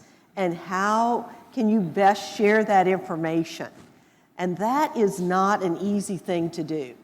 But putting effort and energy into that, asking for feedback, right after you give the information to them and have presented it, I think can be very, very helpful. The second thing that I would share is if there is an issue, if there is a problem, remember, problems don't go away. They get big and explode. And it is better for you to be proactive, get that information out quickly, than to look back and coulda, shoulda, would've. Mm-hmm. Yeah. Being in the publishing business, 1,200 pages, that's enough to stop a bullet. Oh. When you have that much, you probably have too much paper on the table, I'd say. And I, unfortunately, from an accounting background, am very used to printing everything out. Yeah. And lo and behold, you hit print all, and by the time I filled the copier, a time or two. Some years ago when I was covering the Patient Protection and Affordable Care Act, I decided, well, why don't I just print this thing out and read it? And a few minutes later, somebody was like, Bill, what have you done to the printer? It's completely gone crazy. I'm like, it's like the table of contents is 20 pages long. I'm like, all right, I have grievously made a mistake here. So, Rodney, what are your thoughts on presenting to the board? Well, I think that if you have an opportunity to present maybe to a committee before going to the full board, it affords you an opportunity to get some feedback from the board, from board members themselves, and it allows you to hone your presentation. But I agree with the point that evidently you made during your introductory remarks, Shelley. Keeping it simple is very, very important. You can always go from simple to complex, but you may not be able to start out complex and get to simple if you've got board members who are really a little confused or disconnected based on what you're saying, and then they've got questions for you, and that can be a bit unnerving. But you can always build up. So start simple, and if you get a shot, try to present to a committee beforehand. If I could just add to that, the other thing I'd add is make sure you take the time to set the context. You're living and breathing your issue and your topic every day. But you have to remember that the board members are coming in on a periodic basis. So make sure before you just drive into here's the issue, they give the context of just how big, small, what's the dynamic, where you've come from, where you're going, the context, and then present the overall set of facts and information. Indeed. I'd add one other thing that I think I see a lot of people neglect, and that's the competitive element. So if there's a risk, and you're pointing it out to me, what are my competitors doing? Are they taking the risk? Mm-hmm. Are they mitigating the risk? What are they doing? Because, if you tell me don't take this risk or do this, and my competitors aren't, I need to know that. It might be the right thing, but when my quarterly results come in, right. You want to know that. And so risk doesn't exist in a vacuum. It's relative many times. Yeah. Well, sometimes the biggest risk is simply not taking one, and communicating that to the highest levels can be very, very difficult because there can be, as we've seen before, there can be infrastructural, impediments to that. People just don't want to hear it. They're afraid to take risks. There's kind of an ossification of thought that involves, and sometimes you just need to get that to the topmost level that, the risk has to be taken. It just has to be taken intelligently and has to be managed like anything else. That's right. It's risk management. That's right. As General Mullen said earlier, not taking a risk is sometimes the greatest risk. And you should also recognize that in risk is where you have the opportunity for leadership. That's the flip side of that coin. Leadership is always found in the gray. It's not found in the black and white. If it's found in the black and white, then it's been dealt with before it gets up to the board or to the executive suite. And so all you're doing is bringing something to the table that clearly has to be addressed. If it's addressed appropriately, it's for the good of the company. And you can't have any qualms about understanding the importance of that responsibility and taking it forward. But you do have to do your homework. Yeah. I've often heard it said that the difference between management and leadership is that management is doing things right, leadership is doing the right thing. And sometimes that's couched in terms of, say, a more ethical context. But really, when we look at it from a strategic standpoint, doing the right thing, it's about knowing what risks to take, what risks not to take, and how to get the organization to be more risk aware and to be more accepting of what has to be done to push the enterprise forward. Exactly. So, well, speaking of doing the right thing, Shelley, I've got a question for you here. Revelations like the Panama Papers leak and major elections like the upcoming United States presidential contest. I was wondering when you'd get back to that. Well, look, I'm a journalist. I can't help it. I mean, there's not an uncomfortable question I'm not willing to ask. And you write horror novels too. I do. So, but some would say there's not much difference between writing a horror novel and doing journalism, and in both cases, it's not letting the truth get in the way of a good story. So I'm well suited for both.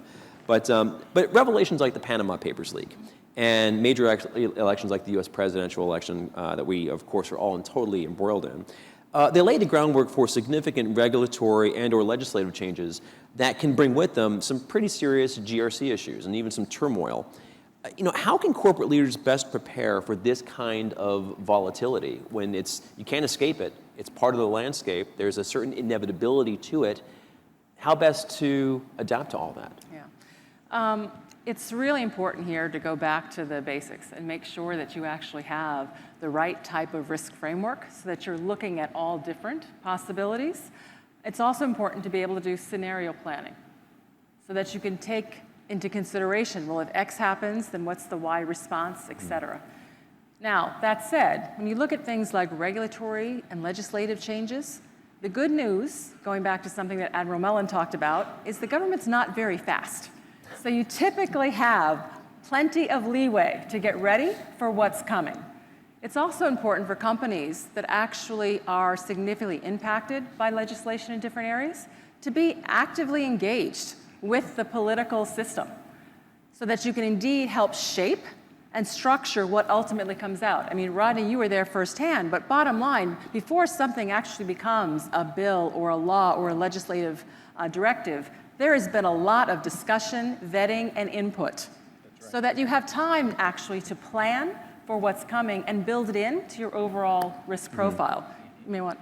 Well, I'll just say, if you were reading the paper this weekend, you saw that the president was in Europe and visiting with a number of European leaders, but they were talking about the transatlantic partnership. Clearly, that's going to affect probably every industry in this room. And so it's very, very important as we move through that process that the voices of the industry are heard and taken into account. As the president noted, it's likely that maybe the negotiation is done before the end of his term, but then moving it through ultimately to acceptance, that's something that's going to happen with a new administration. So it's very important to be akin to and focused on what's likely to occur in this presidential election. And the last point I'll make about that is that while it's not altogether seen, the transition process has already begun. There was a time when that occurred generally after, the Memorial Day holiday or something like that. But now, post 9/11, that's a process that begins very, very early, and rightly so. If you've noticed, the times when we have been targeted of late has been during that change, that transition. Because the assumption is that, you've got things that are occurring, daily briefings that are occurring. Maybe you're taking your eye off the ball a little bit as you are preparing to leave. Maybe you haven't put your eyes on the ball as carefully as you need to as you're preparing to come in. So that process has been put in place to avoid and to alleviate that kind of, or minimize that kind of situation. I'd also add that industry groups are absolutely key. Yes. I look at the financial services and what they did around 2008, 2009, Dodd-Frank, the input that they had in different ways. I think that's really key. I'd say stay connected with your industry groups, stay connected, with groups like this and opportunities to learn what's going on and what others are thinking about, because that's really going to be a driver in probably what the outcome is. Good point. Indeed, indeed. Any thoughts you'd like to add? The only thing I'd say is not as much substantive as it is style. I think most business people, most boardrooms I'm in, the level of frustration with Washington is very high. And sometimes that can lead to what I call non-productive meetings. To me, it's like, you don't want to do a King Lear thing where you're just kind of like, standing there cursing fate. You really have to just accept the fact. For example, today, no matter who gets elected, there's a strain of populism, anti-business. It's not going to make any difference who gets elected. That's kind of where the psyche of a lot of the country is. And while there are things you can do to deal with that in the long term, you just have to recognize that, wow, we're going to be the bad guys for a while. And I shouldn't get mad about it. I just have to deal with it, because if I get mad about it, it will cloud my thinking. So I just have to accept the fact, hey, people are angry, their incomes haven't gone up. So for example, whether it's considering a minimum wage hike, considering executive comp, you just have to realize that I'm going to do that in the context of a lot of people being angry. Yeah. And you might still make the same decision, but you have to be prepared for the reaction to that. One of the things I always like to look for in every major election cycle is there's always, and it's usually around this time, there's an inevitable knock against any use of offshore financial centers of any kind, and people tend to paint it with this huge broad brush, like, oh, it's business offshore, therefore it is bad, it's not legitimate, whatever.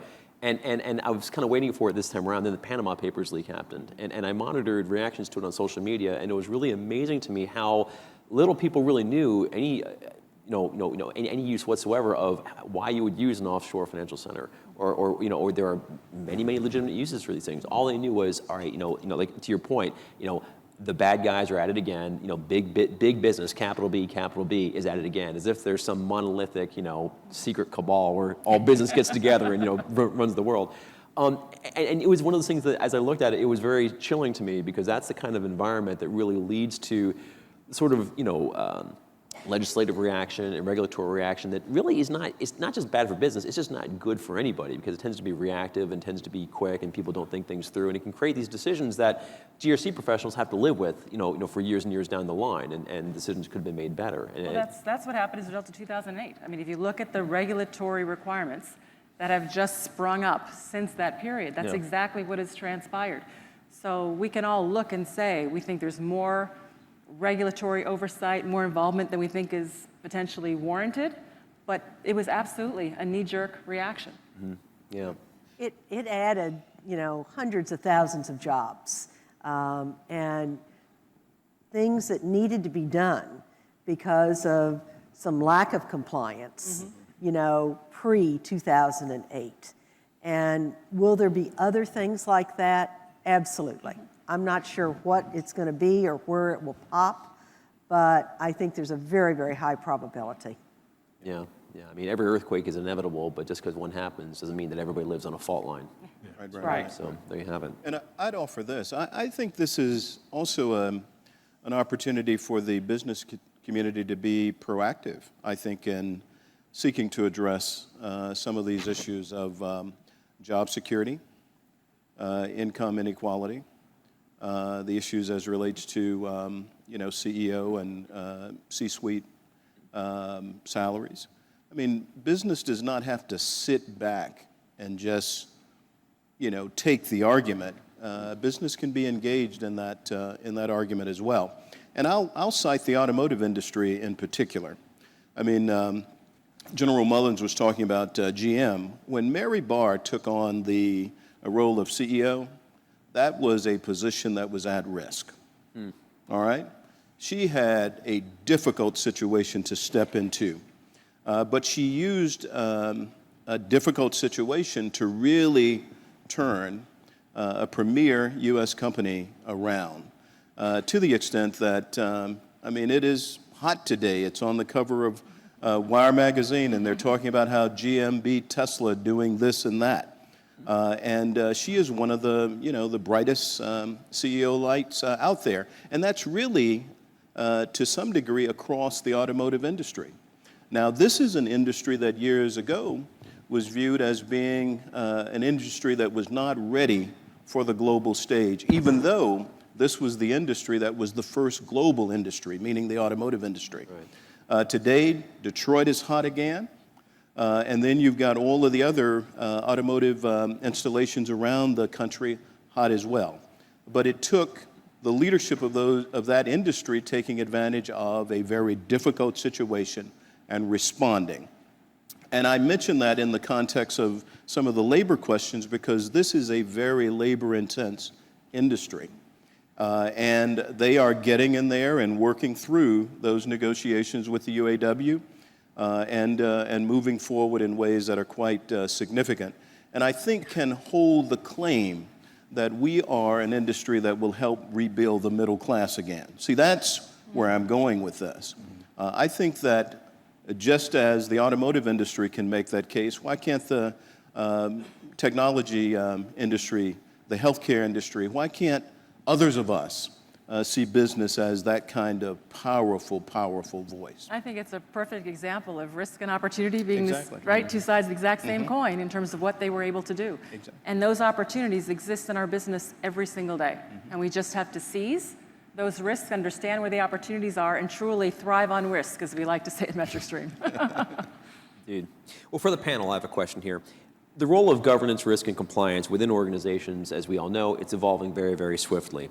What are some of the most significant changes you've seen to the role that GRC plays in organizations over the last few years? And more importantly, where do you see that role going in the near future? Well, I'll start. The role of GRC professionals has really been elevated. To many extent, the governance, the risk management, et cetera, was really operating in silos within business units. People just checked boxes to say, has this been done, has this not been done?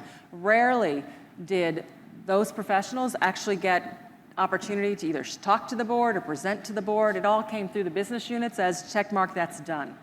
That's completely changed. And now I won't say in every single company, I've not talked to every single company out there, but I will tell you in the majority of companies, that has changed. And therefore there is more focus. Frankly, there's more support, and there's also more expectations coming out of the professionals that are in GRC today than there was in the past. Because companies are trying to figure out, given all the resources that I'm putting on top of compliance, right, with different regulations, on managing risks, making sure I've got the right governance, many of those resources today are still spending the majority of their time looking in the rearview mirror. What happened? Why did it happen? How can I prevent that same thing from happening again? Right? What the senior executives want, what the boards want, is for us to flip that around.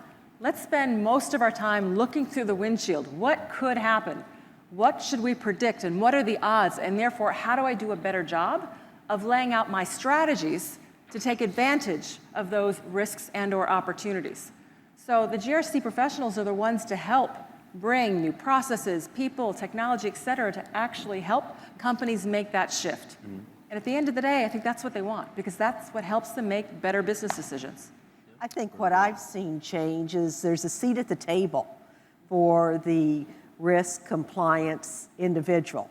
And I don't think you saw that 10 years ago. Absolutely. I think that all of a sudden that individual is not only there to help protect and prevent, but also to be what encourages the strategy and moving forward. And maybe it's the individual that's pushing others to take some risk and to look forward. On all three boards which I sit, that individual has a seat at the table, along with the CFO, perhaps HR, CEO. You did not see that 10 years ago. I'd have to say that the biggest change, I think, before 2008 and now, is that it's become personal.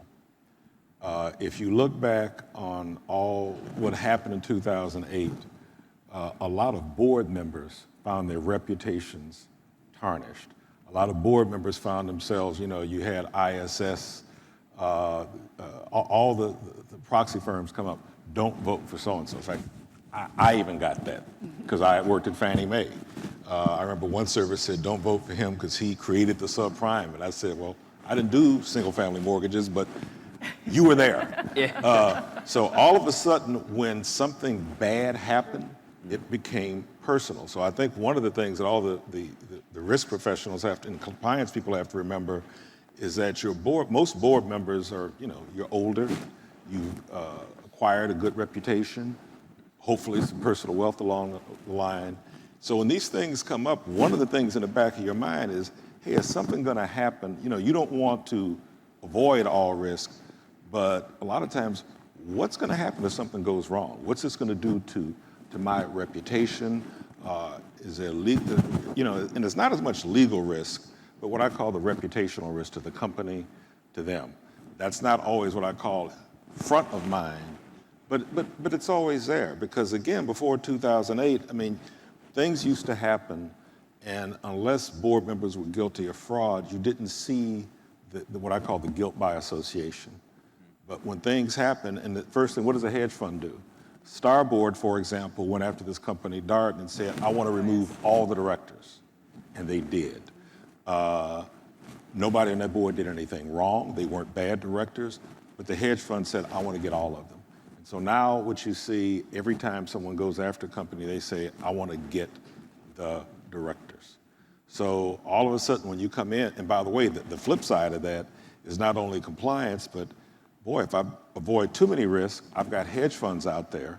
If I don't make money, so that's another thing you have to be sensitive to. If you clamp down, if you go from risk mitigation, risk management to risk avoidance, and you hurt the business, well, that's another thing, because you've got people, you guys aren't making any money, you took your eyes off the ball. So I think that chemistry in the boardroom has changed because there's so many external pressures out there. And as I always remind people on some of my boards, I said, Microsoft and Apple, as big as they are, had to respond to hedge funds. They had to change what they were doing with their money, pay dividends. They didn't do that on their own. They did that because they were pressured into doing that. So this thing about the risk and the pressures is very real. Yeah. I would just add quickly that the law that put a lot of this in place was Sarbanes-Oxley. And so I don't need to dwell on that, but I also ask that you look at things that are happening in the public sector where the same kind of, challenge of responsibility is being leveled. And I'll use two examples. One is the Flint water issue. Individuals close to the decision-making process in that case have been either relieved or reassigned. And then the case most recently in Brussels after the terrorist attack. The person who was the head of transportation there was, I think, relieved of her post. And the reasoning for that is, if you go back and start looking at some of the intelligence reports, the suggestion was you have a target that's too soft. So it's happening on the private side, but it's also happening on the public side as well. And it just goes to the issue of responsibility and being accountable. Right. Which is why boards are spending more time when you come through and talk about the overall risks. And I find one of the best practices is when boards actually do, and it was spoke about by the last speaker, by Mike Mullen, was having the teams come in that are actually responsible and accountable for the risk so that you can see both the teams and the player and give them a direct opportunity to share what's going on, where are their concerns, where are they putting their focus, so that you can ask the question, do you have enough resources? Do you have the right focus? Our job in terms of as a board is more so to ask the questions to help them open up the aperture in their eyes, et cetera, and see if we can uncover any issues beyond what we just see on a piece of paper, right, in terms of the overall report. Yeah. I would hasten to also add that One thing you may want to try to do is to actually get the issue of risk and risk mitigation on the strategy agenda. The reason I mention that is generally you'll have a strategy session, and it's over generally 2 or 3 days, and you've just got more time to sit, to contemplate, to digest, and to respond. That's a little better than a board meeting where you've got just a number of things you've got to get through. And again, when you're thinking about this from the vantage point of risk and opportunity, it's appropriate for a strategy discussion. You know, that's a great point, because what that really does is it makes the internal corporate team really focus on it ahead of that strategy meeting. And that's really where I think the value comes through, because all of a sudden, that piece of it is a lens into everything else that is being looked at, thought about on a go-forward basis. You know, and that raises, well, y'all gonna start thinking I'm Dr. Doom over here, but you know, I talked about the risk from a board perspective, but if you are internal audit or you are compliance, you have to think about your own individual risk tolerance. From this standpoint, if you go in like, you know, the sky is falling, no one's gonna pay attention to you. But in most companies I've seen, you know, people really don't always want to hear what you have to say, right? Yeah. And if you really do need that resource, even if your CFO or the CEO isn't comfortable with you asking for it, you have to ask yourself, you know what, do I want to be on the record for what I believe, even if it hurts my raise, even if it costs me my job, versus saying nothing and having something blow up? Because when things blow up, guess who's going to get blamed if you didn't raise your hand? So there's a balance, and it's very tough for a lot of you in this room, because I've been in meetings, you know, the internal audit person is not always the most popular, you know, guy or gal in the company. The compliance person, you know, it's not like that's the most CEOs, it's not, oh boy, bring in the compliance guy and a venti from Starbucks, let me start my day. That isn't what most people want to hear. But, you know, you have to figure out a way to, and that gets back into the point she made about keeping it simple. You can't go in there with the 1,200 pages, but you do, when you see those 2 or 3 things that are really important, you have to figure out a way to really convey the impact of that so that you can go home and sleep at night. Because again, people have a lot on their plate, and you have to make it a point that, like, hey, this is important enough to me that I'm going to risk speaking out about it. You got to do that. Yeah. Well, you know, what's amazing is that just the level of accountability that has changed just in the last 10 years. 10 years is not a long time for everybody to have to make really, you know, evolutionary changes in how they look at GRC and how organizations kind of, you know, look at it. And to your point, even with such a higher level of accountability on the board level, it is amazing that across organizations you still have that internal resistance and that internal, you know, struggle a lot of people in GRC have of, well, how much detail do I bring upstairs? Do I go upstairs with something that might be uncomfortable that could put me at risk? You know, and everybody has a pressure point, and it doesn't take a lot. Every individual has their own pressure point, and if that gets exposed very quickly, a chain of decision making can break down in short order. So it is pretty amazing to keep all that in mind. So I've got one more question for the group, then maybe we can get some from the audience here. You know, technology plays a massive role in GRC operations at the moment. There are some estimates that suggest that companies will be spending some $1 trillion in compliance technology over the next several years.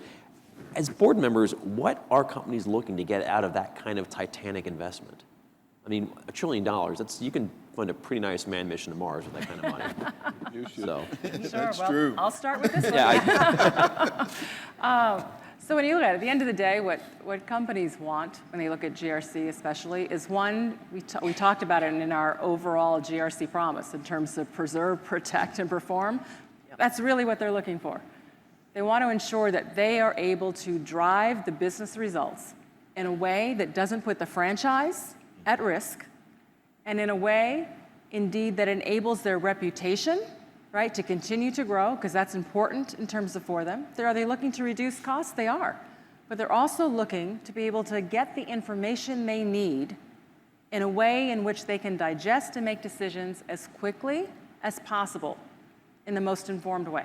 mean, that's really what they're going after. I agree with that, and I'll just give a couple of examples. As I think about financial services, you're looking at compliance, whether it's PII, whether it is larger than that, you've got to protect your organization. And so everyone looks to technology to be a key component of that. On the other side, you look at it for growth. A retailer that I work with uses it to match products with potential customers. So that's something that we all see, whether it's with Amazon and what they're doing, or other companies. And then the third company I work with uses it for supply, and knowing when just-in-time is, and how do they get product to their customer, whether it's coming from overseas, China, India, into a site in Europe. So they use supply chain management as a key component of technology to help them be more efficient and effective. Right, and it's also, when you talk about supply chain management, it's also about supplier risk, supplier assessments, because your brand, back to reputation that we talked about before, today your brand is not just what you do. It's what your third parties do, what your vendors do, what your suppliers do. You are, and Admiral Mellon talked about that as well. So when we think about GRC, it's really touching kind of all aspects of companies these days. No, I agree. I agree. Great job. We've got a few minutes left. We'd like to field any questions from the audience if anybody out there has any questions to throw up. Nothing? The sound of crickets? No? How many people? We have one. We have two in the mic.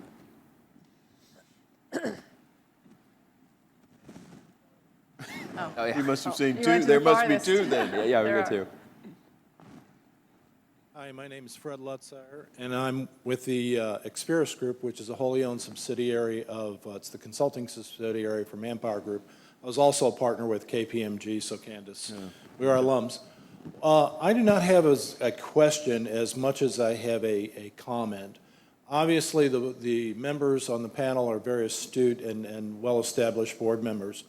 And as a practitioner that helps companies implement enterprise risk management, I cannot overstate, the importance of you all as board members in making enterprise risk management truly be effective and well run. The questions you ask at meetings, the questions you ask of CEOs are just critical. And one of the things I've seen over time is that the board members, a board member who has, with a company like Sprint, who already has enterprise risk management in place, or General Motors, becomes a board member someplace else. And that thought about enterprise risk management, as it grows, it goes over to another company and tends to be a little bit contagious in terms of being sponsors of that. I've also been in industries where a board has said that we'd like to have enterprise risk management, and the CEO nods his or her head and goes back and is not really bought off on enterprise risk management, so something gets developed that's not really effective or resource supported. So I'd just like to congratulate all you and comment and ask you to share that with your fellow board members, that your role is probably one of the most critical of getting a truly well-designed, well-executed, sustainable governance risk and compliance program in place. And so we really appreciate all of your efforts that you do. Thank you. Thank you. Good.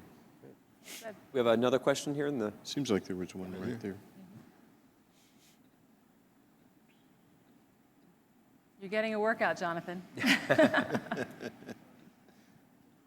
So this panel has combined experience in public sector as well as private sector. So I was wondering what private sector can learn from public sector and vice versa about risk identification. Is there any differences that you can see in public sector and private sector that are distinct and one can learn from other sector? Please ask. Yeah. Did you get it? I did. I think I got it. Let me just say that from the public sector perspective, dealing with matters of security has always been something that's been, foremost in the minds of public officials, and especially at the federal level. So you're getting an intelligence briefing, on an ongoing basis. Now the question becomes whether you can start to connect dots in ways that can be beneficial going forward, where you see patterns and you can anticipate certain things. We have clearly gotten better at that post 9/11. And I do think that now there is a lot more interface between the public and private sectors when it comes to dealing with that particular issue, potential threats to our homeland. You also see this playing out, frankly, on the front pages of the papers as you see these negotiations between the U.S. and, say, Apple and other companies. And, you're going to necessarily have those battles that are fought out. But I think ultimately, at the end of the day, you kind of come to an understanding where you can manage and balance the private innovation and its interests that are necessary, along with the public concern and responsibility for really the number one job of government, which is protection, and its responsibilities. And I see that playing out quite well. The final point I'll make here is that since I have been on the public side, I just want you to know that there are really a lot of dedicated and committed public officials out there. I know that during my time and during our time, the objective was to not only bring a political team to Washington, but to bring that political team to Washington to engage those career employees in Washington so as to refute the case that public officials can mess up a one-car parade, which was a lot of the thinking at that time. And that's why there was a commitment to reinventing government. And the person who was at the helm of all of that, for the most part, was Vice President Gore. And if you see how he's playing out his private sector career, he spends a lot of time on the West Coast, spends a lot of time working with the very companies that were really coming into their own during the time we were in office during the Clinton administration, companies that he knew about because as a senator, he was dealing with legislation and dealing with policy related to those companies. I mentioned the automotive industry just a few minutes ago. There was this effort to have a partnership for a new generation vehicle that was solely designed to make our automotive industry as competitive at that time as the Japanese in particular.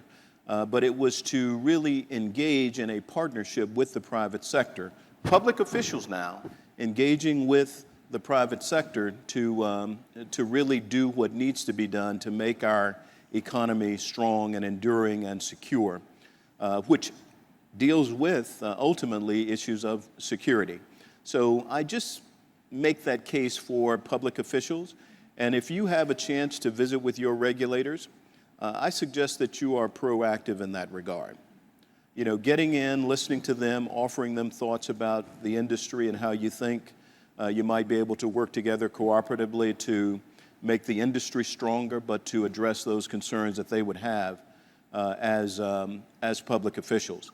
The last point I'd make is, I think that as I think about transportation, maybe the most significant thing to occur during our time in office was the allowance, and it was through a collaborative effort involving the president, but it resulted in allowing the civilian use of the most sophisticated forms of GPS technology.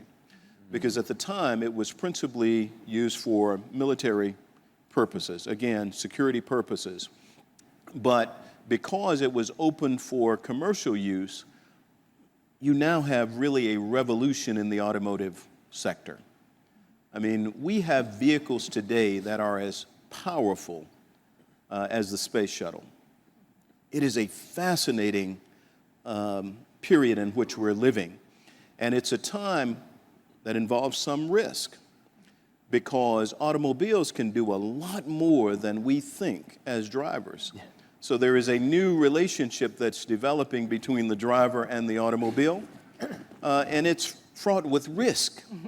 But unless we embrace that risk, we cannot be the kind of leaders in this space that we need to be as a country and as an industry, working with others across the globe. So it's a very exciting time, but an important role to be played by those in the public and the private sectors. Well, as the former Secretary of Transportation, you can tell that Rodney is very passionate about this particular area, which is wonderful. I'm going to give you all something, again, going back to the personal. And my career has been in financial services, and I worked in government after the savings and loan crisis at the Resolution Trust Corporation. So I have what I call a PhD in bad deals and what not to do. I'd say one of the things, particularly in financial services, that you have to remember, I think it's something the Admiral said, if you are a regulator in financial services, there ain't a whole lot of upside to you sticking your neck out for somebody, right? I mean, you have to realize that when people help you or give you a break, they are putting their careers and reputation at risk. So a lot of times you will see banks or financial service companies say, well, we want to do this new product, and the regulator's just being stubborn. You have to realize that maybe the regulator's just being smart, because if you blow up, you know, they have to sign off on those reports. So I think one of the things that private sector people could learn that would help them dealing with the public sector is think about the risk that person is taking and what can I offer in terms of documentation that forget what it's going to do about my company, what's it going to do for the government? What's it going to do for the country if I don't take this risk, and how are we going to mitigate it if I do? Make it easier for that person to do their job because they're taking a risk. And if you just look at what's happening in financial services, every few years there's a blow up. When a blow up comes, it's big, it's nasty, and most of the time it was, if you look back at it, there were lots of signposts along the way that got ignored. So just make it easier for them. Don't make them your adversary, try to make them your ally. Excellent. Very good. Well, I think we are just about out of time, so I just want to thank the panelists and hope you all join me in a round of applause for our folks. Thank you. It did. They go fast. Perfect. Thank you.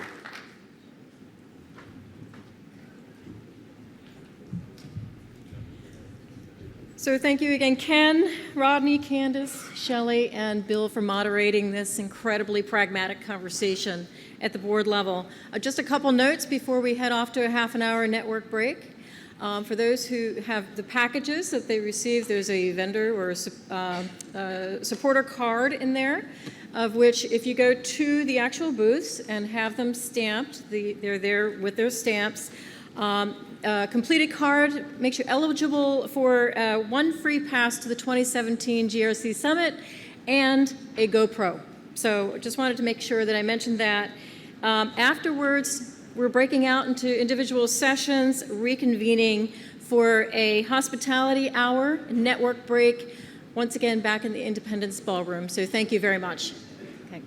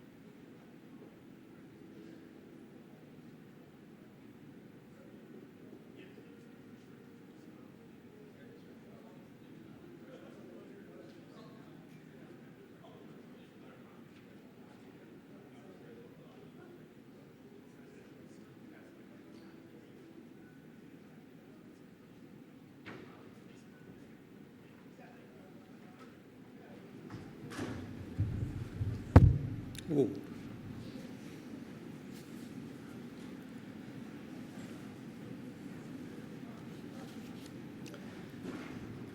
Good afternoon, everybody. I'm John Palmiero. I'm actually from MetricStream Europe, and I have the honor of introducing the next speaker. So in order to get just a little bit of activity in the room, not too much, I know this is the IT track, so I'm not going to try and get people to sort of stand up and do exercise, but I'm going to ask a couple of questions and just show of hands. So first of all, is there anybody in this room, show of hands, who at some stage in their life has been a child? Well, that's pretty good. I was afraid somebody wouldn't put their hand up. So next question is there anybody in this room that at some stage in their life has looked up to the stars with awe and wondered, what is this huge thing all about? Pretty much everybody else. Okay. Now, is there anybody else in this room who's managed at some stage to figure that out and take that hugeness that we see in the cosmos and apply it to our world, to real everyday life? We've all tried. Luckily, there is one man in the room who I think is doing that, and I'm going to introduce him now. Our next speaker is Dr. Kirk Bourne, who's a principal data scientist at Booz Allen Hamilton. He supports the Strategic Innovation Group in the area of next-gen analytics and data science. For the previous 12 years, he was professor of astrophysics and computational science at George Mason University, where he taught courses and advised students in the data science program. Before that, he worked 18 years on various NASA contracts as a research scientist, as a manager on a large science data system contract, and as the Hubble Telescope Data Archive project scientist.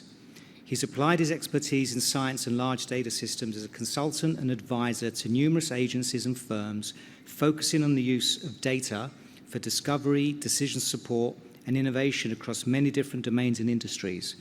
He's also a blogger, and you can see his blog at rocketdatascience.org, and he actively promotes data literacy on social media, where he's been named consistently among the top worldwide influencers in big data and data science. I've spent some time talking to him. He's actually also a really, really nice guy. So I'd like to give a warm welcome, please, to Dr. Kirk Bourne. Thank you. Thank you. So thank you very much. I believe I'm live now. So yes, it's late in the afternoon, and I thought I would, since it is a risk conference, take a little risk right now. And that risk is to deviate slightly from my slides just at the outset here, just to set the stage for something later on, which will hopefully make some more sense as we get through the slides here. So the topic is about this idea of ethics and compliance in the big data era. So I had to sort of struggle with myself preparing this presentation, because what I really want to talk about is the analytics. Okay, what is the analytics? It's about those three things that were just mentioned. It's about using data for discovery, for decision making, and making dollars. Okay, it's called the 3 D to Ds, right? Data to discovery, data to decisions, data to dollars. But dollars, what does that mean? That means dividends, it means innovation, it means new ideas, new products, new markets, new customers. Okay, so it doesn't have to be dollars in a strict sense. Okay, so using data to make discoveries. So that's what turns me on. The risk and compliance part has that analytics dimension to it, where you're using data to discover risks, to manage risks, to prevent bad things from happening, to predict when something's likely to happen and prescribe an outcome to prevent that thing from happening.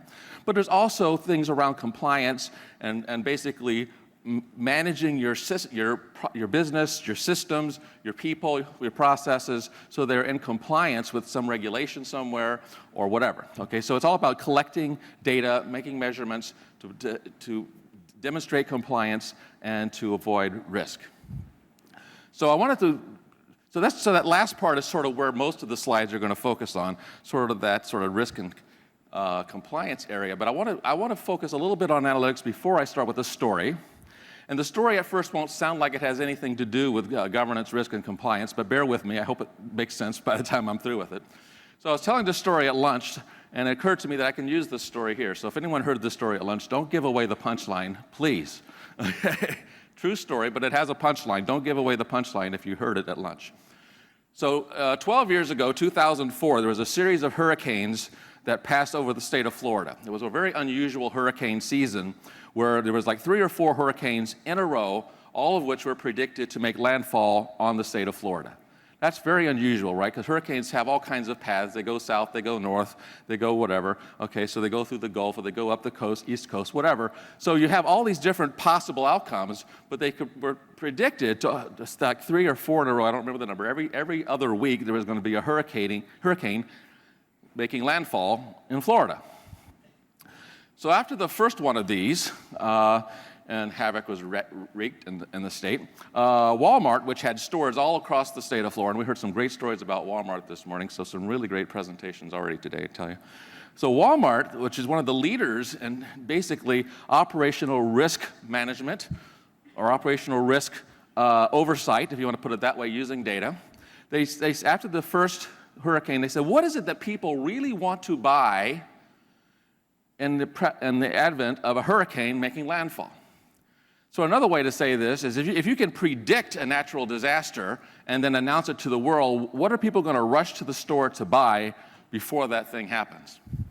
Well, they analyzed their retail logs. I don't know how many hundreds of stores and millions of customers and hundreds of millions of products sold in that week before that first hurricane, but they discovered one particular product which increased in sales by a factor of 7. Okay, this is a 700% signal above the noise, all right? Increase a factor of 7 over normal business days. Absolutely shocked everyone, this particular product increased in sales by such an enormous factor.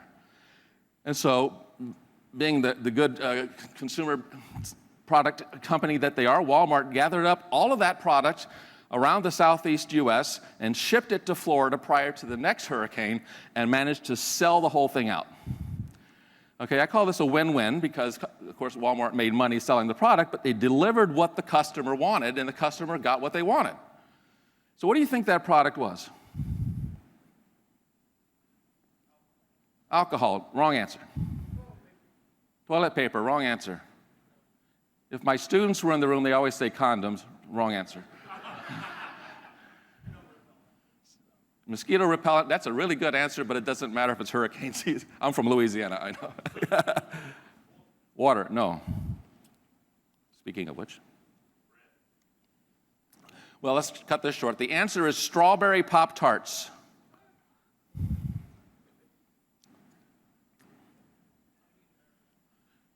Now, I couldn't see all of you or hear all of you, but I think there was a little surprise in the room when I said that.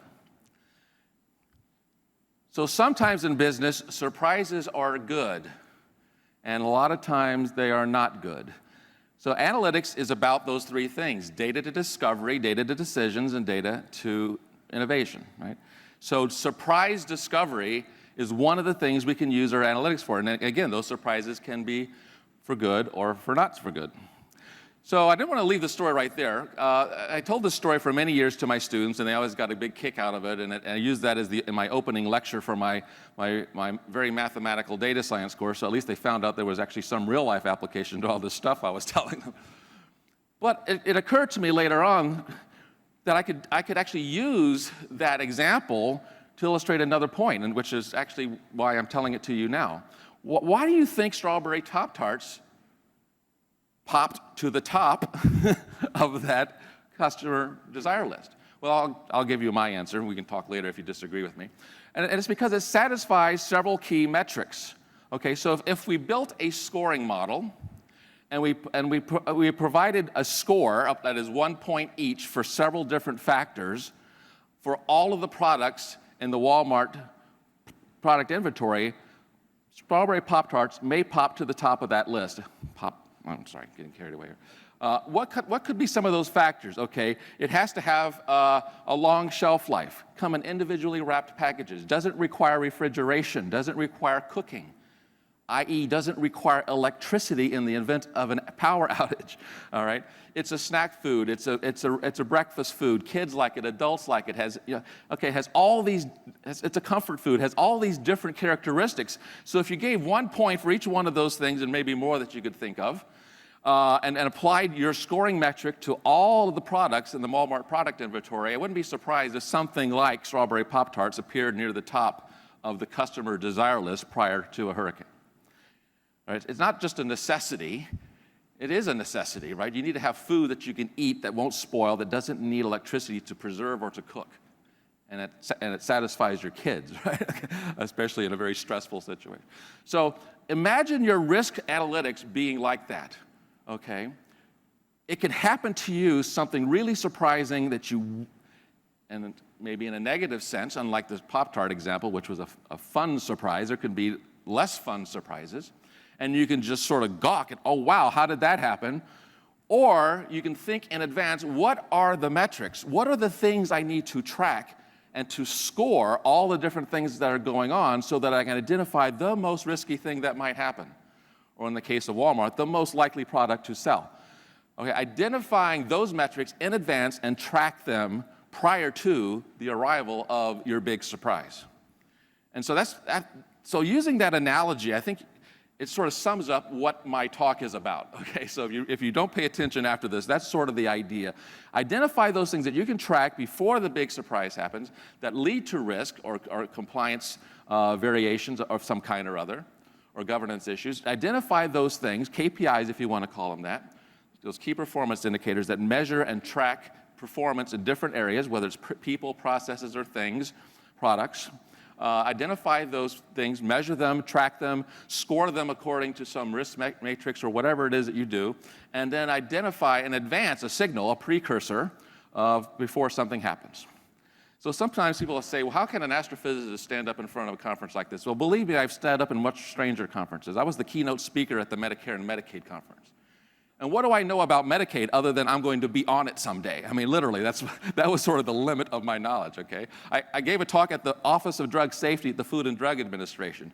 Okay, I consume food and I consume drugs, prescribed drugs. That's the limit of what I knew about those topics. The idea is that what we learn in science, that is take data, observe the world, take data, build a model that explains it, test that model. Okay, there's an input and their output. If your output matches the input, you're good to go. If it doesn't, you refine the model and you go through the process again. You do more experiments, you do more measurement until you have a good understanding of your world or your universe or your government or your organization or whatever it is you're doing. So that metaphor of measurement, inference, model building, and testing, validation, then refinement is what data science is about and what science is all about and what I think our risk analytics should be all about. Okay, so this conversation can take place in any context. So when people ask me about this, I say, well, they say, isn't data science multidisciplinary? And I say, no, it's not multidisciplinary. I've had students who've had PhDs in finance PhDs and climate science PhDs, all kinds of things that I know very little about. But we can have a conversation because data science is transdisciplinary. It transcends discipline boundaries. Okay, we can talk about things at a level that involves the data and analytics, and you don't need to learn astrophysics, and I don't need to learn insurance fraud or whatever. Okay, we can have this conversation at this transcendent place where we have a common language of discovery from data, building models from data, testing those models, and learning from them so we can make better decisions, derive better outcomes, discovery, decisions, dividends, or dollars. All right. So, assuming I have the right paddle here. Yes, what is the era of big data? So the era of big data is where all the things I just described are happening everywhere because everybody is collecting data on whatever they do. All right, so ever since we began to explore our world, so going back to those opening questions about whoever looked up to the sky in wonder and awe, okay, we've asked questions.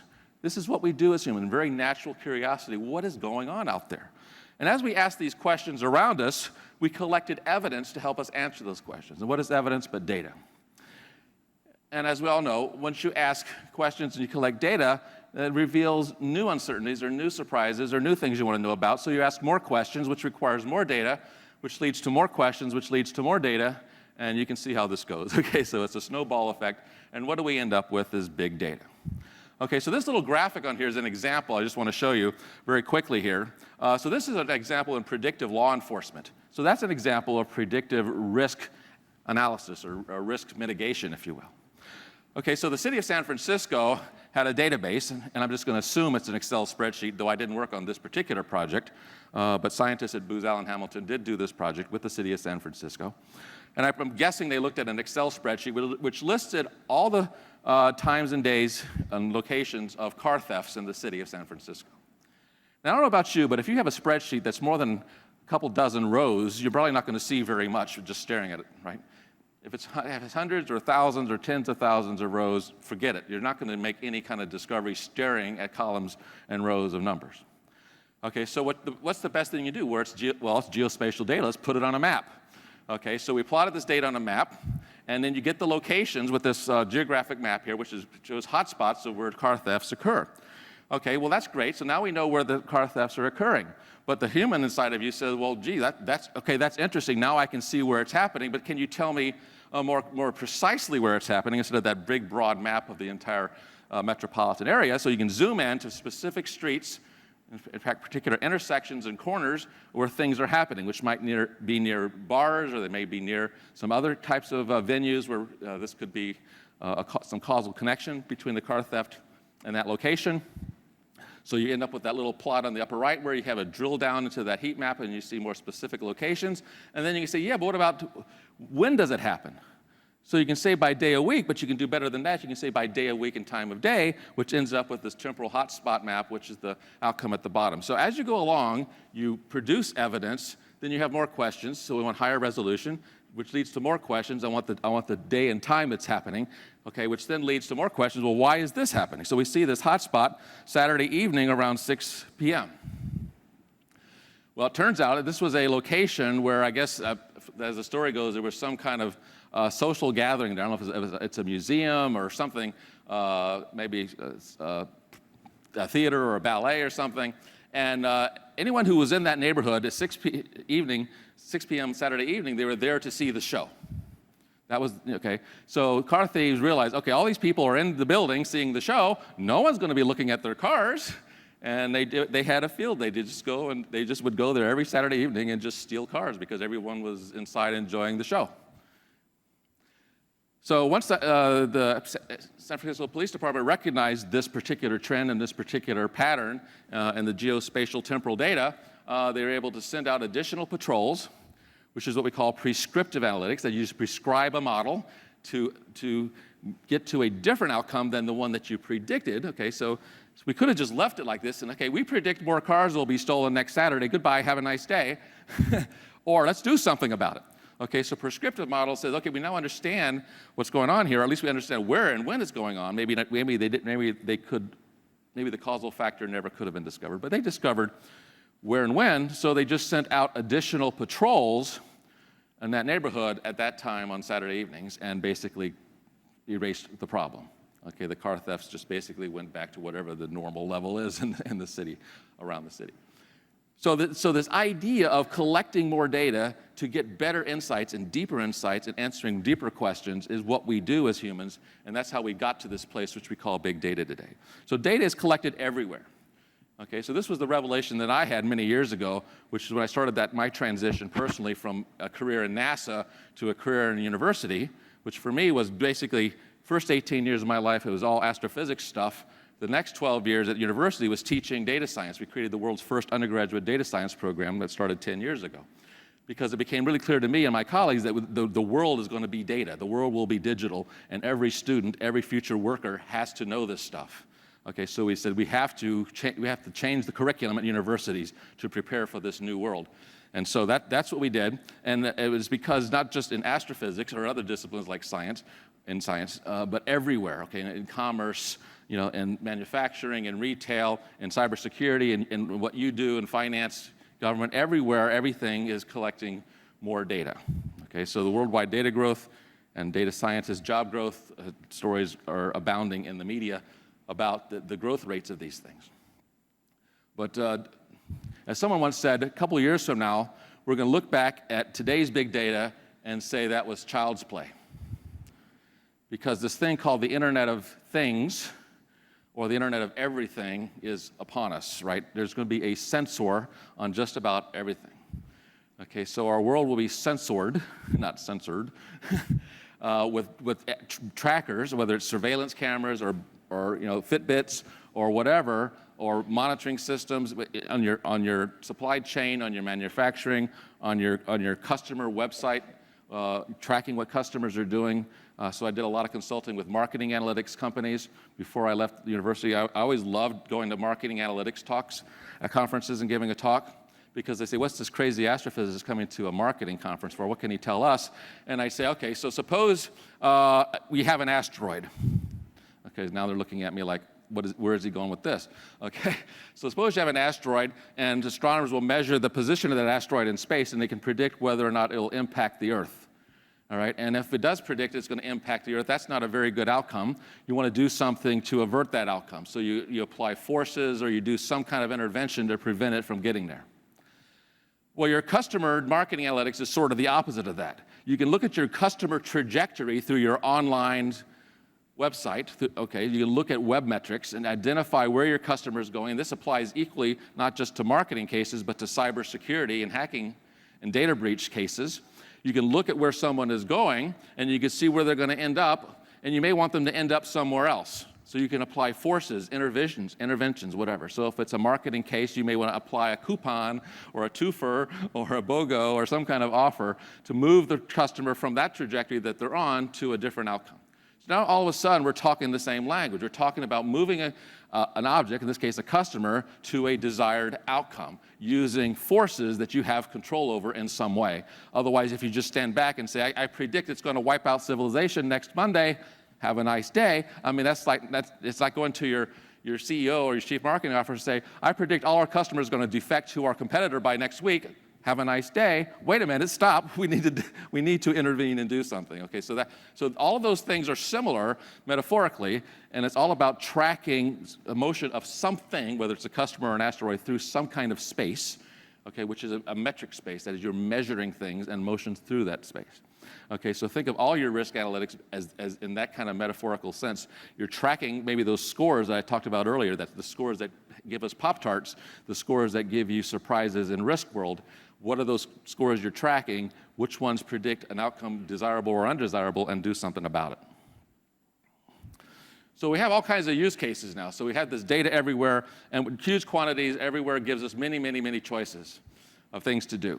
And in a conference like this, and specifically about data ethics, I think of Ian Malcolm in Jurassic Park when he said, we were so preoccupied whether or not we could do this, we didn't stop to think if we should do this. Of course, he was talking about breeding dinosaurs. But a lot of times in data ethics, there's a question comes up, should you really be collecting this data? Right? So a lot of times when we talk about data privacy, data ethics, customer data usage, personal data usage, private data usage, the question comes up, should we really be doing this? All right, and that's a good question to ask. There's no right answer. I can't stand up here and tell you the right answer. But it's a question that you need to answer. You need to think about, should we be collecting this data? So to paraphrase from another movie, Spider-Man, so there's this great quote, with great power comes great responsibility. So when I looked that up, there are two choices of the original source for it. One was Spider-Man's uncle, Uncle Ben, or Voltaire. Both philosophers, I guess. Okay, so this is where we are with our data analytics world. Okay, we have this great responsibility on our hands as well as great power on our hands. So this is the risk reward we've heard a lot about already today, balancing that risk reward equation. Okay, where can we get the rewards from the data we've collected, which are certainly like avoiding disasters, okay, major risks coming to fruition, but at the same time, are we violating any laws along the way? Are we misusing our customer data in any way? Are we misusing or collecting data in ways we shouldn't or not? Okay, so we need to just be aware of these things. I'm not saying anyone is doing that, but we have to always be aware of this. Which reminds me of my good old days when I was at NASA. Right after 9/11, there was a bill passed by Congress in January of 2002 called the Data Mining Moratorium Act. And the reason that was passed is because there was all this use or discussion about using data mining to identify terrorists, basically profiling. All right, people got very upset about profiling. Oh, you're going to select people based upon color, creed, nation of origin, whatever. And so the Congress passed the National Data Mining Moratorium Act. Now, along with the act, they allowed some exceptions, and so different federal agencies could apply for exceptions if you're doing something that could be justified. You could fill out an affidavit every year, identify the subjects of your research, list them by name, and solemnly swear that you're not stealing their personal information or revealing their personal identities in any way. So I was working at NASA, and I was doing data mining research on my stars and galaxies, so I swear to God, this is the truth. I would fill out that form every year and list the galaxies I was working on, and I solemnly swear I'm not stealing the identities of any of these galaxies or revealing their personal identifiable information to the public. Now, we may laugh now, but I didn't want to go to jail, so I filled out the form and I signed it. All right, so there's great responsibility that comes with this power. So we're seeing this exploding all over us now. And of course, I could give hours of talks on this topic, which I have, and I'm not going to do that now. So each one of these, we could talk about smart apps, predictive retail, precision marketing, smart highways, precision traffic, smart cities, predictive law enforcement. I gave you some examples of that. Personalized learning, smart health, precision medicine, precision farming, even precision vineyards, knowing which grapes to plant in which field, okay? Personalized financial service, and so forth and so on. Predictive, prescriptive maintenance, preventive maintenance, smart grid. Okay, so I call this the XYZ of data science, okay? Smart X, precision Y, personalized Z, okay? Just about everything that touches our lives in some way that now has a digital touch to it somehow or other. I mean, just think about your Fitbits or other devices like that, but just also think about that. We heard a lot about that this morning just before lunch. I hope you saw that talk that French Caldwell gave, where he held up the smartphone and said, this is now your personal computer. This is now where you interact with everything in the world. This is where you live your life. All right? So I remember my days at NASA about 15, 16 years ago. Our job was to make the scientific data from all these 15,000 NASA space missions available to the scientific community worldwide. Okay, so after the burst of the internet on the scene, all of a sudden we had to put everything on web pages and have internet-based protocols for searching and querying these data sets. Because prior to that, swear to God, what we would do is every year the data center where I work would publish a book this thick, all right, probably about 5,000 pages, which listed every single one of those 15,000 data sets by name. Okay, what's the name of the address of the person you can write to get the data and what it contained. And that book was updated every single year and reprinted every year and mailed to 15,000 scientific libraries around the world every year. Okay? Well, we stopped doing that and put it all online, right? So one day I said to the management team I was working with, I said, wouldn't it be cool? Now, that was back in the day when we had a flip phone. That was the smart mobile phone, right? You could use a flip and then make a phone call. Okay, there's no screen other than you could see the digits you were dialing. It wasn't a smartphone. It was just a flip phone. I said, wouldn't it be cool if people could look at our NASA data on their phone and order it just from their phone? And the rest of my management team looked at me and said, why would anybody ever want to look at the internet on their phone? I said, oh, well, okay. So we moved on to the next topic. Okay. Anyway, so now the world is data, the world is digital, and the risks are enormous because while we have great power for discovery from these data streams, there's also great opportunity for risk. Again, misuse by us or misuse by people who get access to it who shouldn't, and so forth, okay? So I want you to think now, again, sort of in both of those contexts simultaneously as data streams as key performance indicators. That is the scoring model going back to my Walmart Pop-Tart case. If you can think of the right scoring factors to apply to different things which you might consider risk or outcomes, desirable or undesirable in your organization, all right, and then start tracking those things, those indicators on those data streams will now basically give you that precursor signal before something happens, okay? So think of it as an earthquake tremor, okay? Before the big one hits, you get the little shake. Okay, so look at those signals and see if you see something happening. It's sort of like the Arab Spring, right? People saw the tremors in the social media, right? agencies who do social listening, and maybe some of you are in the room listening now, okay, agencies who do social listening, they identify those sentiments, political, economic, social, whatever, across the world to identify when things become unstable. That is, all of a sudden there's more variance and sort of polarization in what people are saying about things, and that might lead to an unstable situation. That exact same thing happens with an earthquake. That exact same thing happens before your server fails. Okay, the disk I/O chatter and I/O fails on your disk farm look the same way. Okay, a lot of times when you see that precursor signal, you have some time to react and do something. So think about your data streams as that precursor. So they're not only measuring your performance, that the P in KPI, key performance indicator, but they're also allowing you to prepare for what's to come. So this leads me to my definition of big data. I had to sneak this in here somewhere. So my definition of big data, some people call, if you look up Wikipedia, they define big data as data larger than what you previously were able to handle. All right? So an article was written about this, and this was a real true article. They proved, using Wikipedia's definition, that ancient Rome had big data. Because when they did the first census of the world, they collected more data than they ever previously handled before. That was big data. Well, okay, I understand the concept of that definition, but it misses the whole point. The whole point of big data is that we are now tracking and measuring everything on the world. All right?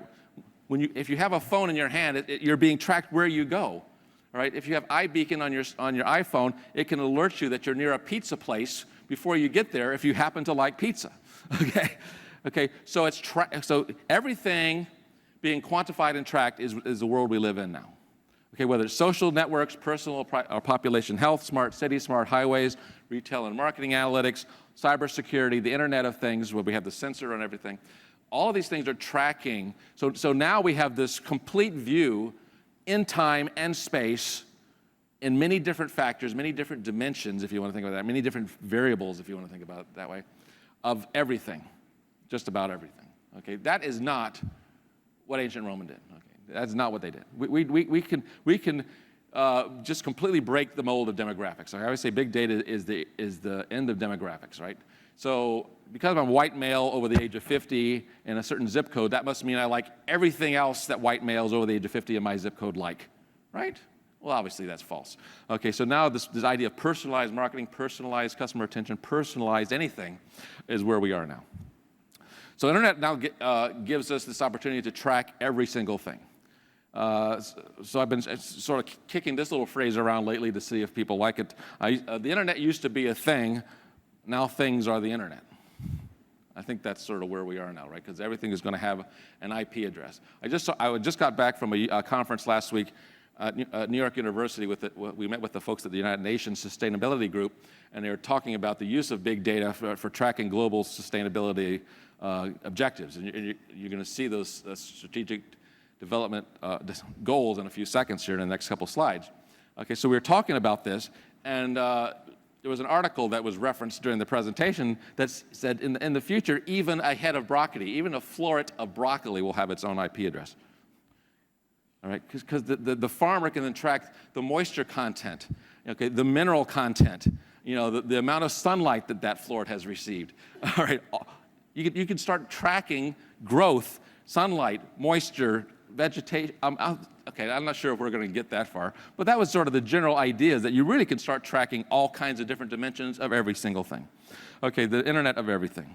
So what I'm suggesting is, whether we get to that kind of crazy stage or not, start putting our data, whatever it is, to good use, which are these key performance indicators. So this is the slide I just mentioned. So these are the 17 sustainability goals, which nearly 200 countries have signed. The U.S. signed this international accord a year ago, or a little less than a year ago. And if you can't read them all, it's like no poverty, zero hunger, good health and well-being, quality education, gender equality, clean water, affordable clean energy, and so on. These are all different strategic goals for the world, for a sustainable world. And altogether, there are 229 indicators. All right, so within those 17 goals, there's 10 to 15 to 20 indicators each of how you can measure whether or not you're achieving that performance in that particular strategic goal area. Okay, so think of these 229 indicators as KPIs for the world. Now, okay, this may sound very interesting to you, maybe, maybe not, but I'm going to suggest that because this is an international accord and because our government is a signatory on this, major corporations, federal agencies, we are all going to be held accountable to these goals individually as corporations and as agencies. Okay, what are you doing about clean water? What are you doing about gender equality? What are you doing about sustainable energy, renewable energy sources? What are you doing about climate action, sustainable communities, et cetera? Okay, so it may seem like it's out there, it's not going to affect me. Yes, I do care personally about this, but how does it affect me corporately? Well, I think that it's going to happen. So think about these as KPIs for the world, but also KPIs for us. So when you think about compliance, we have all kinds of compliance we've been talking about already today. Imagine this is another dimension of your compliance, because the regulations are going to come down, probably will start asking to report against these indicators. So that leads me to sort of the two thrusts, and then I'll sort of bring it back with the analytics discussion when I wrap up. Okay, so the two thrusts in this sort of data world is the Chief Data Officer and open data. Okay, so this shies away a little bit from the data analytics discussion to more the data policy discussion. Okay, so this Chief Data Officer, not to dismiss what we heard a lot about today, the CRO, the Chief Risk Officer, the Chief Data Officer has this particular role around data governance, risk, compliance, policies around data. And there's a laundry list of what a CDO can be held responsible for. So some people are now using this fairly long list to justify the fact that the CDO needs to have a seat at the corporate executive leadership table. Okay, so the executive leadership team, not just the CEO and the CFO and COO and these, and we heard some today, the CRO, Chief Risk Officer, now getting a place at that table. There should also be the Chief Data Officer, because this person is dealing with the issues that come around the policies of preservation and privacy and curation and public release and uses of the data that we collect, along with all these other things. And if you happen to be a federal CDO, you also have the other responsibility, which is announced or put upon you by the Data Act, which was passed last year, which is this Digital Accountability and Transparency Act that is actually putting your data out there so people can see what you're spending your money on. All right. So if you're a federal agent, you're a federal CDO, it has these responsibilities. Okay, so this ties together sort of the CDO and the open data, but I want to show sort of some of the challenges that are faced in both of these categories. Okay, so the CDO clearly has the categories of dealing with all the ethical and proper uses and storage and governance of the data, which includes data privacy. Now, I actually gave a course on data ethics at the university, and I always had fun with this topic because there's so many different kinds of data privacy that it is just astonishing. All right, so let's say, for example, you committed a crime. All right, let's say you committed a heinous crime, all right, which could affect your employment or something. Is that private data? No. It's in the public domain. Anyone can look it up. But it is confidential data. All right, that's okay. So confidential data has different protective clauses than private data. And then there's such things as secure data. That is some data that you need to secure and protect. All right. So we had this conversation. I was at NASA. We had all these data on all these galaxies and stars. Who cares? All right. Why do we have to secure our data? The scientists would say to me. And I say, would you like someone to hack into our site and change the redshift of that galaxy, change the distance to that star, change the metallicity of this planet, so that all of a sudden some scientific papers are published with completely false information from a NASA official website? No. Okay, well, we have to secure our data. There's absolutely nothing private or confidential about it, but we have to secure that so that it doesn't get manipulated. So there's all these kinds of questions that come to your mind when you're in that CDO seat. And then, of course, if you're dealing with any specific kinds of data, like health or education data, then you have other laws that govern your use of data. And if you're working with European clients, there's a lot of right to be forgotten laws now that basically data has a shelf life. Okay, so something that you may have posted on social media expires with time, so no one can ever find it again. Okay, so you have the right to be forgotten. Okay, we don't have those laws yet here in the U.S., but who knows? So there's some challenges there. Then on the open data side, I call them my 7 V's of open data. So some of you know about the 3 V's of big data, right? velocity, variety, and volume. Okay, so I sort of had a little play on words here. Validity, which has to do with data quality. Value, that is there's value that your data brings to the world. Okay, new innovation, new discovery, new insights. Even if you're a federal agency, entirely new industries have been built up around using government open data. All right. Variety, okay, that's a challenge. You have many different types of data. You may have tables, but you may have images. You may have PDF documents. You may have scans of documents. You may have old, you may have old books. I mean, so there's different kinds of data. Voice, what I mean by voice, your open data is your voice to the world. All right, so the dirty little secret around open data is most folks are unwilling to share their data because they're ashamed of it. There's missing values. Okay, there's data quality problems all over the place. I don't want to let people know that we got all these data quality problems. Well, guess what? We all got them. Get over it. Okay. Okay. So when you put that out there, it's your voice to the world. This is what we do. This is how we operate. So think about the positive dimension of that. Okay, vocabulary. Okay, the challenges is that there's many different data models and semantics and taxonomies around how you label something. Okay, so some column in a table might say ID. It's an ID of what? A patient, a customer, a product, an event. Okay, so being able to understand the semantics of a data table is important. And then there's, of course, the vulnerability and security issue. And then I sort of cheated on the last one, provenance. So provenance is well-known terminology in the art field, which is chain of custody. You know where that thing came from. So is that truly a Rembrandt? Is that really a Picasso? You have the chain of custody. You have the evidence. Well, same thing with our data. Where did you get that number? Where did you get that information? Can you show me the chain of custody of how you got that, especially when you manipulate data, okay? So a lot of times we're not manipulating in a bad sense, but we create aggregate data, sums, averages over many tables to come up with a common number like the gross domestic product, okay? We come up with one number from millions of sources. Okay, well, how did you get that number? Remember a few years ago there was some story of how some Excel spreadsheet had a little error in it somewhere. Maybe someone could remember that story where there was some financial models were completely wrong because someone had an equation wrong in an Excel spreadsheet. It was completely undetectable until someone looked carefully, right? So how can you trace back where that number came from? That's the data provenance. Okay, so these are big challenges, obviously. Just want to mention this one, data privacy data. I'm not going to read the list here, but if you're focusing on the private data, privacy data of data issues, Data Privacy Day, January 28th, is set aside to bring public awareness to these issues. Over the past couple of years, when this has been run, the different organizations, not too many in the US, but certainly in Canada and other places, have run special events in their organizations to raise awareness. Okay, just something to call to your attention. Okay, so that brings us close to the end here. So I want to talk about the analytics stuff and then wrap up. So I'll be done in a few minutes here. So, okay, so we focused a lot on sort of the policy side. I want to think about analytics now.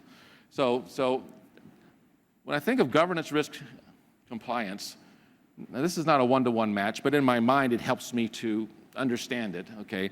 Governance is about data collection, all right? That is, we have data, how do we curate it, protect it, govern it, share it, policies around all of that. It's around the data collections, okay? Risk is about the analytics modeling, okay? Building models of risk from the data. That's where the analytics piece mostly lives. And compliance is the actual measurement process, so the metrics, the KPIs that we establish to demonstrate compliance, to prove compliance, to verify if we go off course, so our asteroid is going off course or something like that. So compliance is about the tracking and measuring. Governance is, again, sort of managing and protecting and securing and delivering on the privacy and security rules and regulations we have both federally and in our organizations. And then that risk piece is where that modeling comes in. Well, how can we use analytics, use these data to predict things? All right, so data ethics therefore has a dimension in the analytics space, not just in the private data space. All right, so when I taught this course in analytics, my students had the great joy of using a textbook, a very small little book, which was written over 60 years ago. And the name of this book is How to Lie with Statistics. So my students would come to me before the course, It was a course that satisfied the university's IT ethics requirement. That is, every student had to take an IT ethics course to graduate. So they say, why should I take your course and not the one that the other 25,000 students at George Mason University is taking from the IT school? I said, okay, you can go take that.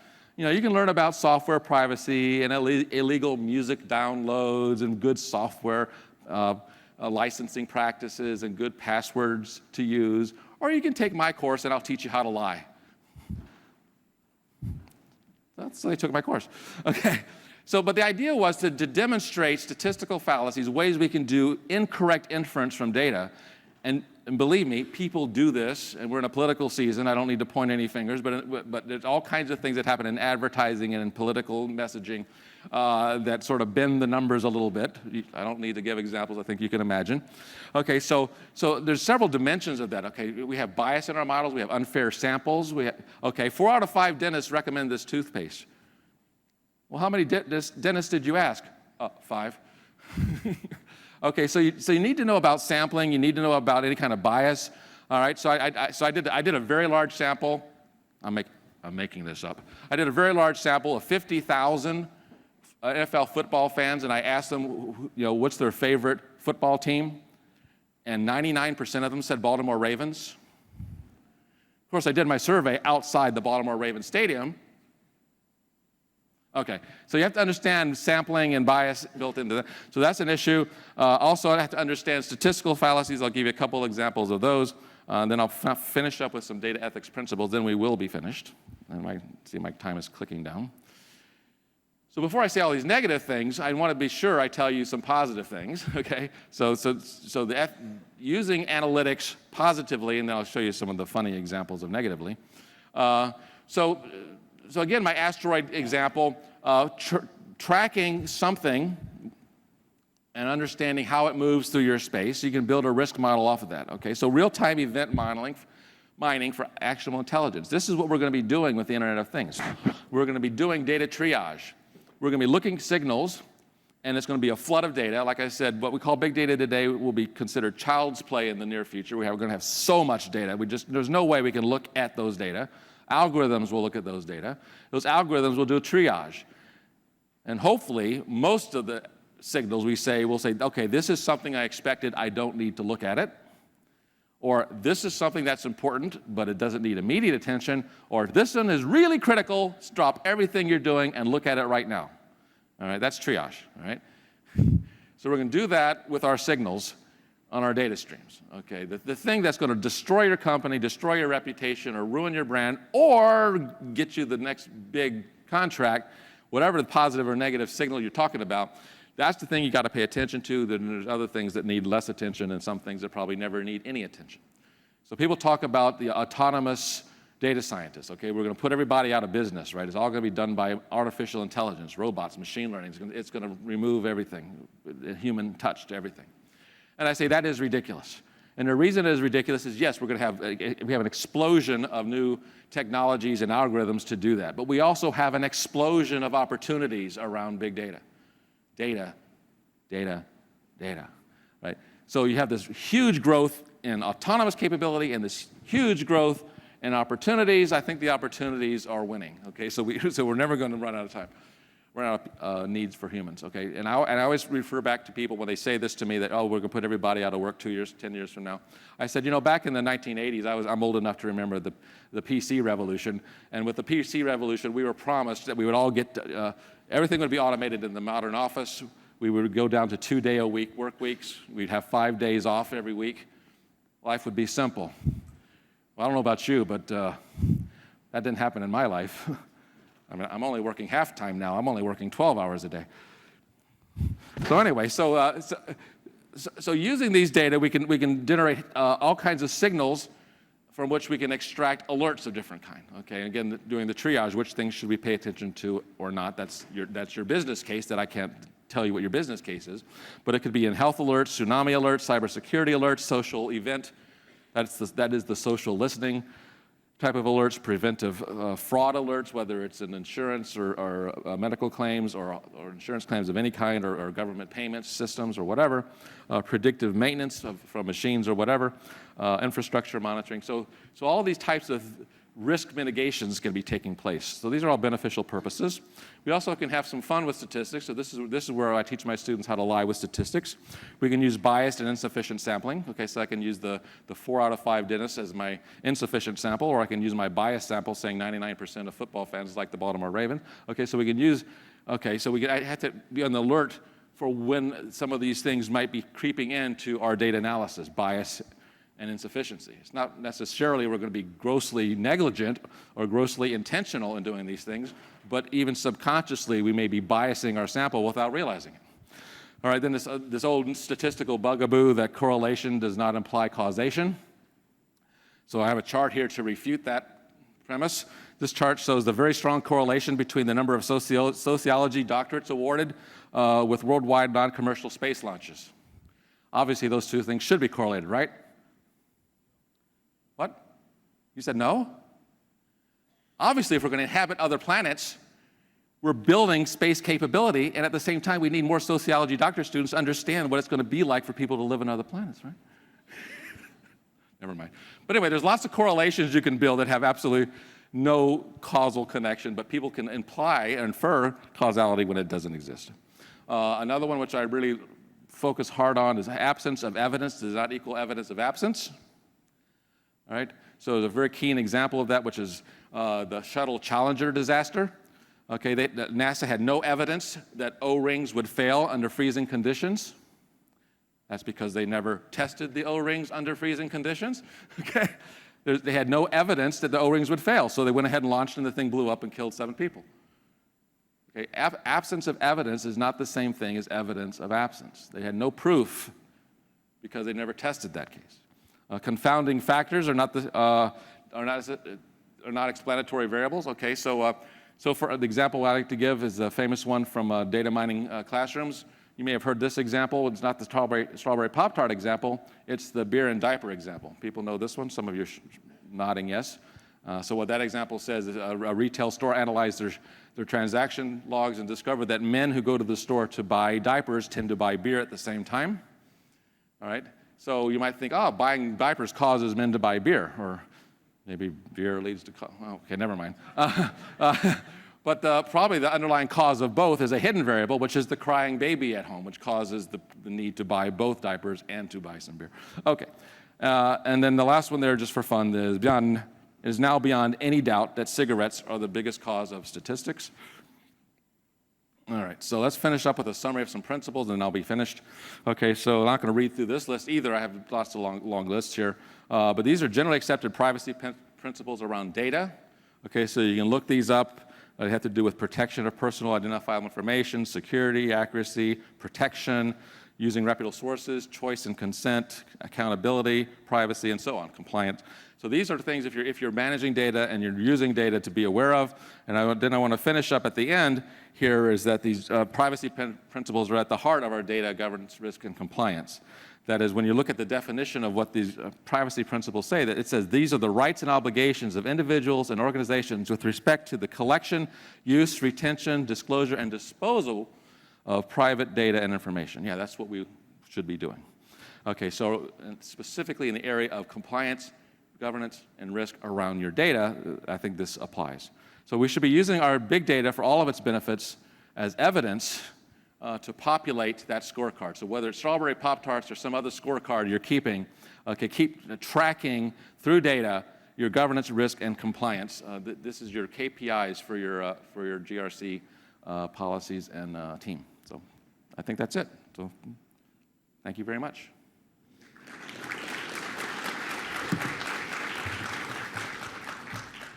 I think there's time for a couple questions.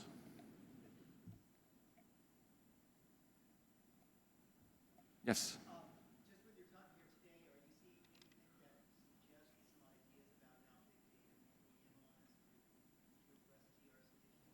Well, again, understanding that you're collecting data already. So one of the things that we're seeing a lot more of is agencies and companies are tracking the uses of their data. That is, we're seeing who is using the data. And so tracking who's using the data has again, there's always a positive and a negative side, double-edged sword, right?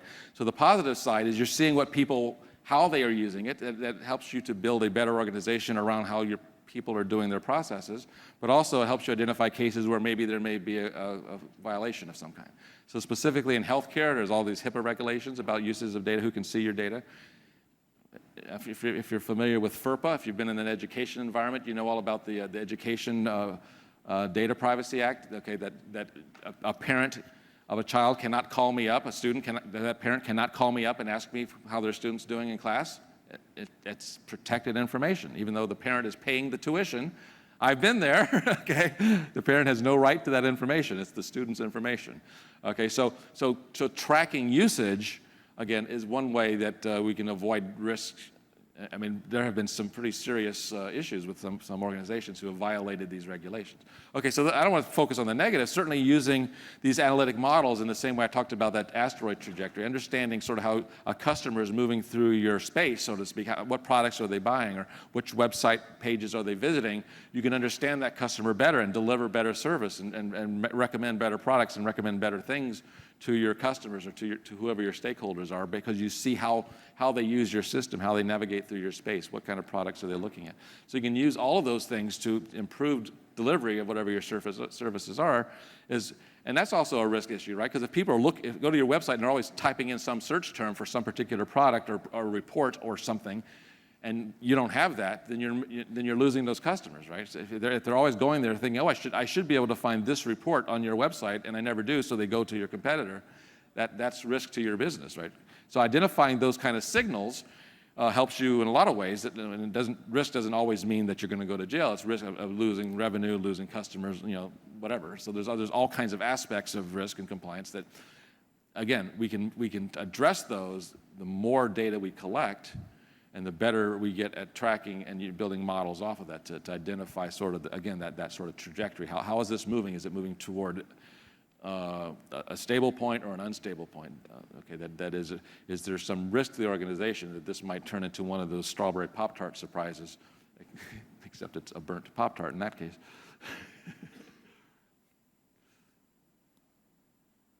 Okay. No astrophysics questions? Okay. All right. Well, thank you.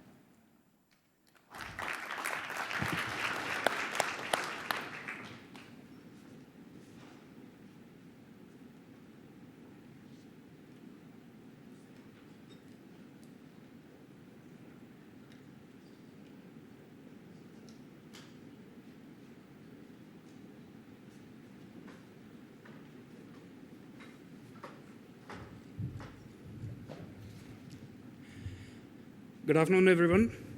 I'm Nilesh. Pretty interesting day one, especially on the IT track, with the track keynote of making advances in cybersecurity and the panel discussion of cybersecurity in the cloud era. May I call upon Dr. Sean Murray to present to us the new challenges in managing cybercrime. Dr. Murray is a principal scientist with the United States Missile Defense Agency, currently assigned as a senior cybersecurity professional, and is an officer in the U.S. Civil Air Patrol. His previous assignments include work with the U.S. Army Cyber Command in Europe, U.S. Air Force, and the commercial industry in various roles in information assurance and cybersecurity. He has traveled the globe performing physical and cybersecurity assessments on critical national defense and coalition programs. Dr. Murray has worked with NSA, FBI, CIA, and US Defense and State Departments on various cyber initiatives and has over 20 years of IT, communications, and cybersecurity experience. He enjoys teaching and presenting as a guest lecturer on cybersecurity, business, and computer science courses on several universities. He has several industry-recognized certifications, like the Certified Information Systems Security Professional, Certified in Risk Information Systems Control, and Chief Information Security Officer certification. He is a professional member of IEEE, ACM, ISSA, and is a FBI InfraGard program partner. So ladies and gentlemen, without much ado, over to Dr. Murray.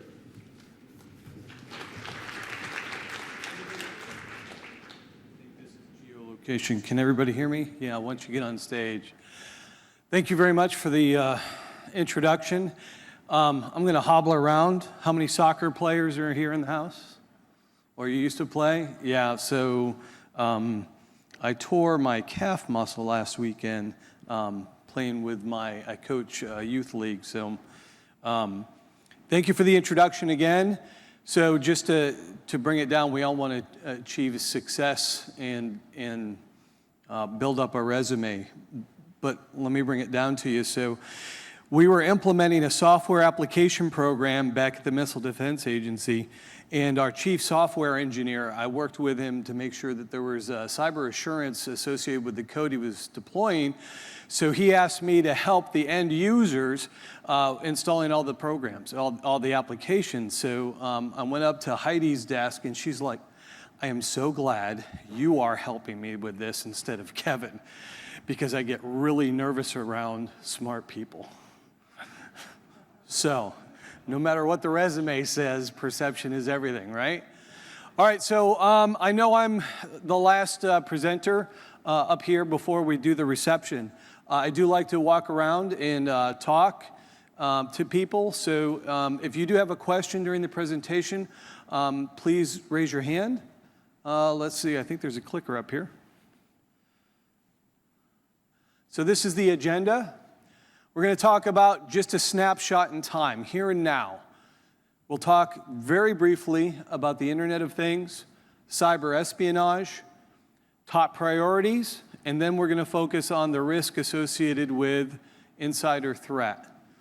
Okay, there's criminal elements associated with insider threat, and then there's risk elements associated with the accidental insider threat, and those are the things that we're going to talk about. Then we'll look at key takeaways, what I really would like you guys to walk away with and bring back to your C-level executives and try and instill a culture change within your organization. And then I'd like to share out some resources, and I'll answer any questions if we've got time. All right, the Internet of Things. How many people in this room have not heard of the Internet of Things? Okay, good. How many are using the Internet of Things in your corporate strategy to evolve to the next level of what you're trying to accomplish in your organization? Whether you're indirectly or directly assessing the risk associated with that strategy. If you're not, you should be. You should be looking at the Internet of Things and how it's going to apply to your infrastructure and to your organization. So the Internet of Things is a scenario in which objects, animals, they associate with technology and broadcast information or broadcast data, okay? So I've got some information up here. Gartner predicts 25 billion internet-connected devices by 2020. I think it's going to actually happen before then. 700 IT decision makers were surveyed. 67% of them said that despite the potential risks, leadership is going to mandate that they incorporate the technology anyway. How many people have engineers and scientists working for them? Engineers and scientists, friend or foe? Okay, so understand. So these are the creative people in our organization. These are the ones creating the technology. They're creating the things that are going up into space. They're the ones creating the next algorithm to do whatever it is that needs to be done to be that next cutting edge technology for your organization. Okay? The older engineers in the crowd, I'm one of them, okay? We didn't grow up with security as a culture into the things that we want to invent, right? But that's part of the problem, is trying to get the engineers and the scientists today to understand that security does go along with the creativity that enables you to build the things that we want. Okay, I was out here 2 weeks ago and presented at the National Security Institute on cyber espionage. Who in this room is not worried about losing data, losing R&D, losing the trade secrets from your organization? Russia's been doing this for many, many years. China's been doing it since after the first Gulf War. Why since after the first Gulf War? What was significant after the first Gulf War? Anybody? How long did it take the United States government, the United States military, to win the first Gulf War and kick Saddam Hussein out of Saudi Arabia? Within a couple days, effectively. So what China and other countries around the globe learned is that information is key. Information collaboration and technology is key. What is the social government in China? It's a communist state. United States and other Eastern, well, I'll say Eastern for European, what is our government organization? Okay, it's a free society. We compete against each other, we collaborate with each other, and we create things that are better technology. In China, how many people live in China today? 1.1 billion people live in China today. Their society, being a communist society, is everything is contributed to the society so that everybody can be equal and realize a social culture that is shared across the entire population. What are the contributions coming out of China as far as technology goes? What was the last great invention coming out of China? Anybody know? Within the last 10 years or so? The e-cigarette. Okay? So if you take a look at this chart here, they have over 100,000 hackers working around the clock, stealing information and data all over the globe. What are they doing with that information? If you don't have the resources and the money to be able to go out and create the things that you need to maintain your social culture and maintain your population, your health care, your defense, then you take it. Remember, under a communist social regime, they don't believe in copyright. They believe in sharing everything and taking everything and utilizing it in such a way that they can be productive. So they don't have all the research and development costs associated with the things that we do. So Motorola, several years ago, lost $1 billion worth of R&D technology on specific communication devices that was stolen by Russia and China. That's a lot of money. Can your organization withstand that type of a breach? Healthcare is the #1 thing China's stealing right now. Why? They've got the biggest population on the planet, and they don't have all of the technology or the technological advances that the rest of the world has gotten to be able to take care of an aging population. So 43% of the things that they steal today is associated with healthcare, healthcare technology, healthcare management. Out of all of the things that they steal today, healthcare is #1.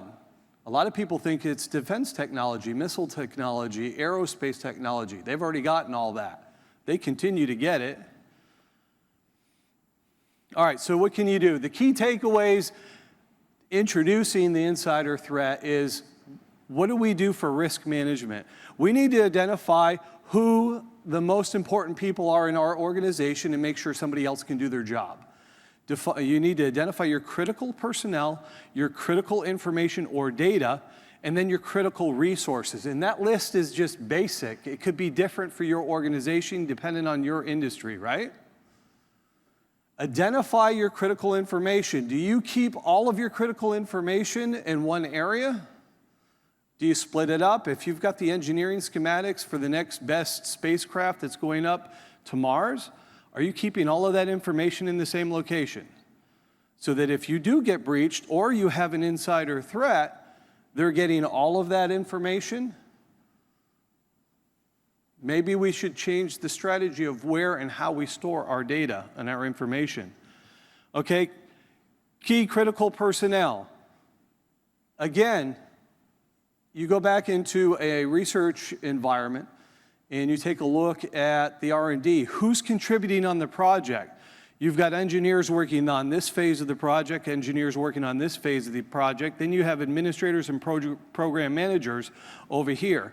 Not every single segment of that project team should have access to 100% of everything that that project's developing or putting out there, right? So these are some of the takeaways that you bring back to your organization, and just take a holistic look. Step back and take a look at the processes, the programs, and make sure that you've got the best approach.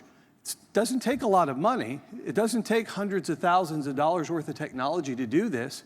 It just takes a step back, assess, and look at your program. So again, identify your critical data, identify your critical personnel, and identify your critical resources. Make sure that you've got backups, continuity of operations just for those pieces, because that's what's going to sustain you if you go down. All right, so Insider Threat Program. How many here have not heard that this is your #1 threat to your organization? It doesn't matter what industry you're in. It's not malware, it's not, data breaches from the outside. It's the insider threat associated with what you do. You have two different types of insiders. The malicious insider, which this is the one we learned about years ago. The malicious insider wants to do what?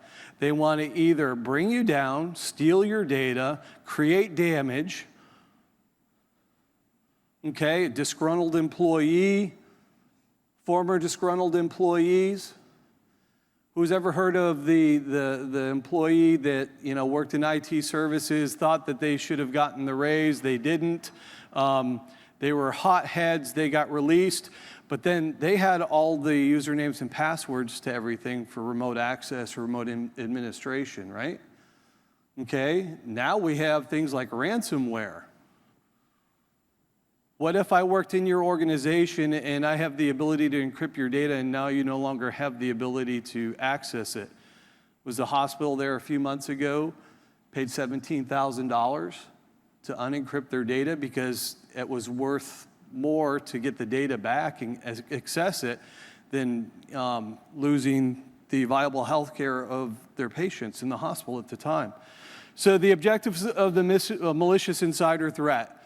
So they go after the people who did them wrong or who they perceive did them wrong. They introduce malware to your environment, all right? Or they steal or they corrupt your data. Maybe they change it, or maybe they move it, or maybe they get rid of it altogether. They can steal the identities of specific individuals within your organization. What do we do to detect the insider threat in our organization? So I love briefing this chart. I brief this to my students. So if you look at the top and you look at the bottom of the diagram, so we have technology on the bottom that should be working at the same time as our human element. And I call the human element HR, the managers of the business units where the employees work. Hey, you know what? Jason's coming in at 6 o'clock at night. He's usually out the door at 3:30 every single day. Jason's trying to access files that he doesn't normally need to access. That's interesting as well. What's the humanistic behavior alteration? What's the indicator there? He's here after hours when he shouldn't be on a consistent basis. What's the technical indicator? The technical indicator is he's accessing files or attempting to that he doesn't normally have privileges to do. He maybe doesn't have. So we set thresholds on our folders or our shared resources that show up an alert that says, hey, why is he trying to access this information? And why is he here outside of his work hours? Are we talking to anybody over in HR? You know what, the business unit manager in that area says, you know what, Jason's been kind of upset at work lately. He's not interacting well with his employees. Okay, now you've got some humanistic behaviors that's supposed to correlate with your technical indicators. So the technology I've got in my organization, I should be able to prevent, detect, and respond. So prevent are the controls that I put in place. Now I have humanistic controls. I have policies that I can put in place that articulate expected specific behaviors. I've got technical controls that I can put in place, like folder permissions that once you try and access them past a threshold, it's going to set off an indicator. All right, so all my preventative measures should be in place to reduce the risk associated with the insider threat. All right, if they're not honed enough, I should at least have a detection capability. We're not going to be able to always prevent the insider who is very determined on getting to whatever the objective is. But at some point in this diagram, I should be able to prevent or detect that activity, okay, before I'm at the respond phase, before I'm at the Ed Snowden phase, before I'm at the Bradley Manning phase. If you don't know who those names are, those are malicious insiders. They were trusted individuals with high levels of highly classified clearances, and they managed to subvert security and social engineer their way into stealing lots of classified information and divulging those. Bradley Manning, WikiLeaks. Everyone knows who Snowden is. Okay, so our technological indicators, all right, these are the IDSs, right? The IPSs, intrusion detection, intrusion prevention. I can put policy management and SIM architecture. I can configure it however I want to, as long as I configure it and configure it consistently and make sure that it's working the way it's supposed to. All right, you don't want too many false positives. You don't want to be chasing your tail, but at the same time, go back and look at the indicators that are being broadcast, right? All right, and then talk to the people in the work area. Hey, how's it going over here? Hey, I haven't seen Jason. He's coming in late these days. Yeah, he's been staying late, and we're not sure why. And we're not sure what's going on with Jason. He doesn't talk to us much anymore. Okay, correlate those incidents. All right, so what do we want to do to prevent the malicious insider? All right, we all know this. We want to detect malicious insider activity. We want to attribute activity to users. Okay, so somebody's accessing stuff that they're not supposed to. All right, I've got anomalous information technology on my network that says, hey, you know what? We had a large, significant download around 6:30 last night, 2.3 gig. That doesn't happen. What technology do you have in place that will help me identify that? And then how do you attribute that to the user who did that? Is anybody looking at, well, that's peculiar. Is that as far as it goes? Or do you actually look into it? All right, allow security operations to foresee events through continuous monitoring. Continuous monitoring just isn't the technology. It's the security guard walking around. It's the risk manager associated with your business unit. It's the collaboration and the security awareness that you instill in all your employees to recognize abnormal behavior and abnormal activity, and then create a way for them to be able to report it. All right, execute an effective incident response capability. What's an effective incident response capability? And don't tell me it's the person who's sitting there reading all the IDS signatures. There's not a human alive that can read all those IDS signatures through ArcSight console. If there is, then I want to meet them, because they probably don't have a life. Okay, so your incident response capability includes key members of your company or your organization. That includes HR. If you're publicly traded, you want to protect your image.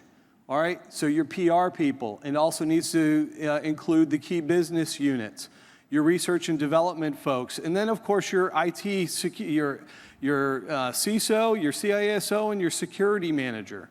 Okay, so these are the people who are going to go and investigate the incident, find out what happened, report back, and then allow the management staff and the HR staff, depending on if it was an insider threat, we may be going to prosecute somebody, we may be trying to fire somebody. But they should all be part of your incident response process. All right, and then we always need to be able to determine new ways to combat cyber threats. Conferences are a great way to do that. All right, so who's the accidental insider threat? This is more of a risk than the malicious insider because we deal with it every single day. Accidental insider threat is a culture issue. We need to install a culture within our organization to try and prevent activity from the accidental insider threat. When I was a young IT guy, an accidental insider threat was somebody who brought in a can of soda or a cup of coffee into the server room and spilled it on the keyboard. It's a lot different than that today because everything's connected and everything's connected really well, and you can transfer files real easy. There's so much technology out there. It's crazy. So social engineering, I was just in a previous track where the number one issue associated with the insider threat is actually culture. Number two is social engineering. All right? Does anybody not know what social engineering is? Who's a social engineer?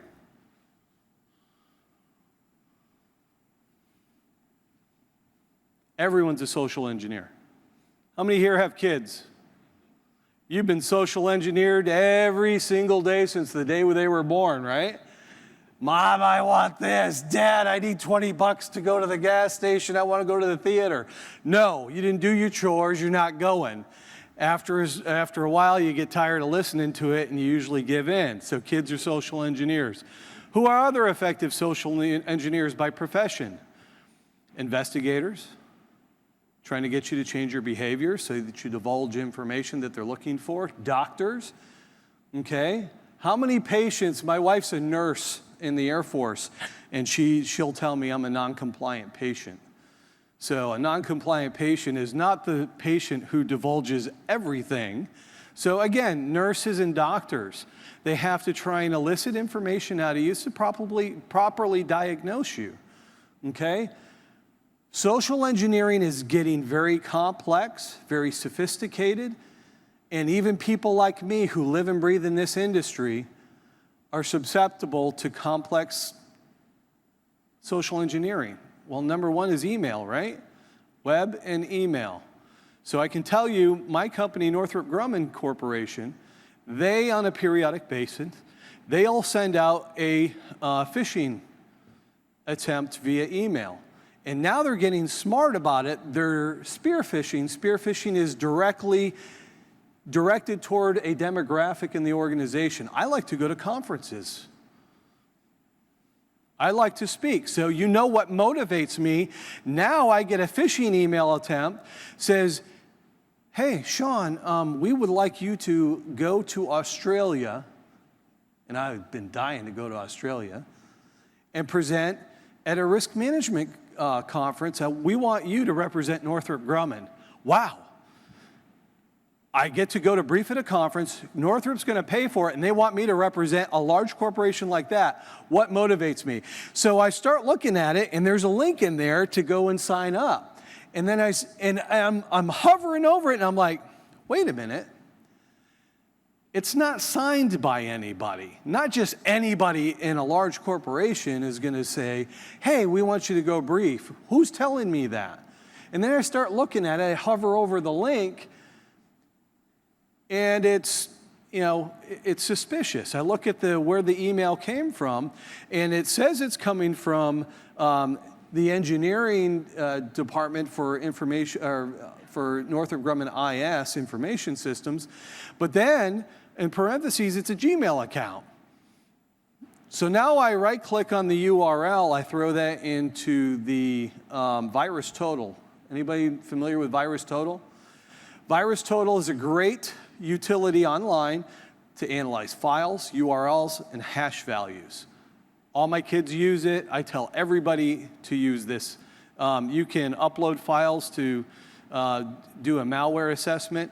And what it is, it's a collection of about 60 different antivirus engines, McAfee, Symantec, Kaspersky, you name it. And they all have an opportunity to analyze it.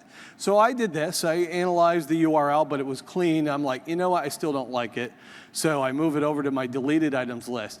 2 weeks later, I get an email saying, hey, congratulations, you didn't fall for the attack. But you know what? I almost did. That's how sophisticated. Find out what motivates the people in your organization and gear your training and your awareness program towards that group. If you got engineers and you got scientists, they're writing papers, find out who are writing papers, who are publishing their content and their research, okay? These are effective ways to get at those types of individuals. Your human resources personnel, oh my gosh, they've got more conferences than everybody I've ever seen in my life. Find out what motivates them, because they're always looking for better ways to do a better job at holistic approach of human resource management. Okay, so who's an accidental insider threat? Let's look at some demographics, your IT personnel. All right, so we all know, we've been there, I've been there, back in the day. Remember Windows 98? If one of my users forgot their password, what did I do? If you're an old admin like me, what'd you do on a Windows 98 operating system? There's a password file that's clear text, unencrypted. I'd go out there and I'd find your password and I'd give it to you, okay? So IT personnel, they're overworked. You don't give them enough hours, so they create backdoors, they create shortcuts, they create scripts to be able to do their job better. Okay, I'm not saying that's wrong. I'm saying that there should be some risk acceptance to what they're doing so that they're not introducing vulnerabilities to the network and to the other business units in the organization. All right, separation of duties. I don't want the person who's receiving the invoices paying the bills. Okay, we go back to basic accounting principles. You've got separation of duties for those two jobs. All right, so in my organization, domain controller access is restricted to 2 people. And they have to do that whenever they're doing domain controller type work in my organization. They have to do it with somebody who's not a domain controller admin to make sure that they know what they're doing. And there's a control process that says, this is the work I'm going to accomplish. This is how long it's going to take me. It goes to the risk board. The risk board meets twice a week. We plan these types of activities out, and then we go and accomplish the work, and then somebody goes in. The other domain controller or admin will go in and audit the work with another person. Okay? Security personnel, these guys just kill me. I'm a security person. Security personnel not following the rules that they're expected to enforce. I love to catch any of my security people tailgating into a restricted area. The first time you're going to get a verbal warning. The second time, your butt's skidding out the door. And that brings me back to what the Admiral was saying earlier. Sometimes you need to slay a lion in your organization to make sure the lambs understand that nobody is exempt from the rules, right? I'll give you an example. So I'm working for a military organization, and we've got a process in place to, I love it when my engineers go to trade shows, because then they're like, wow, this is great, I want to buy this. And so, they bring the information back. Hopefully they bring it back to my organization. We can go through the process to vet them. But again, supply chain management with your engineers. So I've got this PhD engineer, works for an organization, comes back, he calls my office up and says, hey, we heard that, we've got to go through you when we buy new technology and software. I'm like, yeah, we just set up our program here from DC out to Colorado. But yeah, he's like, well, I'd like to meet with you later this morning, because we've got a product that our senior government person, so it's on the government side, it's equivalent to a general officer. It's called an SES. And he wants that technology implemented by the end of the week. Oh, Dad said so. So you get that approach. So they want to scare you into, well, if we don't get this approved, it's going to be your fault. But you didn't follow the process. How's it my fault? So we meet with him, and he's explaining this technology. It attaches to a special cable between the system and the monitor, and it records anything that's displayed on the monitor. So the regular monitor cable's out, we've got this other monitor cable, and then what it does is it creates a DVI file through this device and then places it on a laptop. All of this technology is attached, and he says, it's a passive device. So it's capturing, creating a file and placing it on a laptop. That's not a passive device. All right, where's the technology from? Well, we got it from this vendor that we saw at a trade show. Okay, so get me the information and we'll vet it. So part of that process in the government side is we send it through counterintelligence. Why would we do that? Why would I send a technology through our counterintelligence office? Because I want to vet the vendor for the hardware, and I want to vet any associated vendors for the software. Does that make sense? Supply chain management, right? All right, so we get this, and so I like, okay, we'll take all this information and we'll get back with you tomorrow. Well, we got to have this by the end of the week. Well, we'll let you know. And so I'm not really scared that, you know, the SES is worried about having this done. We're going to do it properly. So I send it in for a CI review. I get a phone call back. You need to call us on a classified line. I'm like, what? So I call back, and I get this analyst, and he says, do you understand what the implications are for installing hardware and software made in Russia on U.S. weapon systems? Absolutely, I do. He says, we got a team flying out to meet you in the morning. I'm like, okay, can you provide me any of the details? So this technology, there was a mailbox express out in New Jersey. That was the field office in the States. The parent office appeared to come out of Canada.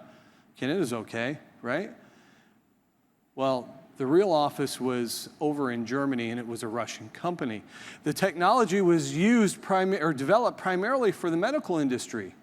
Okay, remember I was talking about China and 45% or 43%?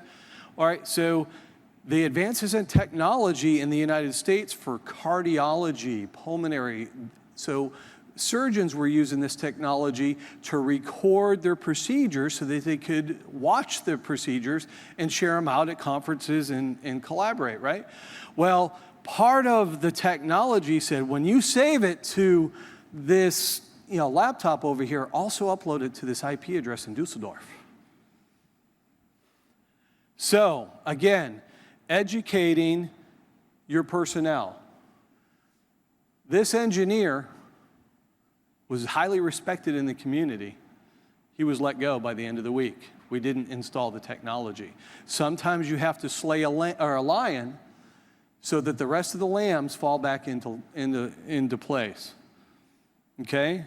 And there was procedures in place for them to do this properly, but they didn't do it properly. Okay? Executive management. So at the conference I was at 2 weeks ago, lady stood up and she says, we have government contracts, and because we have clearances, we're supposed to report back to our government security office anytime that we interface with a foreign national or we go on foreign travel.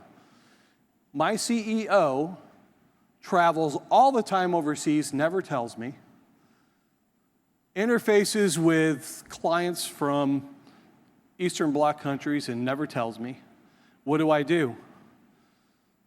Find a new job, because what you're doing in your organization to try and do things better and consistent and within the letter of the law, you have a responsibility to go and talk to your DSS, your Defense Security Service, let them know what's going on. But if you're not going to get that leadership, I heard it earlier, leadership buy-in, All right? It's not just buy-in, it's doing things consistently across the board. You're not just getting buy-in, you need to make sure that everyone from the CEO down to the security personnel are consistently doing things appropriately. Okay, so all employees exhibit bad behavior, right? I think I just went.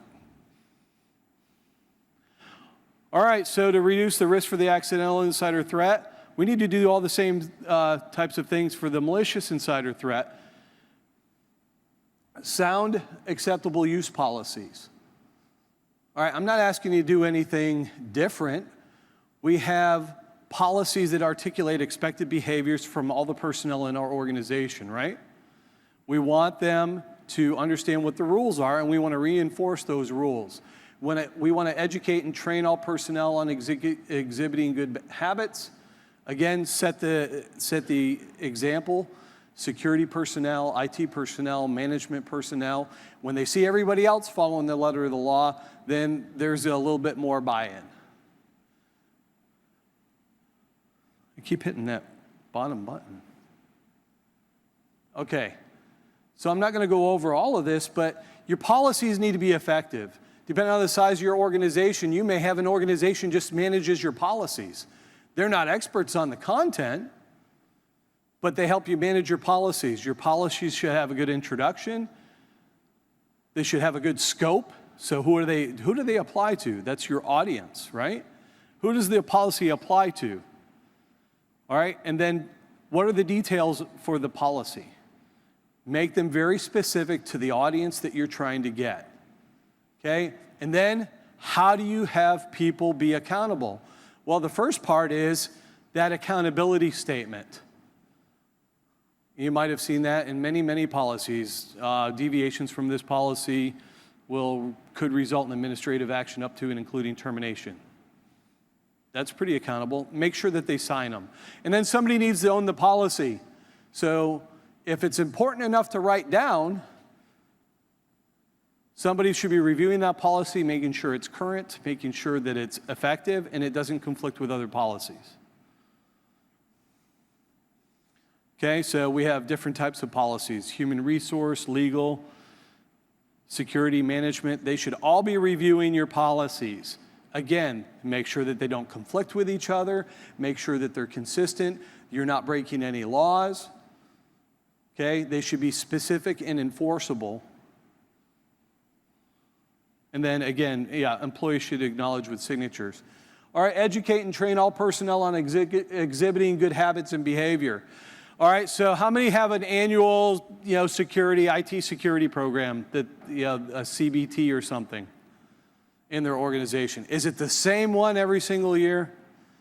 Change it up. If it's the same one and I know how to answer it, all I've got to do is just go through the slides, answer all the questions, and I've even seen them where they share the answer key.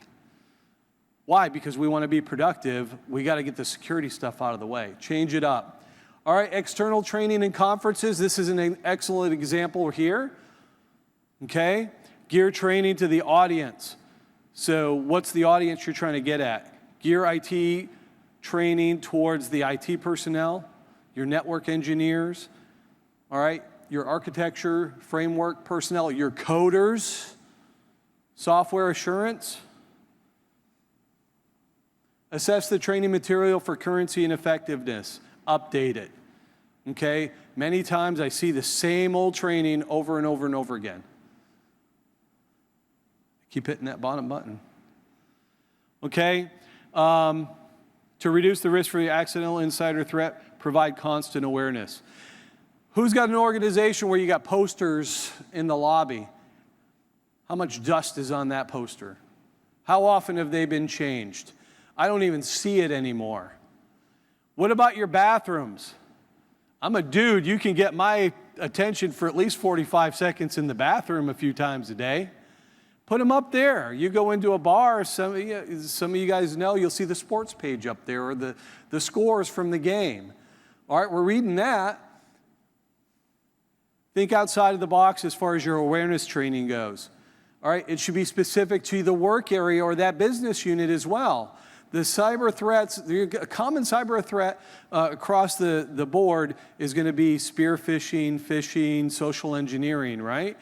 Depending on what your business unit is, it could be even more than that, because I don't care so much about what's going on in accounting, but I certainly do care about what's going on in the engineering, all right? What controls do I have in place? Physical security, cybersecurity, how am I detecting what's going on, and how am I preventing those people from getting there? Okay, break rooms, restrooms, specific work areas, hallways, and then change it up. All right, education and training. This is the first thing that comes off the budget, right? We don't have enough money, we need to cut, so we're going to cut training and education. Don't do that. There's a lot of resources out there for free on the internet. Everybody's making a webcast, a podcast, or a YouTube video these days. Find out what's effective. Collaborate with other security organizations within your community. InfraGard. Anybody not know what InfraGard is? That is a partnership with the FBI in industry. They've got training resources. The FBI has got so many training resources on the Insider Threat Program, it's crazy. Go out to the sites. Even though you may not have a lot of money or budget for your training program, there's a lot of stuff online for free to complement your organization and the education training strategy. All right, again, gear your training towards the audience. Almost did it again. All right, constant awareness. Reward those people who are doing a great job. If you see it, reward it. Okay? Again, posters in common areas. Audit and assess your program. How many risk people are in here? It's a risk conference. Raise your hand. Okay? Part of the risk associated with human behavior is human behavior, right? Have somebody go out and audit your program. Go and talk to your IT security personnel. Go and talk to your human resource personnel. Go talk to the legal office. If you're the risk person, I've got a risk person in my organization, in my business unit.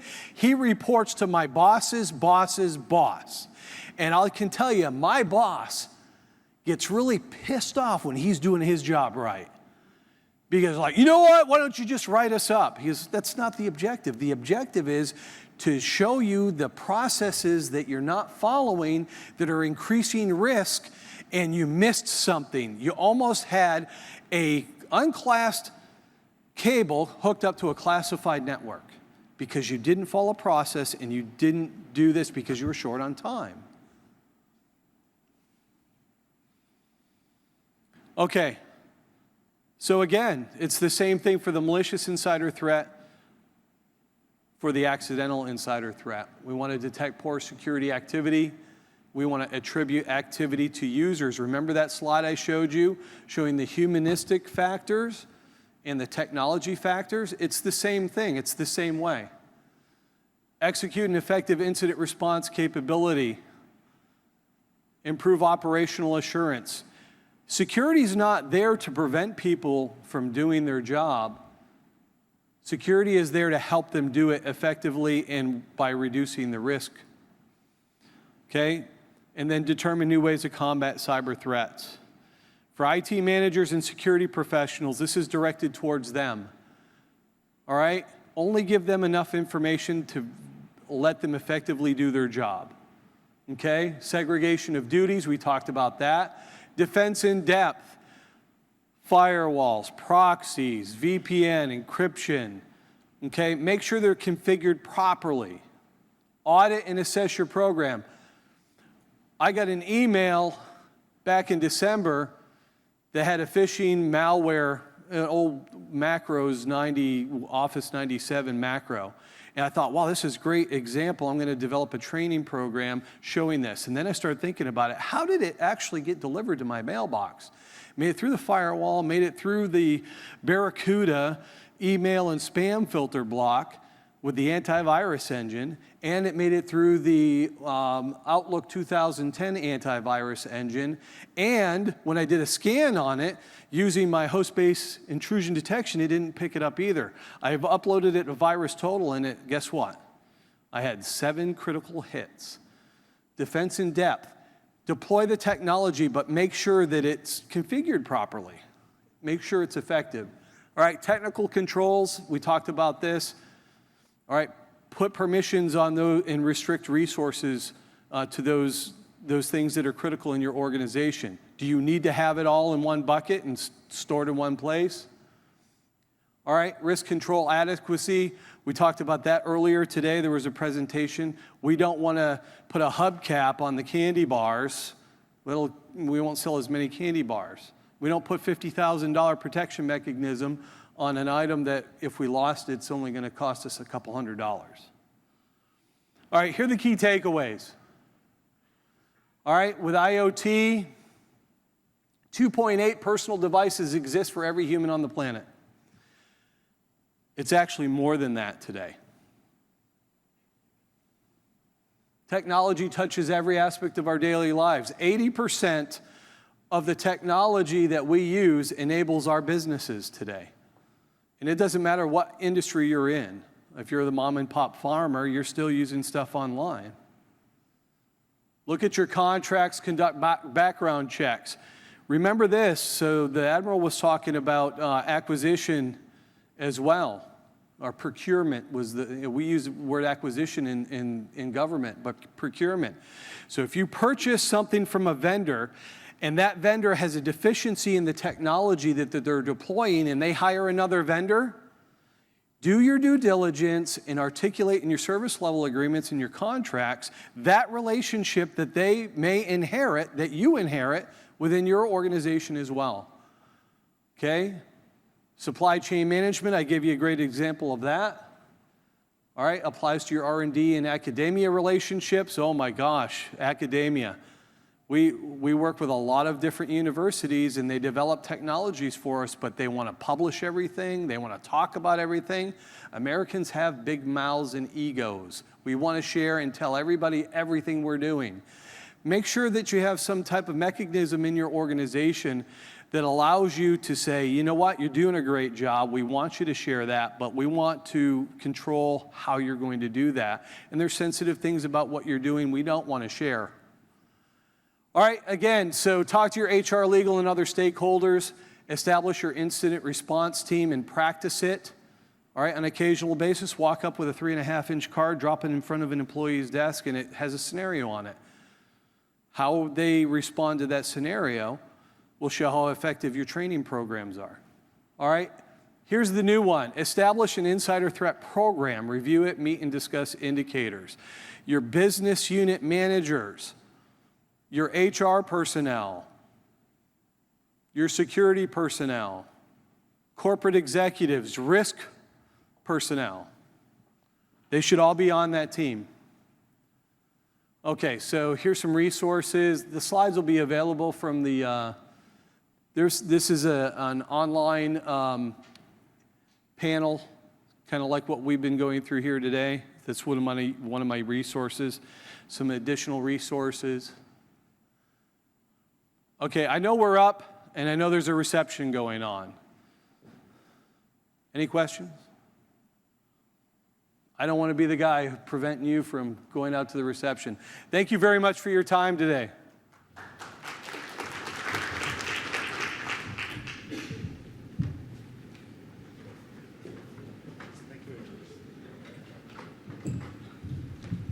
So ladies and gentlemen, that's a wrap for today. So thank you very much for being here. So we now have the reception at the Independence Ballroom, so you can make your way back there and enjoy some good cocktails and drinks and some hors d'oeuvres. Just a quick reminder, our session tomorrow starts at 8:30 a.m., but breakfast starts at 7. So from 7 to 8:30, you can come in, have breakfast at the Independence Ballroom. And our keynote for tomorrow will start sharp at 8:30, so request all of you to be in the room by 8:20 a.m. Thank you very much. Enjoy the rest of your evening, and see you bright and early tomorrow.